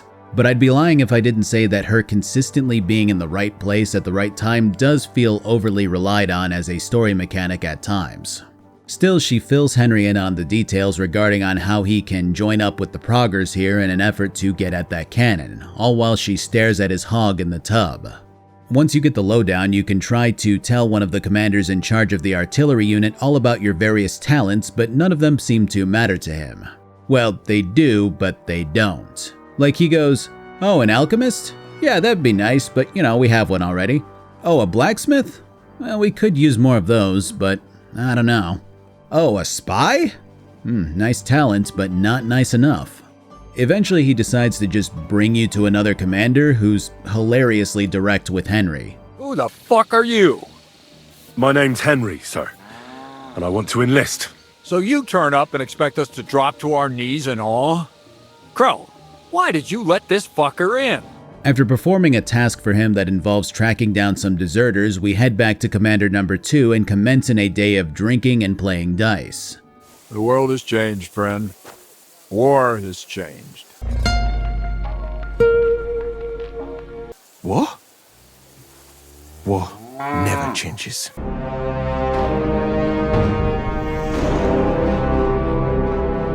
Eventually, the Cuman leader here gets stabbed, and we're thrust into another round of playing detective. While I'm not impressed with the 50th time of tracking down blood and using my Witcher senses, I do like how this powder keg of a camp continues to be portrayed. The truth of the matter is that Sigismund is a strong leader, but can only rule this land through fear at this point. You've been told 1,000 times that he's fighting multiple wars and is stretching his coin purse thin, but you really don't grasp that fully until the leader who the Cuman troops here listen to is lying on the ground bleeding out. While it's tempting to just let the camp erupt into civil war, that cannon is lying here in the middle of it. And while this would be a sizable blow to Sigismund's operations here, having that artillery on our side would be an even bigger one. So here we are behind enemy lines, working directly for the enemy so that they don't self-destruct. It's fucking weird, but we have been in stranger situations. Even more importantly, this entire detective stint is probably one of the most convoluted ones that the devs have thrown our way. Basically, the victim is shipped over to none other than Musa, who attempts to stabilize him with wine. The problem is that the wine is poisoned. The noble who was put in charge of this entire camp immediately accuses Musa of being the murderer and locks him away, while also pouring out the wine in a rage. Of course, the victim was owed a sizable amount of coin by this noble here, giving him an ample reason to do away with the Cuman leader. So you go through a few rounds of breaking into Musa's tent, examining the victim's body, assessing which poison was used, and picking through all of the suspects' tents. Said suspects would be the noble, the commander who initially denied us after we presented our resume to him, and 2 random guards. Holy shit, it was the guards! No, obviously not. It seems to be the commander, Stephen Crow. He's got all of the materials to make the poison, more money than he should have, and a note on his person indicating some big move to be made against the leadership in this camp. And when it comes down to an official trial, you can accuse him with all of this evidence if you like, but here's the thing. If Stephen Crow is actually a spy operating within Sigismund's camp and has worked his way to this position in order to pull off something like this, then he's on our side. And I love that twist on this entire operation, because when you're mashing your way through a quest like this, you get that aha moment of satisfaction when you figure out who the killer is. And of course, your initial thought is to solve the murder like a good boy. But you're literally behind enemy lines. Why not try to make friends with Crow and inflict as much damage as possible? Well, Sir Stibor, one problem is cleared up, and another one takes its place. Man, it feels so fucking wrong getting all of the right evidence and then using the wrong evidence to convict somebody. I feel like a goddamn prosecutor. Well, okay, a prosecutor wouldn't feel bad about it, I guess. But yeah, I gotta give the devs credit on this one. It's not often that you structure a quest in such a typical way, but the real 5-head play is getting it wrong due to the atypical scenario that you find yourself in. With that guy fucking dead, we head off to Catherine, who runs over to the Devil's Den to tell the boys to prepare for a cannon ambush. Here's another component to all of this though. You've made friends with this really likable commander by the name of Katz. The guy who you've drank with and played dice with, who you've earned the trust of, who you've watched get shit on for being a so-called low-born scum. He's a drunken buffoon, but so are most of the guys who we recruited. In another life, he would be on our side. And it feels bad to betray his trust like this. In many other games, the writers seem afraid to make the player feel bad. Yeah, okay, there are blatantly evil factions to join, but oftentimes if you're forced to infiltrate the enemy as a good guy, you witness atrocities and horrific behavior that makes you go, man, I can't wait when these guys learn that they've been betrayed. It's gonna feel so good. But Kingdom Come really shows off the human side of damn near every major enemy. Istvan's love for Eric and vice versa, Sigismund's treatment of Henry, Katz's jovial attitude towards a man who can get shit done. I mean, some feel worse than others for sure, but all of these people have a side to them that make you hesitate for a brief moment, and that's something that's really special to see in a game's writing. Now, here's the issue. For as well as the game does with its emotional beats, its logical beats don't always follow, seemingly a trend after Samuel's insistence on pursuing von Bergov earlier. And the thing is, I understand what the writers are going for. Eric is von Bergov's associate now, even if he was more heavily tied to Istvan, who was more heavily tied to Markvart. Like, I see why somebody like Samuel could cross some wires and view von Bergov as the head of this operation, but Henry saw exactly how this unfolded, and it seemed to have nothing to do with von Bergov, at least on the front of torching the Jewish quarter. So he should have been able to point this out in mandatory dialogue. It may have been an optional line that I missed, but as things stand, Samuel's ire should be pointed elsewhere. So now we have Crow, right? And you feel like a genius when you intentionally muddle the investigation and get the noble killed instead of him. But the reality is that you open an easy chest, read a book of poisons, find out which poison was used via examining the victim, and then find all of the evidence laying around out in the open in Crow's tent. So it really isn't a difficult conclusion to come to. And yet when you go to ask Crow what's going on with him since he fought on your side during this ambush, Henry seems absolutely baffled by the idea that Crow was really working against the camp. And that completely ruins any and all emotional payoff that comes from intentionally choosing the noble to die in place of Crow. I mean, there's a fucking achievement for killing every commander in the camp who's loyal to Sigismund, and the only way to do that is by getting the noble axed instead of Crow. So why would the writers have Henry be confused by Crow while he arrogantly talks down to our guy like he pulled one over on him? It's so goddamn weird. When we get back to the Devil's Den, it's back to the drawing board, but this time with a cannon on our side. The thing is, there's one thought in this barrage of dialogue that stands out as something more important than the conversation seems to dictate. It's something that slipped into a chat with the Dry Devil, meant to be rolled over without too much more thought as he moves on to his next idea. Somebody among our camp must have told Sigismund's people that all the nobles were meeting at Raborsch. The writers have always been great at this. Even just before this, Catherine told you that there were talks that somebody in Sigismund's camp was a spy, but that somebody wasn't her. And obviously, it turned out to be Crow. This is meant to be a one-off comment that leads to a discovery later that doesn't completely come out of left field. And now we have the Dry Devil remarking on the fact that whoever tipped off von Bergov and caused him to raid Raborsch might still be here, or they might be long gone. The game has so much fucking dialogue that it might be easy to dismiss this, but this is your one clue when someone turns out to be a snake. Of the people it could be, ruling out Godwin, Zizka, and Catherine is easy enough. It may be one of the guys we recruited. It might be Kubienka, or it could be the Dry Devil himself. But we don't really have any real reason to suspect him yet. That is, until the very next scene. The stronger dog fucks the bitches. Because the stronger dog fucks the bitches. See that? At least you've learned one thing from me. Now the plan was to let the Devil's cruel animosity run rampant on this small village outside of the fortress where von Bergov sleeps. Burn it down, kill any who resist, become the very raiders who torched Skalitz in the first game, become the kind of person who Henry swore vengeance against. I absolutely love this option, one which redefines or reinforces who Henry is and has become throughout his journey to get to this point. Refusing to comply has everybody looking at our protagonist like he's just a dumbass with too many feelings. This is war. Sometimes people die. We are in the right. Just like every other commander thought when they sent their raiders to destroy and pillage, right? But Henry alone can curb this from happening, making this entire mission harder but more righteous. And he has to duel the devil to make this happen. Like I said, there's no real reason to suspect the devil of being a traitor. He's fought multiple times by our side, risking his life to do so. But this one line from him had me racking my brain, trying to figure out why he would do it. Either this is the biggest red herring that we've ever been pitched, or direct foreshadowing.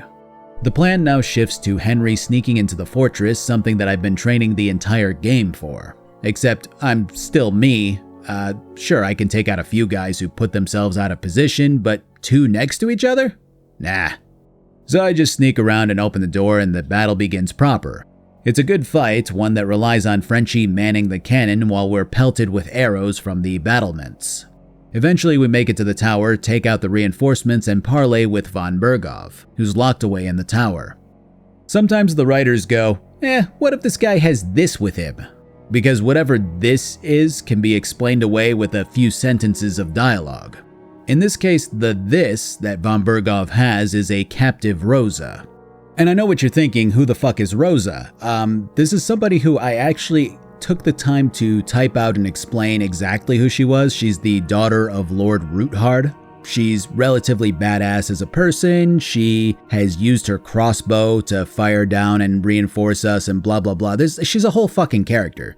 The problem is that I realized partway through the game, by partway I mean at the end of the game, I realized that she didn't really matter to the plot, and the writers didn't treat her like she mattered to the plot. So I kind of just cut all that out.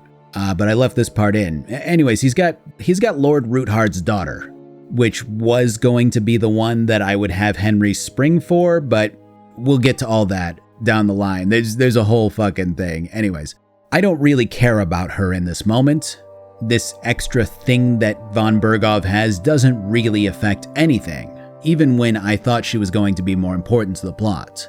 He's up in a tower, we need a speech check to get him down. Her being rescued is a perk to that check. And as such, the speech check involved plays hard into how nobles functioned in this time period. Because let's face it, nearly every single person involved in this siege is nobility beyond the common guards, a few of the rabble that we recruited, and Samuel. Henry is a noble's bastard. Hans, Godwin, Zizka, von Berghoff, Rosa, and even the Dry Devil are all nobility, and nobility tend to follow a code. So we strike a deal, one that allows von Berghoff to look like a captive against his will, which is technically true, but as with most of these nobles, his allegiances can be fickle when need be. If Sigismund falls and Wenceslas's supporters win out, then the League of Lords won't see him as somebody who actively plotted against Sigismund when he conveniently switches to side with the victor. And to hear all of this spelled out like this makes you feel like you're part of this cycle of convenience, becoming a part of these shifty politics in real time. It's fucking awesome. The quest concludes as von Berghoff is escorted out, and Samuel showcases something that will almost certainly become an issue later on. He's hot-headed. I mean, for a good reason of course, but still. He intends to gut von Berghoff on the spot, a hasty move that would absolutely kill off a powerful bargaining chip in this entire plot. While he does relent when Zizka commands him to, you can already see him doing something stupid in the near future. Though there's nothing to be done about it for now. When all is said and done, Kubienka and the devil lighten the mood with their antics, perfectly wrapping this quest up in the best way. The finger of God is fucked, Otto.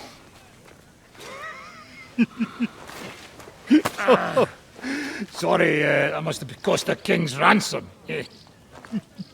Oh, my lady! After such a brazen attack on a high-ranking noble, sticking around at the Devil's Den is likely an exercise in stupidity, so we fall back to none other than Sukdal, which means that we're close to that opening battle sequence now.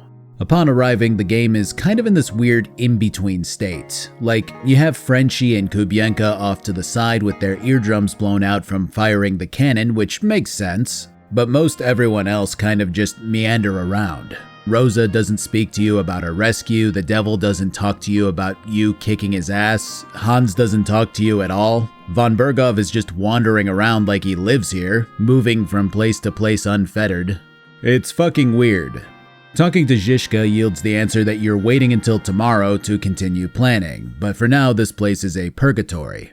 The more important dialogue that stems from talking to him is how disappointed he is with Henry for sparing the peasantry because it got more soldiers killed. It's a topic that's approached with about as much realism that most ideas encompass in this game. Because yes, torching peasant homes would be harming innocents. But on the other hand, most of them likely would have just fled to the woods with their lives. And our chances of succeeding with more soldiers surviving so that we can ultimately win this war would have increased. It's the age-old argument from Jan that sometimes sacrifices have to be made for the greater good, and instead of being congratulated for his ideals and bravery, Henry's actions are admonished even if they were technically the morally right and honorable thing to do. Going to sleep only further compounds the feelings that have swirled up in Henry. The guilt for getting his men killed, the insecurity about whether he made the right call or not, the fear that him, Istvan, and Eric are all the same. You saved the peasants but sent your own men to the slaughter. You like to keep your hands clean, but war is a nasty business. So who are you going to sacrifice for your conscience next? You learned nothing. You understood nothing. And yet I tried so hard. It's another really well done insight into Henry's inner thoughts without him spilling it all out in conversation and trauma dumping on whoever might listen. When the meeting/interrogation occurs in the morning, Von Berghoff is immediately like, hey, if you don't torture me, I'll just, flip sides. I mean, let's be honest, fellas, Sigismund is not doing so hot. So, all hail Wenceslas, am I right? Jesus Christ be praised, this guy is a motherfucker. But again, it's not like this turn of events is far-fetched. So let's take a look at our last couple of quests in broad strokes, shall we? We had an investigation quest with a historical backdrop of how silver was pressed into coins. We had a stealth rescue mission. We had a combination infiltration and diplomacy mission that split between two characters. We had a castle defense mission followed by an evacuation mission. We had another infiltration mission with a detective flavoring additive. We had a castle offense mission where we were the ones laying siege. When you lay it all out back to back, the variety is kind of fucking impressive. So what now? Well, Von Berghoff lets the group here know that Sigismund is running out of silver fast and is now heavily reliant exclusively on the royal treasury in the Italian quarter of Kuttenberg. Of course, assaulting that would be, ill-advised, so why not rob it instead? Yep, we've got a bank heist on our hands. Dude, these writers are people after my own heart. I mean, who doesn't love a good heist? It's been a crowd favorite in video games since Thief and Sly Cooper games, Oblivion, Grand Theft Auto, and Red Dead, New Vegas, probably a dozen others. So let's see how Warhorse handles it with their iteration on the format. First off, Rosa comes into handy immediately when she displays her latent knowledge of the tunnel systems below the city. With a few good men and a medieval power tool, we can drill up from the bottom into the royal treasury. But we would need more than that, as the Minterski is the only thing that will break into the vault in any reasonable amount of time. Furthermore, the guards would swarm us as soon as we busted through. That's where a cardinal sent by the Pope to the Italian quarter to settle a church dispute comes in.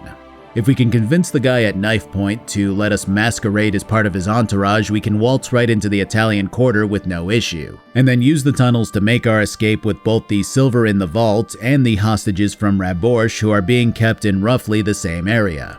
It's a lot of layers, the cornerstone of any good heist quest. Beginning by establishing a base of operations within the city walls is paramount, meaning that we need to hit the tunnels into the Roothard estate and then reclaim it from the common rabble which have now set up shop here.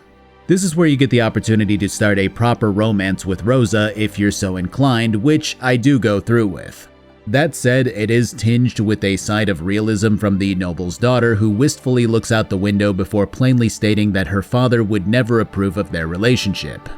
It makes sense. The Roothards may have fallen on difficult times, but they are a pretty high-up noble family. Even with Radzig being Henry's father, Lord Roothard would be hard-pressed to throw away what he feels is his daughter's future on somebody ill-suited to advance their family's power. It's a tough reality, but Rosa doesn't seem entirely against the idea of keeping Henry on hold for now. Getting the Mintmaster key is easy because the Mintmaster has fled town and stuffed the key into the shitter out back. The steward who took over the secret mint is here searching the place already, but I don't really give a shit about him. I mean, he's Peter of Pisek's brother, who's the Lord of Sukdal, which is obviously where we're holed up. So it's not like just some random guy per se, but like, I don't really care to go over his dialogue. It feels like filler in a game with non-stop filler dialogue. Heading back with the key has Henry being sent to scope out the tunnels next to ascertain where to dig. While you could continue to point out Henry as being the man who does literally everything, the devs do their best to include him in jobs that need doing while having the alternative be much less enjoyable. Because the other people here are either planning the next stage of the heist or hauling a wagon to transport the silver. And I can't imagine that either of those would be more interesting. That said, heading down the tunnels feels like busy work more than anything actually exciting. Like, it does feel like this step could have been left out along with getting the key, and this whole thing could have been done by somebody else and summarized in a cutscene. I do like that the writers took the time to include bits of conversation that hint at these guys all knowing each other well by now. I mean, for all intents and purposes, it has been weeks since most of them have come together, so hearing the devil remark on Godwin's drinking habit or Frenchie's non-stop chattering and posturing make for good dialogue that causes the group to feel like a cohesive unit and not just strangers with a common cause. It's true we shouldn't leave this place unwatched. Too fucking right. And don't you worry, Lord Capon. If anyone tries to get inside, Catherine will protect you. What follows is... I mean, I feel like I've said this, but this has to be one of my favorite cutscene sequences in the game. First off, we go to meet with the Cardinal's posse in the outskirts of Kuttenberg. Nos non... Oh, fuck. Nos non cuer... Vos non vulnerabo. Nobis est petitio. No. Proposal. Ragazio. Ita. Ragazio. Can you cut it short? Fuck! Don't interrupt! Latin is tough when you're sober. Ha! Fucking hell! Andiamo! Forza!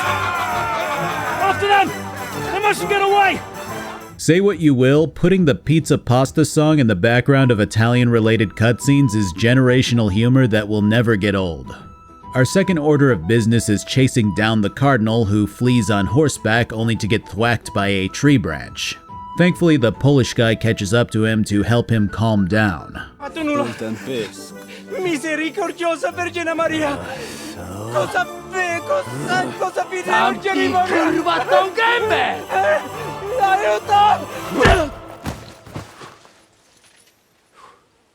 Nie chciał zamknąć gęby, to dostał. Nic mu nie jest lekko otumaniony. No przecież lekko dostał z bańki, no leciutko. You've killed him. No przecież nic mu nie zrobiłem. You fucking killed him, you great Polish ox! Przecież nie chciałem, no. Boże, czemu dałeś mi tak tępy łeb? You can undress his eminence here. Me? But why? Because you're the legate now.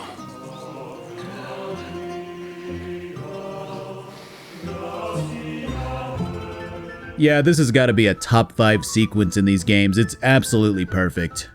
After this, we hit a point of no return, which is funny because you can see the developers warring with the idea of sticking in the obligatory dialogue box that says, "Hey, are you sure you want to continue?" They have Zizka ask twice, which was good enough, but you know they were going, man, if we don't put in a big tapestry with words, will people complain? So they just sent that shit anyway. The final preparations come in the form of Godwin taking on the role of the Cardinal and Zizka making it clear that he doesn't really consider rescuing the lords who are locked away in the Italian quarter to be a high priority when compared to nabbing the silver. Henry is to pose as one of the Cardinal's retinue alongside the food-obsessed bandit, the Polish bandit, Hans, and Frenchie. Frenchie knows Italian also, so learning a few key phrases from him ahead of time will be helpful to say the least. O mangi la minestra, o salti dalla finestra. O mangi la minestra, o salti dalla finestra. Jamże jest Pola. Nie chcę udawać kogoś innego, zwłaszcza nie Woloszyna. There is absolutely no fucking way that the Pole here should be joining us for anything this sensitive. But hey, it's funny. Surely that will come in handy. So you start out the next quest as Godwin, which was a jump scare because I was staring at Henry and going, what the fuck? I think I've gotten to the stage where I identify as Henry exclusively. Now I will say that interacting with a trader here has Godwin speaking Italian and pulling off the act magnificently. Mi interessa la croce con le reliquie. You have chosen molto bene. But when we get to the counselor who meets us outside of the Italian quarter, the mounting pressure, well, it kind of gets to him. Cutne antique civium concili uso. And this is where you start to get a feel about how this is going to go. Godwin's an alcoholic, but the alcohol fuels his charisma and allows him to bullshit with the best of them, silencing his mind and letting the Italian and Latin flow from his lips. Running through the alcohol in your bags beforehand is a great idea, one that increases his scholarship skill by quite a lot, which is particularly helpful for both chatting up the Italian commander outside of the church and then the council members themselves.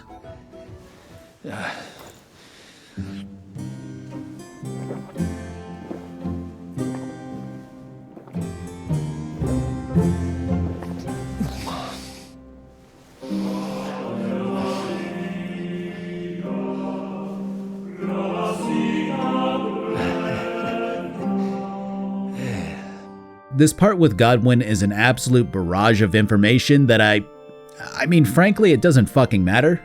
I suppose this would be the downside to the writers nerding out. When it's something that I have an interest in, it's awesome. But when I'm listening to a bunch of people spouting off Latin while they argue about who should oversee the construction of the new church, I completely tune out. It winds up feeling less like an intricate task and more like I'm just trying to mash through it.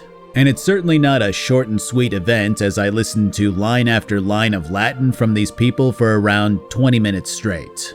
The important thing is that you can accomplish a couple of things to make Henry's job easier later on. You can send for more guards so that they're away from the perimeter, you can request that the cook step away from the kitchen, and you can send for more wine. All of these will make the backup squad's lives easier. Beyond that, you just have to hear out both sides of this argument and not step on any obvious landmines. Like, Musa is here as a scholarly expert in religious disputes, and you have options to ask him about Sigismund's camp, which probably isn't a good idea. Thankfully, I wound up purchasing a so-called relic from some street merchants just before this and used that to bridge the gap between the two groups and have them settle their differences, which was a pleasantly surprising outcome from my actions earlier when I was just buying the thing to increase my reputation around here. Eventually, we flip back over to Henry and the heist kicks off proper. Of course, by now you know who's actually going to accomplish anything worthwhile, but everyone here is assigned a role regardless. Hans does his part and Henry does his when he takes out all of the guards in the courtyard one by one. It's funny because when you switch back to your stealth gear, if you're seen by a guard, they'll just tell you to get your Italian ass back to the kitchen. So it's pretty forgiving to say the least. Frenchie here was supposed to take out 2 guards, but chickens out because he's all talk. So Hans and Henry do that too. Meanwhile, the Polish guy had the extraordinarily simple task of grabbing some tools from the nearby smithy to bust down the wall to the hidden tunnels. He fucks the Italian commander's wife instead. Si attacca al primo cazzo che vede! Czy ty kurwa nie widzisz, że ja tu chędożę? Sei uno dei nostri. So yeah, those phrases that you were taught come into play surprisingly enough, and although I felt silly writing them down and assigning a meaning to them in my notebook, I was able to pick out the right one to summarily resolve this act of God that impedes our mission. With that out of the way, we seize the quarter, which is not how I thought this would go. I mean, we talked this out beforehand. but you gotta expect something to go wrong. I suppose that was the original Cardinal dying. It's honestly a little difficult to tell how this would have went if I had messed anything up, if shit would have hit the fan or not. But it does feel rewarding to free the captives and begin lugging this massive amount of silver out from the treasury. Well, Henry doesn't do the hauling, but he does get the opportunity to loot the hell out of the armory and the library here, which is awesome. It's easily the biggest payoff in the game in terms of loot so far, though that does make sense given how far in we are.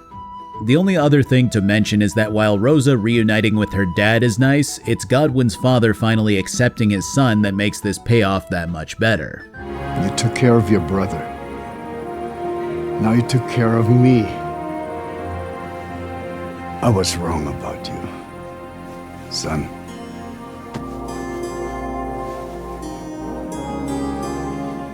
All in all, the heist quest is a good one, but it doesn't quite hit the notes that I thought it would. Like, I had a good time, and the different phases with Henry and Godwin were well executed, but I guess, I don't know, it didn't feel like the payoff was quite what I thought the devs were going for. It's probably just my expectations from various films and games being sky high, involving the likes of breaking into a big vault door to unveil a room with stacks and stacks of silver ingots. And I think that's a me problem because this was relatively realistic. The door is a sturdy wood door with a reinforced lock that we have the key for, and the treasure is random trinkets and objects made from silver. It makes sense, but I think my imagination went a little wild there for a bit. Still, things do go wrong from here as somebody has tipped off Eric about our plan. What ensues is something that I've praised a billion times, so I won't bother fawning over it, but it is a fantastically done sequence that has Henry taunting Eric before taking out soldier after soldier like a machine. Eventually, Eric makes it to the center courtyard, and the fight that plays out is incredibly choreographed.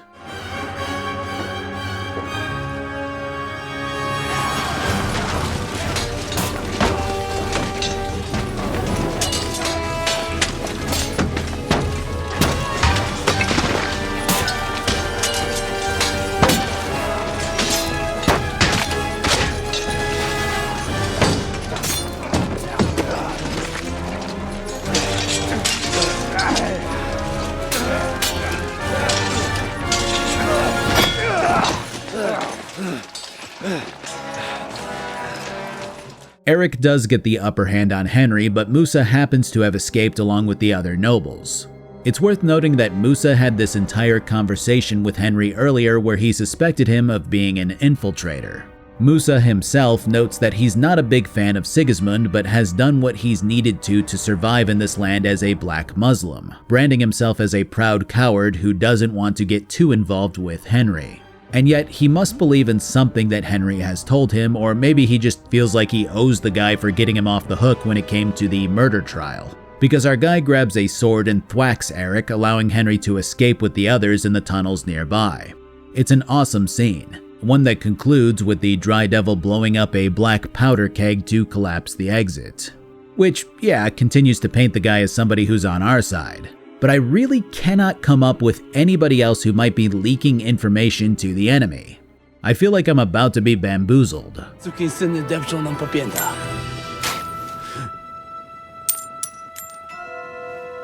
Je suis désolé, mon ami. I'm sorry.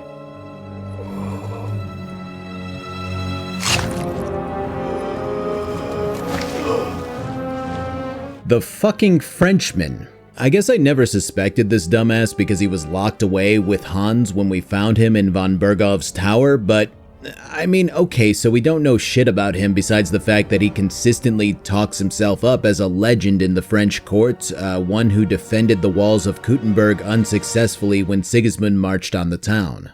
And that all was just enough for me to pass him over as a suspect. Like, he seemed more like a harmless, goofy side character who was there for comedic effect than anything more. But now, well, you've got two options, right? Either he was planted with Hans because von Bergov knew that they might try to rescue him forcibly and succeed, meaning that he actually respects Henry's capabilities, or he was flipped when somebody got to him because he's a coward. And that one seems like the more obvious answer. The rest of this shit show results in the death of the Polish guy, which was a somber scene regardless of how little I actually cared about him when compared to the likes of most of the rest of the crew. In that regard, he was certainly expendable and one of those deaths that can be tossed in here without really affecting the plot. But the devs did well with his final moments regardless. As the rest of the crew tries to escape the area, horsemen pursue them, putting an arrow in Musa and taking out Kubienka's horse. Now those are two people that I care more about, but neither seems to be confirmed dead yet. The call is made to divert to Sukdal instead, and the gang awaits reinforcements from Sigismund throughout the night. Now here's the thing, you once again know that the battle from the start of the game is going to occur here soon. But Henry wakes up to Zizka elatedly going on about how Sigismund's army has decided to fully withdraw back to Hungary after somebody attempted to seize the throne there now that he's out of money to pay his people.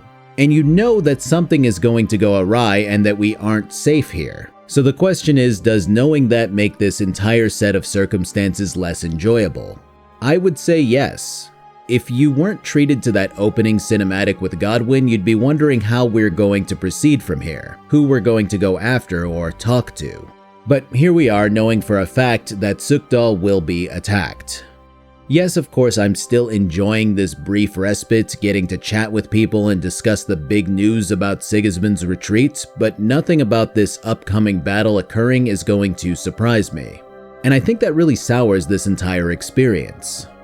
Either way, we chat with everybody here about how the landscape has changed with the news of the withdrawal, and what will happen next. Everyone has their own plans, but nobody seems to intend to travel too far from the region, knowing that this isn't quite all over yet. My favorite part has to be when Henry brings up Musa, pondering on why these scholars saved his life. I have to say, if it weren't for that Musa, I wouldn't be standing here now. I'm still not quite sure what to make of him though. Maybe he was helping himself at the same time. We'll see. Exactly. I do not think it is so black and white. What is so funny? Nothing. That is an amazingly underrated line of dialogue, and the confusion that ensues without an explanation from the devil is fucking hilarious. There's a bit of disconnect that happens after this, or I'm just blacking out when digesting this game's massive amount of dialogue, but I swear to God, Hans never mentions to Henry that he's being married off. And yet Hans is standing out here in the courtyard and talking to the bride's father, claiming that he can't leave yet. Instead of being confused, Henry smiles and politely tells the guy that Hans will be fine and that he can't wait to attend the wedding. I would say that I must be mistaken or missed a bit of conversation somewhere, but this kind of thing has happened a few times throughout the game, and it does feel like the amount of dialogue in Kingdom Come 2 is a detriment at times when it comes to proofreading parts of the game. Because I went searching back through all of my footage and didn't find a single mention of Hans's arranged marriage before this stage beyond the initial announcement. And now it's being brought back up like Henry was in Raborsh when it was shouted in front of everybody. And it occurs to me just how sloppily this entire thing was executed. When I initially watched this whole ordeal unfold, I remarked on Hans having this expression like his life was ending, and how that would have had a lot more impact if he was in a relationship with Henry. But since then, the thing that we've heard from Hans non-stop is how he's claustrophobic, which is actually something that he got over when he was forced to escape through the tunnels from the Italian quarter.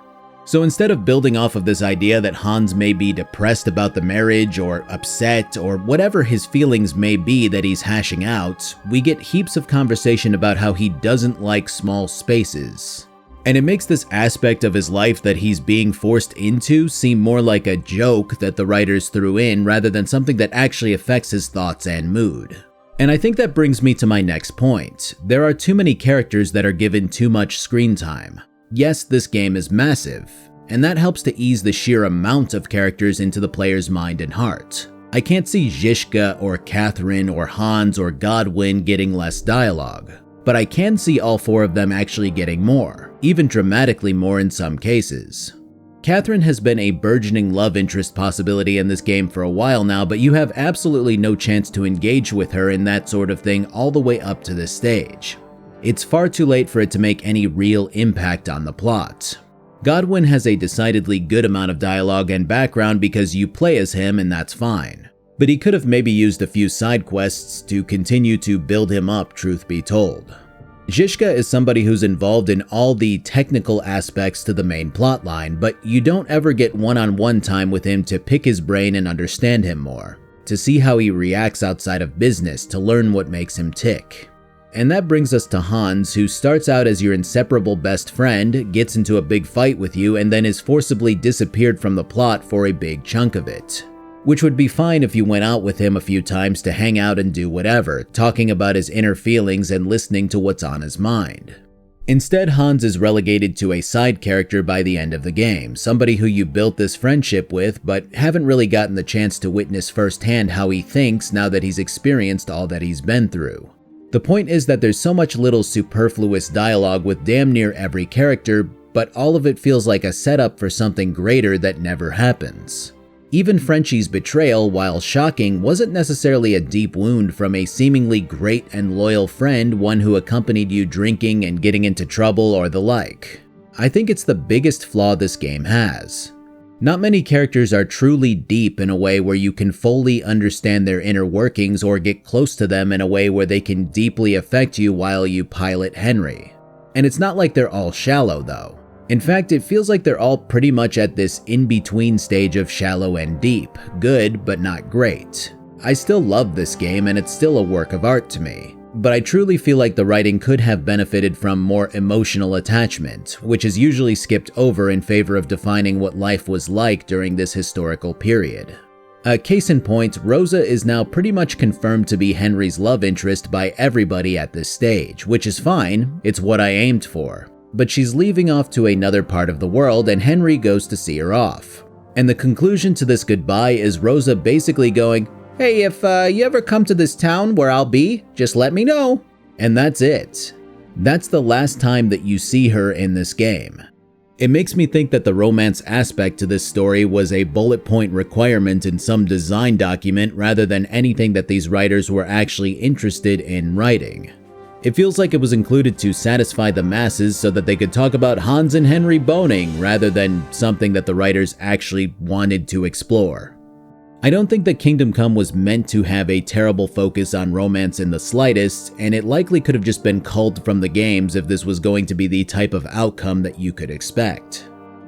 The conclusion of this quest has Kubienka showing up all bloodied. He claims that he was taken hostage, but when Sigismund's army pulled out, Eric freed him and told him to deliver a challenge to Henry on his behalf. What Eric wants is a one-on-one duel, just the two of them. And I'm of two minds about this development. On one hand, it feels like the writers weren't quite sure what they wanted to do with Eric. Like with Istvan, they had a clear path that ensured that him and Henry would clash down the line in some sort of conflict. But Eric has been posturing and barking like a lunatic since Istvan died, and it's really amounted to nothing rather than something grandiose. But at the same time, the other part of me thinks that this is a pretty damn good development overall. Eric lost the most important person in his life at the hands of Henry. In a way, you could view his rage in the same capacity that Henry views what Markvart did to his village and family. And with no formal military backup to continue hammering at Henry's crew, this is a final desperate plea from Istvan's lover. I think the part of me that likes that poetic turn outweighs the part that thinks that the writers were unsure how to continue, and I'm obviously going to accept this challenge. Which is another facet to this. Denying Eric creates a stronger enemy later, one who's hell-bent on doing anything to ruin Henry's life. So better to nip this in the bud now rather than create a monster. While the suspense that's built up from writing to Eric is nice, it's the brief conversation that unfolds that's telling about one of two possibilities. When Henry engages with a very wrathful Eric, his demeanor is the opposite of Istvan, who was calm, collected, arrogant, and experienced. And yet, if you choose the difficult speech option and nail it, it's Henry who talks down to Eric as if he were nothing. In a way, his words mirror the same ones that spilled from Istvan when Henry cornered him. Possibility one is that Henry has become more like Istvan than he cares to admit, utilizing the art of speech to render somebody into a frenzied state more prone to making mistakes. Possibility 2 is that the writers only know how to write a specific type of dialogue, one where Henry embodies whatever flavor of speech check that he needs to get the job done, regardless of whether or not it will clash with his personality. You're nothing without Istvan. You're all alone. No one cares about you. Sigismund, Markvart, they've all abandoned you. To them, you're nothing more than a dead mercenary's lover. To give the benefit of the doubt, the dreams that Henry has had about Istvan have hinted at this part of his psyche being buried deep down in his soul, a broken fragment of him that he can either reject and work to heal or embrace and use to hurt. The thing is, I'm not sure if the writers are interested in or equipped to explore this deep of a personality trait in Henry. They've been pretty hit or miss in that regard, better suited to developing characters in a very movie style of writing. So while I would love to continue to dive into the elements on display from this conversation, I'm afraid it might be an exercise in futility and is instead better to bookmark the development for a later entry if the devs decide to revisit. The fight is easy but ends prematurely when the thing that you knew was going to happen happens. Markvart has broken off with the Prague regiment to head to Sukdal, and the battle is imminent as Henry leaves a laughing Eric to gallop back to the fortress. Once again, the nobles come forth to parley, and while good points are raised by the castle's lord, his trump card would be the capture of von Bergov. As for Lord von Bergau, he's a guest here in my fortress, and we are negotiating.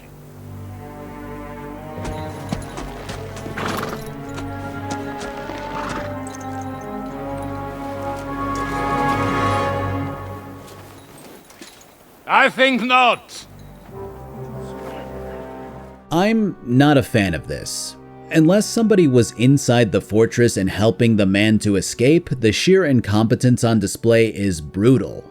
Okay, so yeah, I guess a guard could have gotten drunk and fallen asleep. Yeah, maybe von Bergov wasn't noticed by anybody because he walked out in the middle of the night. Yeah, maybe the gate guards were drunk too. And all of that combined is pretty bad, but explainable. But you're telling me that in the morning, nobody noticed that their trump card against any sort of hostile attack was fucking missing? It would be one thing if somebody noted that von Bergov was still sleeping in his room or something, but this is insane levels of ineptitude from literally everybody in this fortress. I just don't like it. The reveal isn't worth the logic to me. Still, we're going for movie scenes here, and that's exactly what happens when the Dry Devil steps up to the plate. Would you fight us? With that garrison that is so drunk that it couldn't guard one captive? We will not wait!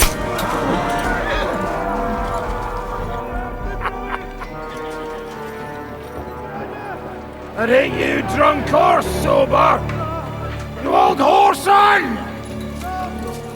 I don't think I've ever felt bad for suspecting a character in a game who was innocent, but my god, the Dry Devil has got to be one of my favorite characters after this display. I'm sorry, Big Cheddar, I was unfamiliar with how big your cock and balls are.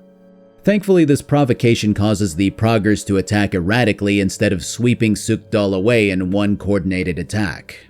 And the battle feels wholly different from every other fortress defense quest in these games because we actually managed to wipe out units and halt the enemy's advance. With something like Nabokov, it was constant falling back and putting out fires. With this, we shoot enemies as they approach, drop rocks on breachers, push ladders down, and generally just repel the fuck out of this force until they fall back. Of course, this is just how war was back in the day. It was days to weeks of constant sieging and planned attacks. So instead of continuing to fight, we get a break to work things out on our end. It's here where Henry is assigned the role of one of Zizka's commanders, easily the biggest recognition of his skill and battle prowess in these games so far. There have been so many times where he was an integral cog in the machine of war, but was only ever clapped on the back and told good job. This is really the culmination of all of the fighting that he's been through and all of the wisdom that he's gained from those battles. After meeting with all of the men under his command, Henry decides that they'll take the night shift. And this is where the semantics of defending a fortress comes into play. Checking with each part of the battlements yields somebody wearing the wrong day shift colors, and a battle breaks out when it's discovered that men have infiltrated the walls and have begun to impersonate our guys. We take them out and the clock jumps forward to 11 days into this siege. Time is not on our side as the Proggers have begun taking the outer perimeter and filling in the moat slowly. It does seem odd. You would think that our guys would take pot shots at the random men digging and rearranging furniture, but it's also possible that we're low on arrows this far into the prolonged assault.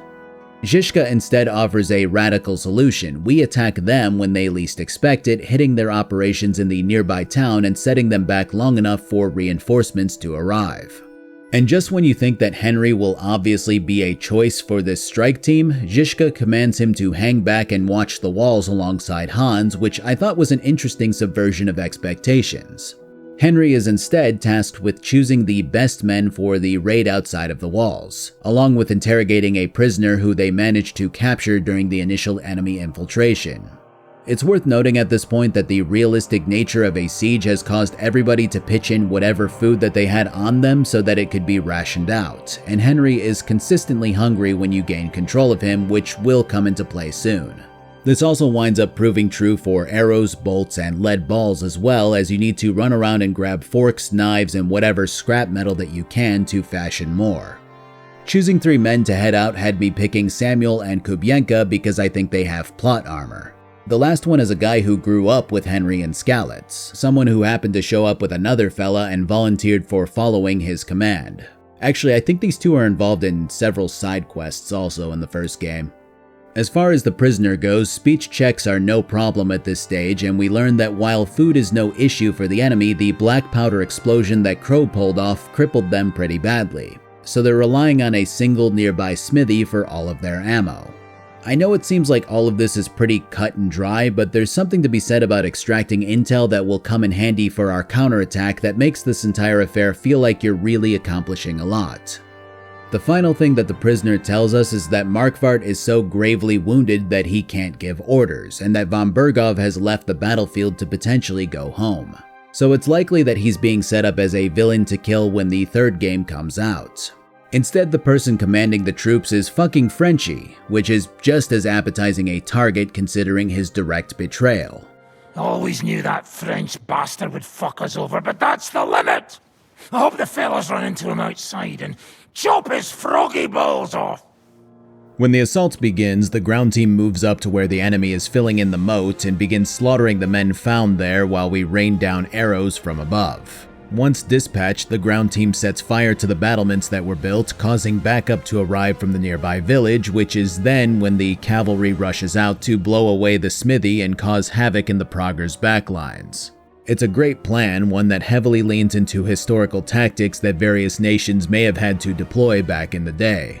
The soldiers that I picked out proved to be the right choices, and the operation is a success. Reporting back to Zizka has Henry able to quiz him about von Bergov's escape, which does help to smooth things over a little bit, but not quite enough to explain everything. Basically, Zizka tells you that von Bergov fashioned a lockpick out of scrap iron from the smithy when he was let out for air, and then used it to escape his room, tied a bunch of sheets together, and then swam across the moat. And you can show skepticism towards this explanation, implying that somebody had to have helped the guy. But it still doesn't even remotely touch on the biggest issue that I had. How did nobody notice in the morning at all? And I don't think that we're gonna get that answer, as it's written off as, "We were all celebrating Sigismund's retreat." So we jump ahead once again to day 25 of the siege, and everybody is starving. Asking around for food yields nothing, as everyone seems to be talking about food but nobody is eating any. At one point, the Dry Devil demands that you kill your dog so that the camp can eat it. And you expect every answer to be, no way, even if it leads to a fist fight. But I gotta respect the devs on one. You can totally choose to kill your dog and turn him into soup. It's insane as a game option, but it's probably something that happened when circumstances turned as dire as they are now. Instead, we wind up stealing some sheepskin shoes and making a soup out of those, which leads into another scene where the fortress is burying their dead in a somber fashion. To say things aren't looking good is an understatement, and it's capped off by another raid where the end result has the enemy taking the outer bailey of the fortress. With our backs to the wall, it's decided that Henry and Sam will escape the fortress and track down the Margrave directly in the hopes of gaining reinforcements, which explains why Henry wasn't around for the scene at the start of the game. And this is where the romance part of the game is completely written off by me. Because I probably could have said yes to every single romance option and fucked every person interested in me and somehow still wound up with Teresa by the end of this. To clarify, Henry got with Clara, the medicine woman back in Nabokov. Then he got with Rosa, who seemed to like him a lot, but knew that her father likely wouldn't agree with him being her suitor. And obviously I turned down Hans because I didn't know that I wasn't locking anything in if I were to go with him. And that leaves Catherine, who definitely has the most intricate backstory, one that's rather well told by Zizka here. Basically, she had a husband and a baby, but Sigismund's forces wound up killing both and assaulting her. I too lost my wife, but neither of us have experienced anything like what she has. Sigismund's army attacked a village. Like our Skallies. Her husband was a tough man. He defended his family. He managed to kill 2 of them before they chopped him to bits. Like my father. Maybe that's why they took such brutal revenge on her. They must have done terrible things to her. The animals. When we found her by the road, she was still holding a dead baby in her arms. My God. I'll never get that terrible picture out of my head. You can only imagine the hatred she's been carrying around with her since then. It's the entire reason that she does what she does and has been so instrumental in our plotting and scheming. She's operated much the same way that Henry has, on hatred and the promise of revenge. And along the way, she fell in love with Henry in a way that she didn't know was possible for her anymore. Her backstory is tragic and terrible, but good from a writing angle. However, for as much dialogue that's in this game about medieval customs and technology and war and nobles and all that nerdy stuff, there's 2 conversations about this woman's background. In short, it's a good start, but it's tossed in at the end of the game and isn't elaborated on further. And I was absolutely convinced that Rosa was the romance that I had locked in. And yet waiting for Samuel by the outer perimeter has her approaching, and Henry romances her too. The fucked up part is that hers was the most heartfelt and intricate, but that's like comparing the taste of soapy water to the taste of slightly less soapy water. These guys had the cliff notes in here for creating good romance, but then just decided against it. Like, it was something that they felt like people wanted, but they didn't have any real interest in creating anything noteworthy. It's really too bad because they did create some impressively strong characters for Henry to fall in love with, they just didn't have a writer whose strong suit was romance. So Sam and Henry escape, with Godwin sending us off after some words of encouragement. The Lord be with you. The Lord be with you. I'm a fucking Jew. It works on fucking Jews too. Sam rappels down the sides of the wall first and then promptly disappears into the Shadow Realm without our guy, leaving us in the dark of the night to sneak behind enemy lines and steal a horse. It's easily the most tumultuous bit of gameplay that we've encountered, a tightrope walk where discovery by the enemy will guarantee the death of Henry. The game doesn't really give you any sort of hint as to how to approach the village, which makes exploring it that much more intense. But you'll eventually encounter Samuel's sword lying on the ground, and if you press into the tavern, Markvart von Aulitz. This is a wonderful cutscene. Whereas Ishtvan was a bastard of a man who had a smirk that made you see red, Markvart is somebody who seems to genuinely believe that he was only doing what was right, and regrettably killed when he needed to. There's been a discussion about who Henry is like. Of the names mentioned, Markvart seems to be the closest. A man with a wife and daughters who he loves dearly. A man who steeled himself to do what he felt was best for his country. You've never had the chance to talk to him directly, at least not like this. He doesn't know Henry's face, but he remembers his mom and dad in Skalitz. Your father fought like a lion. And I see you're your father's son. You've done him proud.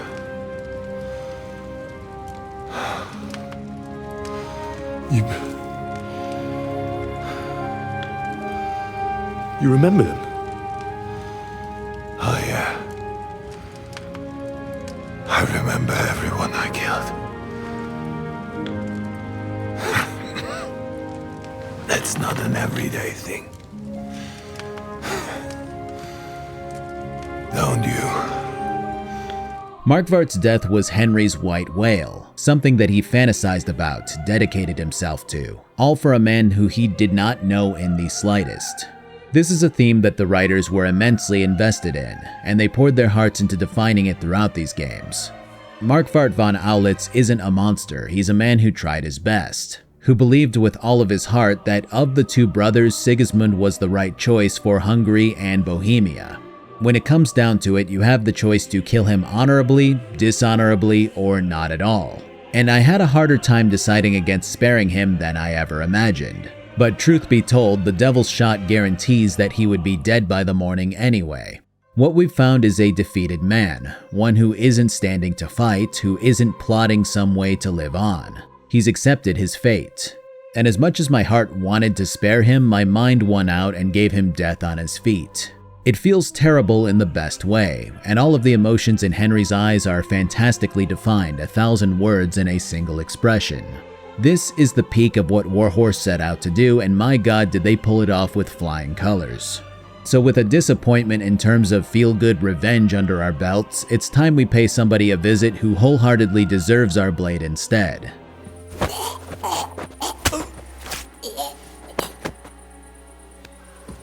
I gotta say, I respect them for letting me do this, but I need to hear what this fucking frog says to me. Interestingly enough, Frenchie doesn't have some crazy ties to Sigismund or von Bergov or anything like that, he's just greedy from what I can tell. And that's kind of fucking crazy when even the likes of the Dry Devil is going on about how Sigismund needs to be booted out. And I think that's really a key idea in all of this. For as much as the Devil's Pack are bloodthirsty degenerates who whore and drink, they do seem to have good hearts. Brabant was a bandit who constantly sought glory and riches, and would make up shit about himself to sate his ego. He seemed harmless because of that. And yet sometimes people just tell you who they are. Frenchie did that and then some, and I was so dismissive of him as any kind of threat, thinking that he was just a coward who likes to posture. I guess somebody like that can be dangerous when they have the right access to fuck you over. The conversation that we have is less about why he did it and more about him sniveling for his life and claiming that he will call the siege off. And the funniest part about that is that he doesn't just say he'll call the siege off in exchange for his life, he says he'll do it for half of the silver that we stole. You gotta love just how opposite these two back-to-back encounters are with the big bads of this game. The fact that we just came off of the most heartfelt revenge kill into the least merciful one is kind of insane. When you're done, Samuel is wounded to a point where he can't get up. He tells Henry that he wanted to seek out von Bergov, who left with Sigismund to go to Hungary. It's pretty much the exact same story beat as Istvan in the first game, but it does give us something to look forward to in the third entry. I know that von Bergov was the one who instigated a manhunt for Jewish people in Prague, and I missed that dialogue earlier. So maybe I missed the part where von Bergov was the person to set fire to the Jewish quarter in Kuttenberg. Because when I go back and look at the footage, Sigismund is the one who's like, hey, let's go do this, and Markvart is the one going, I'll order Eric to do it. But, whatever. Either way, Sam demands that Henry leave him behind. Hell, he's so well spoken that he pretty much convinces him that they're only going to succeed if he escapes alone. However, you can just haul him along anyway. Of course, walking out of the camp with a body is going to be impossible, so I tried something. I started by killing a solo guard, and then went to check his pockets for food because, you know, we've been starving. And as I was scrolling, I wondered if I could just steal his uniform. And sure enough, Henry does remark on it, I pop it on, and I just walk out of the village to the stables unfettered. There was no objective telling me to do this, no inner thought from Henry about him going, oh, you know what, maybe I should steal a uniform from a guard. This entire quest has been a free-roaming stealth mission reminiscent of hitting a camp in Metal Gear Solid 5 the way that I want to. Well, I guess minus extracting guards with a drone. I decided it would be too easy if I did that with Henry. Regardless, it's a great quest that leads into the finale of this game seamlessly as Henry and Samuel ride off to get help. The next quest actually kicks off with you repeating the very first gameplay that you got access to at the start of the game. Well, I mean, first Hans and Godwin get hammered on Godwin's secret supply of booze. So I turn around and say, if you don't take that crab out of his breeches... Wait, was it a ferret? What? What the fuck are you talking about? But then the attack begins, and I guess you could view this as, I don't know, laziness or something, but that was also about 120 or so hours of gameplay ago. I'm completely cool with it, especially with the added context for who these people are and how we got here. Maybe God is having a laugh at our expense. But I know of no better fun than this. You're right. Let's have some fun while we're still standing.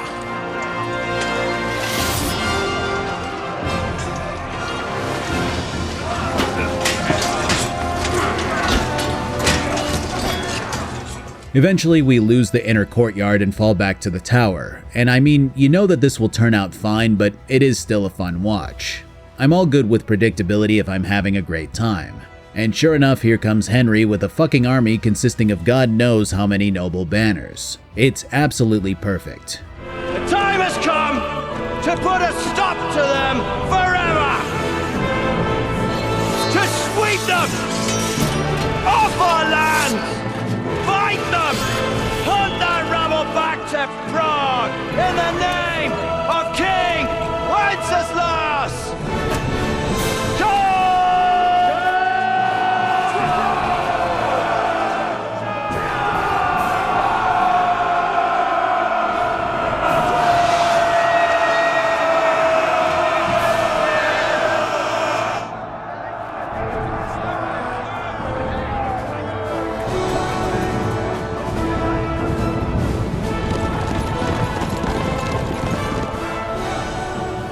At this point, I'm a machine so powerful that I think you could take this fortress with 20 Henrys. We could put this man in a power ranking chart and he'd be worth about 10 men apiece.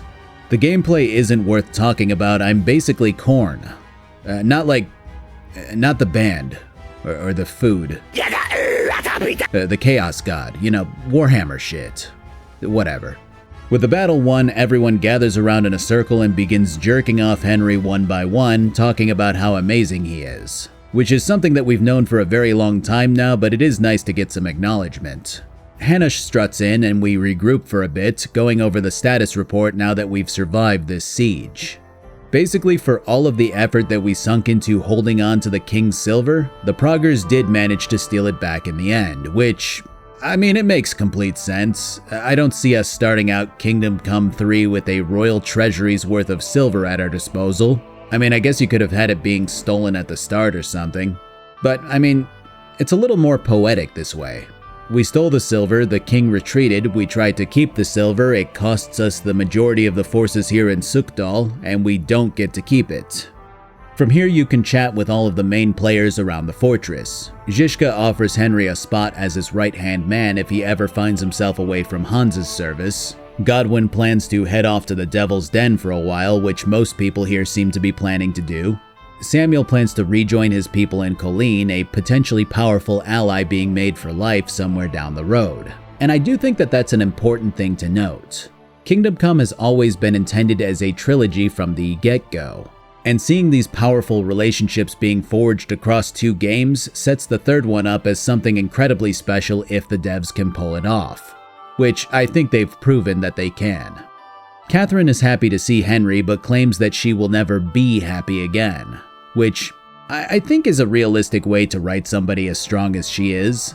Someone like that has been through a lifetime of pain and suffering, and even though she found a spark of joy in Henry, she's so used to telling herself that everything will eventually collapse again that she can't admit that she should try to be happy. It's obvious that this is the relationship that the developers had in mind. And I find it kind of funny that Henry can mention introducing Catherine to Teresa sometime. Like, that's how little thought was put into the idea that Henry can boast about being in a great relationship back in his home territory, and then never mention her again in any serious capacity until the end of the game when she's now a footnote in his life. Hanush still plans on marrying Hans off and is now withholding his inheritance from him if he refuses. We never got to talk about this with Hans at all before, so hearing his thoughts now is nice, but nothing enlightening. It's about what you would expect. He's too young, he wants to see the world, he doesn't even know what the woman looks like, and she'll probably be ugly, and so on and so forth. He's been relegated to staying here in the area until the wedding is properly planned, and he intends to stick around the Devil's Den also while deciding if he wants to give up his inheritance so that he isn't forced to marry somebody he doesn't know. The end of the game has Henry once again falling into a dreamlike state where he speaks with Martin and his mom, mirroring the end of the first game.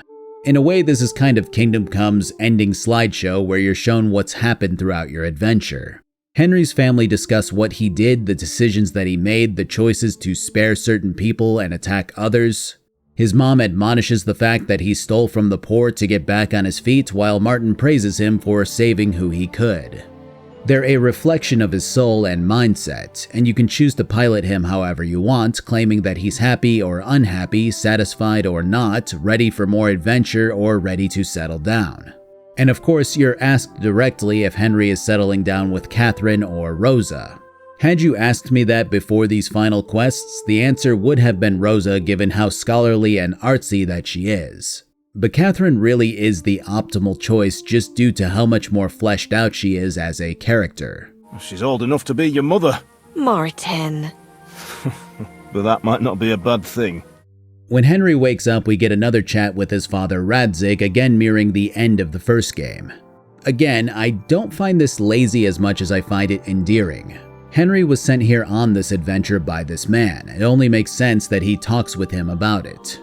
The sword that he promised to retrieve is given back to Radzig, who tries to hand it back to Henry. And surprisingly, he refuses, which I think symbolizes a lot of growth. Henry has worked through a lot of emotions of grief and vengeance in this game, and the sword represents not him only keeping his word and seeing things through, but his intent to slow down and enjoy life. He's been through so many near-death experiences that it's impossible to fault him for taking the time to grow as a person rather than continue to throw himself headlong at the enemy. Besides, for as much as Von Bergov and Eric are bastards who probably deserve a comeuppance, they're nowhere near the same level of importance in Henry's life for him to spend another game tracking them down the way that he did with Istvan and Von Aulitz. If the first game was set up for vengeance, then the second game sees that vengeance through. Henry really didn't have much more to lose than he already did. And it feels like the third game is going to be one about protecting what he has now that he's gone through this experience. And the connections that he's made throughout this entry are only going to aid in that sensation of him being a defender of his own life and people, rather than an avenger. The epilogue scenes are some of the funniest in the game, which is an excellent way to cap off Kingdom Come 2. First, you have the boys celebrating back in Sukdal, escalating to a point where Zizka talks up the Dry Devil's crossbow skill and decides that he wants to prove it. Remember Von Aulitz! Now, if you really bet your right arm... In fact, I will go further. Hinek. Your crossbow.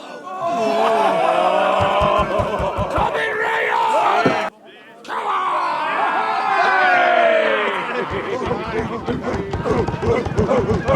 Shut up! This will go down in history.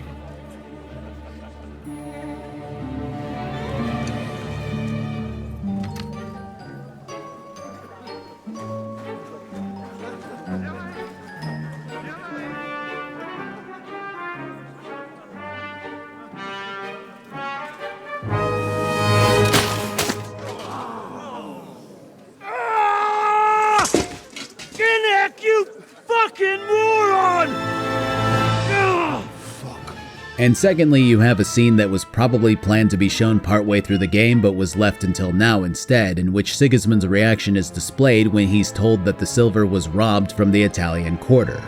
They freed the hostages and stole all the silver and vanished. All our silver? All of it, but that's not all, sire. Word has come that Jobst is mustering an army and is planning to go to the aid of Kuttenberg. That fucking turncoat! Get out! Ladislaus of Naples, he's declared himself king of Hungary and lays claim to your lands. He landed at Zadar with an army. Anything else? Well, your humans plundered the estates of the House of Wallstein. The widow Anna is demanding compensation. Compensation? Compensation she wants, that little widow? And how are we supposed to pay that when there's no one even capable of guarding our treasury in the middle of fucking town?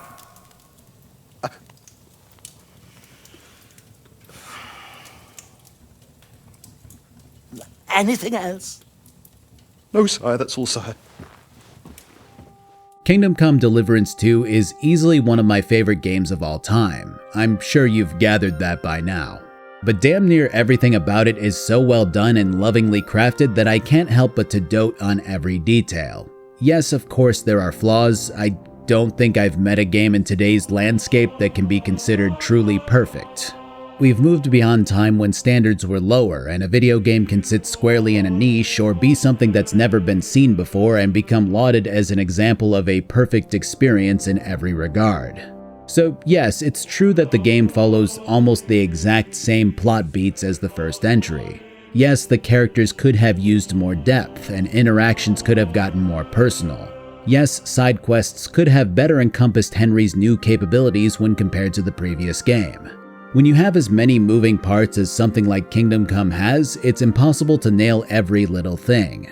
But that said, I think this is about as close as you can get to realistically achieving perfection with the parameters that Warhorse set out to meet. I played through Clair Obscur last year and had an amazing time. I think it truly deserves most of the praise that it got, and is something that I was wholly happy with. But even so, I think that Kingdom Come 2 wasn't considered as a contender nearly as much as it should have been. And I get why that is. This game, and series for that matter, is an exercise in long-windedness.